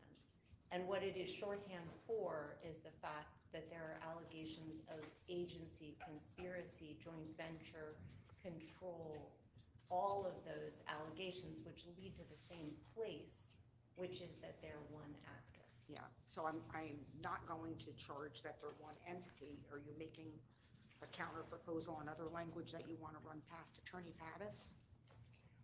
I can, Your Honor. Go ahead, Attorney Pattis. Given the law of the case, I feel that I can't agree to anything. When FSS moved into bankruptcy, the court concluded that Mr. Jones was distinct and a solvent defendant such that the action could proceed. Well, that's not, but that's a different court. I'm looking at. Here, when FSS moved into bankruptcy, Mr. Jones didn't get the benefit of the stay. We proceeded into bankruptcy proceedings. We agreed to a lift of stay, but we never agreed that they would be treated as one. They were treated as two. Right, but I didn't make any finding along those lines. I simply pointed out in my order that Mr. Jones hadn't declared bankruptcy. Recognizing that he was different, because if he were the same, then he would. Well, that's what you're reading into it. I just recognized that he had not filed bankruptcy and still has not filed bankruptcy. For that reason, I feel that I can't, I'm going to Your Honor, so I think the other thing to point out is that all the allegations in the complaint are as against both of these defendants. So that, you know, the idea, for purposes of the default, the complaint establishes that they're doing the same thing. That's another reason to treat them as the same. I don't know if that's necessarily true. I can imagine a universe in which liability as to FSS is larger than as to Mr. Jones. And that is if the jury credits some of the due or information and says that it wasn't necessarily chargeable to Mr. Jones. Well, I'm not going to consider the language as proposed. If you want to propose something else at some other time, you can do that. I mean, the only evidence in the case has been along the lines that he makes all the decisions and control. So if you want to make some counter proposal, I'll consider it. Okay. But at this point. Thank you, Judge. Okay. So let me see where we're up to with that.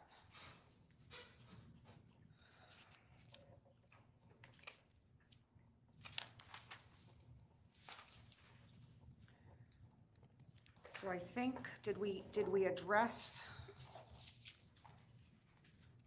All right, corporate designee testimony we addressed. We deleted that sentence by agreement. Responsibility for actions of others who broadcast on Infowars. We did that? I thought we had, Judge, yes.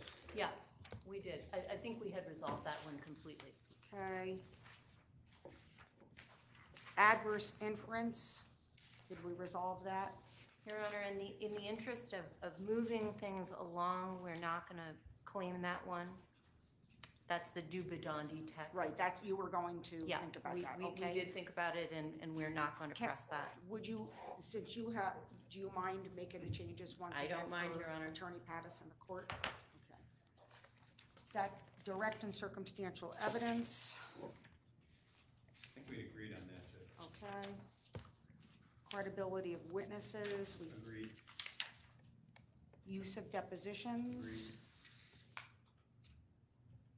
All right, expert witnesses, did we finish that? We did, Your Honor. I think I prevailed on one word, and otherwise. And I see that, that's at the top. May I be seated, Judge, during this? Yes, you too, Attorney Strzok. I see in line 6 of page 16 what I believe was what we discussed yesterday.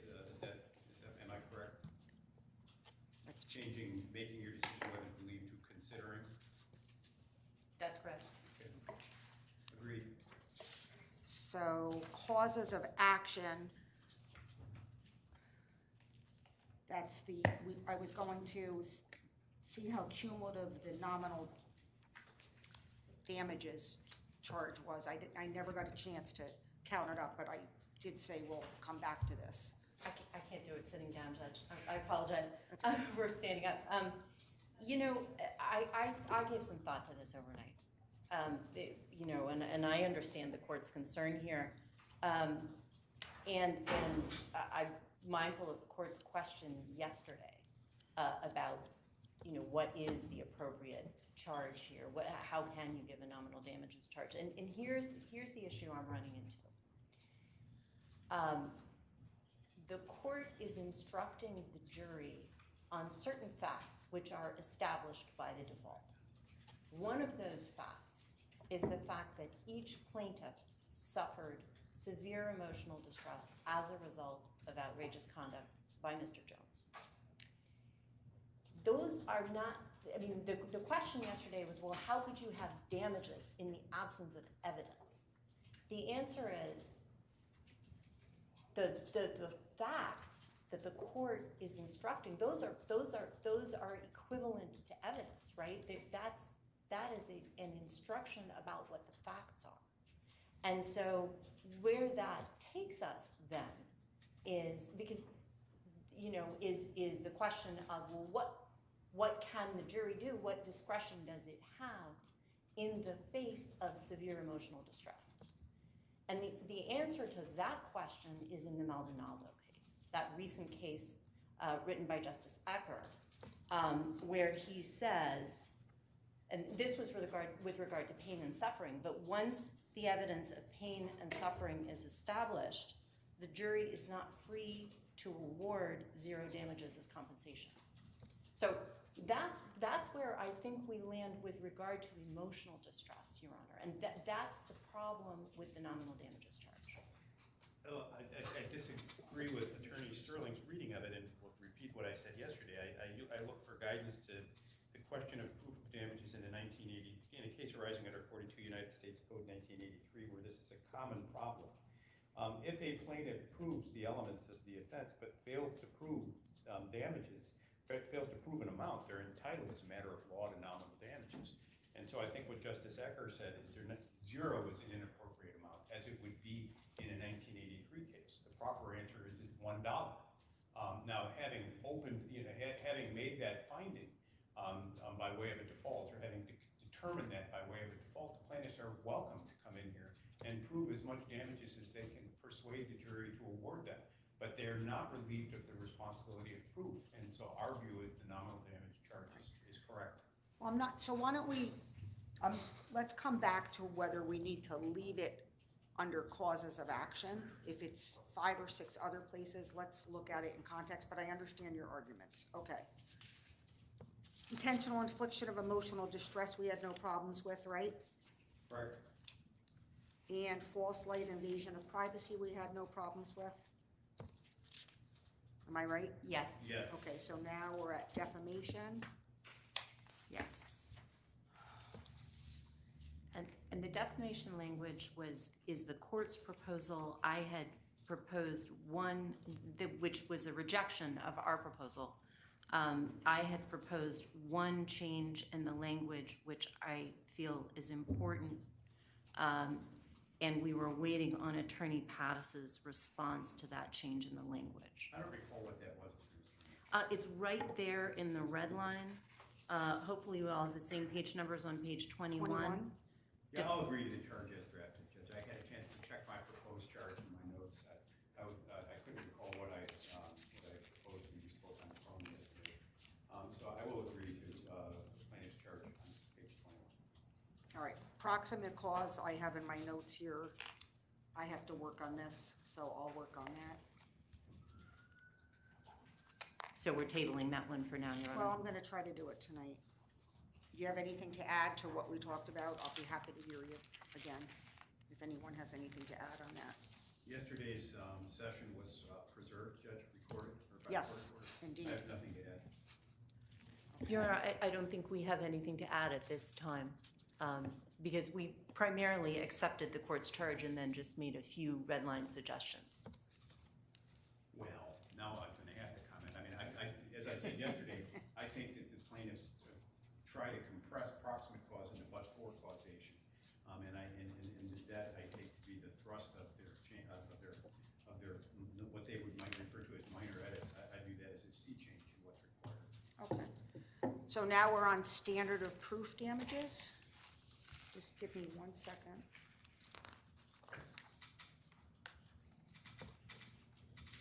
Excuse me, Your Honor. I'm going to join Mr. Matty.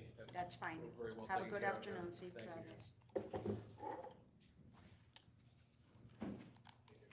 So, Your Honor, at the beginning of this charge, we have the same nominal damages problem.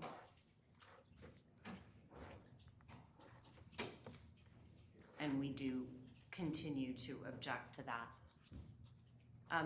Your Honor, though, I feel like we went through this yesterday because I had an objection to the instructions regarding weight, and my memory is that I was overruled.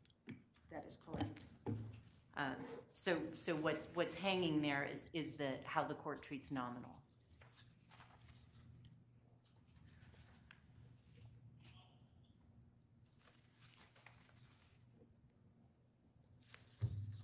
Okay.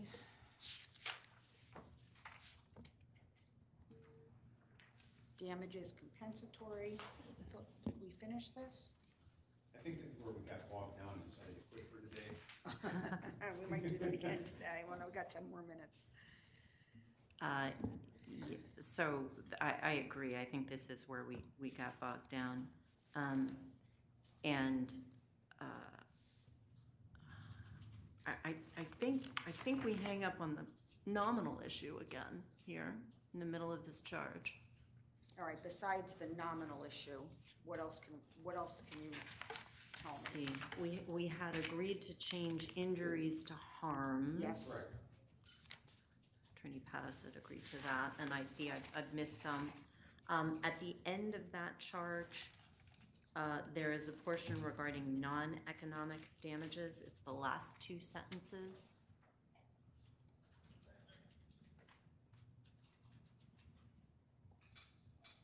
All right. I don't see any reason to explain that when we're not formally seeking economic damages. So I think those two sentences should come out. I think they're entirely appropriate given the testimony we just listened to. Monies for harms they've suffered, likely to suffer in the future as a result of the defendant's wrongful conduct. They are awarded for such things. I don't know that we need physical pain and suffering, but they are awarded for such things as mental and emotional pain and suffering, and the loss or diminution of the ability to enjoy life's pleasures. I think I just heard 3 days of that. I'm just looking at it, Judge. Take your time.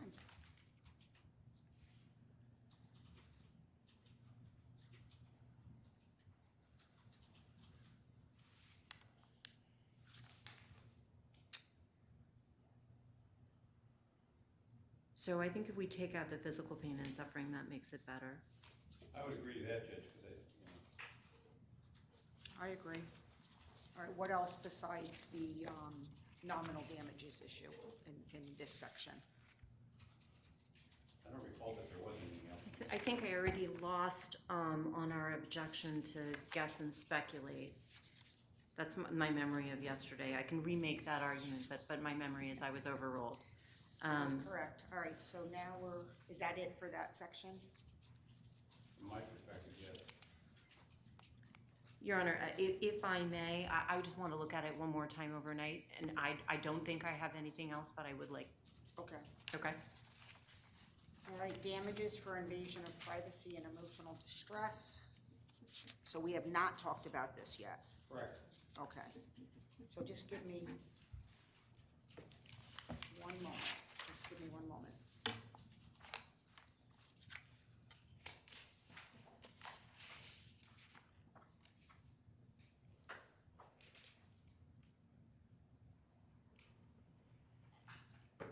So your plaintiff's comment.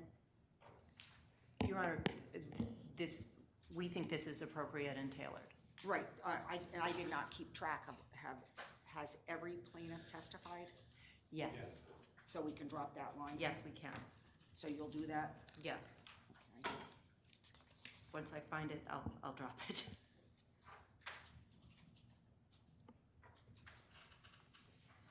All right, Attorney Pattis? I mean, I had an extensive comment. I'll rely on the comments that I made here, Judge. All right. Other than to note that I have a Scrivener's error in there.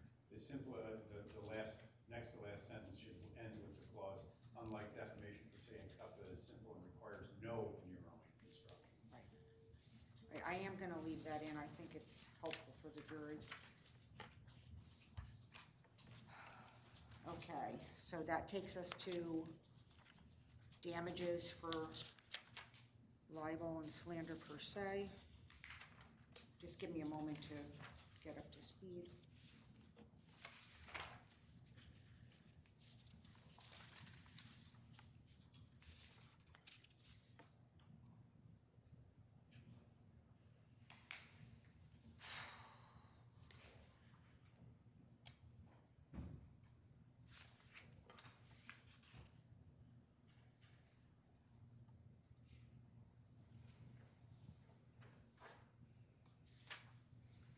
All right, so where do we need to go first? What's the first line we're tackling here? So the defendant's position is that the court's charge is an accurate and adequate statement of the law and no revisions are necessary. All right, so your first proposed addition? Yes, Your Honor. It's to repeat to the jury what was established to be defamatory.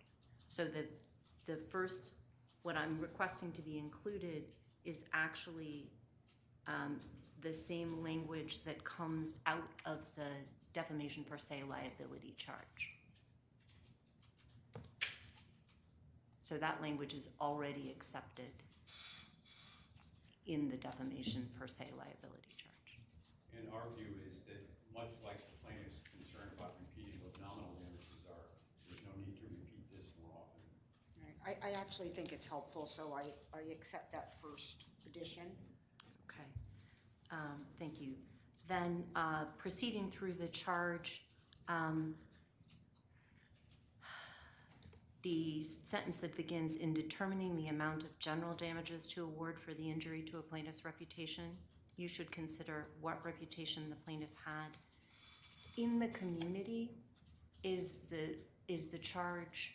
That's the standard language. That's the charge that the court adopted. I don't think that in the community is I think it's actually confusing in the modern world, right? Because which community? People have multiple communities. People exist in an online community, but community suggests a physical community. So I think it's really a problem, and that the better wording is what I proposed, which is to knock it out. I can't disagree with that, Attorney Pattis. Well, I think that's that whole. Possibly, although they put on no evidence about their reputation prior to these events. So I'm not sure they're entitled to that at all. I certainly disagree with that. No one testified, they're wonderful people, I'll concede that, based on what I saw of their testimony. But I didn't hear a single person testify that thought worse of them beforehand, or after all this occurred than beforehand. If anything, they've become more iconic. I'm surprised to hear that. I think that, I mean, one of the reputations that these people, these families had was as the parents of children who were killed at Sandy Hook. So. No, the question, what it says though, in determining the amount of damages for the injury to a plaintiff's reputation, you should consider what reputation the plaintiff had when the statements were made. What evidence is there? None. I disagree with that. I think there's significant evidence about who these people were before Alex Jones defamed them. Right, they were parents, certainly, and lovely parents. Reputation in the community is not what you think of yourself. It's what others think of you, whatever that, whether that community be online, virtual or not. And in the defamation cases that I have seen, typically there is some testimony about how, not how these people thought of themselves or set up them, but that there was an alteration in the point of view that others had. These people who defamed them, whoever they are, these unnamed people, probably never even heard them beforehand. Well, actually, I think that they were understood to be the parents of and family members of people who were killed at Sandy Hook. And so that was their reputation, one of their reputations before Alex Jones defamed them. Being a parent isn't a reputation, it's a statement. It's a classification. A reputation is what is the definition of reputation? It's what others think of you. Your standing in the world, the regard with which others hold you. There has been no evidence of that, none. That's just not true. The evidence that they were grieving family members of. All right, so I think I'll take out in the community. Should just consider the plaintiff's reputation, or should consider what reputation the plaintiff had. I actually like you should consider the plaintiff's reputation when the statements were made. All right, so next. Yes, Judge. So here what we have asked to do, if the court remembers our original proposed charge, we had a long description of the things that the case law provides for jurors to consider as they're determining reputational harm. And one of the reasons I thought this was really important is because I think reputational harm is something that the more you think about it, the more you understand it. And what reputational harm means in an internet age is changing. And so I think it's absolutely necessary that the jury have some guidance here. I understand that the court was not comfortable with instructing the entire That was list. a long list. Well, I That mean, I was a think long we- list, so I We have have to pared give it them some down. guidance here as to what they should consider. What do you suggest, Attorney Pattis? This is a pretty short list. Is there any? Well, I think it's revisiting Marshall. I think that they're free to argue that. And they're free to argue anything they like that's supported by the evidence and that you let them argue, but I don't think the court should endorse their theories of the case, and I don't think the internet age presents need for a special charge. I think that the charge on libel and slander per se covers what they're looking for without drawing undue attention to the theories of the case that they want to argue. So I think this will bolster in Marshall's. All right, I agree with that. So I think just leave it. You should consider all the circumstances surrounding the making of the statements, and you can cover that in your closing argument. All right, next. Your Honor, I know I don't have to, but I'll say for the record, we accept to that. I think understand. that's important guidance. All right, so where are we next?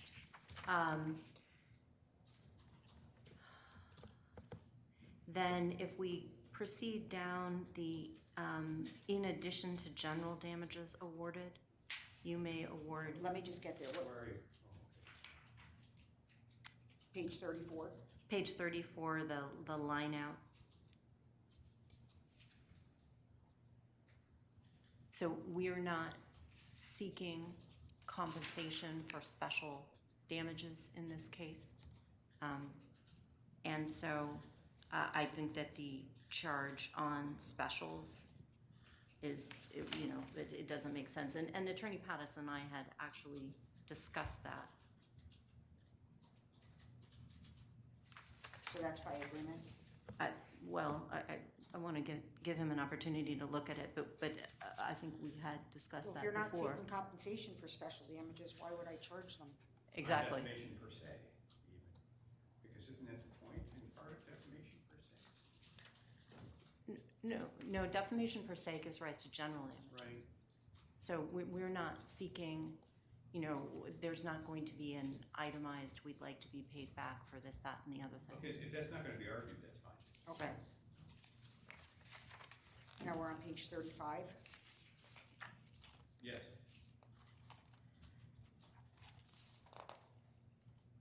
And why don't we end with this section of the charge? Okay, so we'll finish this up and pick up the cover tomorrow. Okay. So then, just so I'm clear, Your Honor, the line out continues through compensate the plaintiff for his or her loss. We're taking that out. Then I had proposed, the language is, if you find that the plaintiff has suffered a violation of his or her legal rights as a result of the default, the plaintiff's legal rights have been violated, so it should be each plaintiff has suffered a violation of his or her legal rights. That's the consequence of the default, Judge, I'll agree. All right.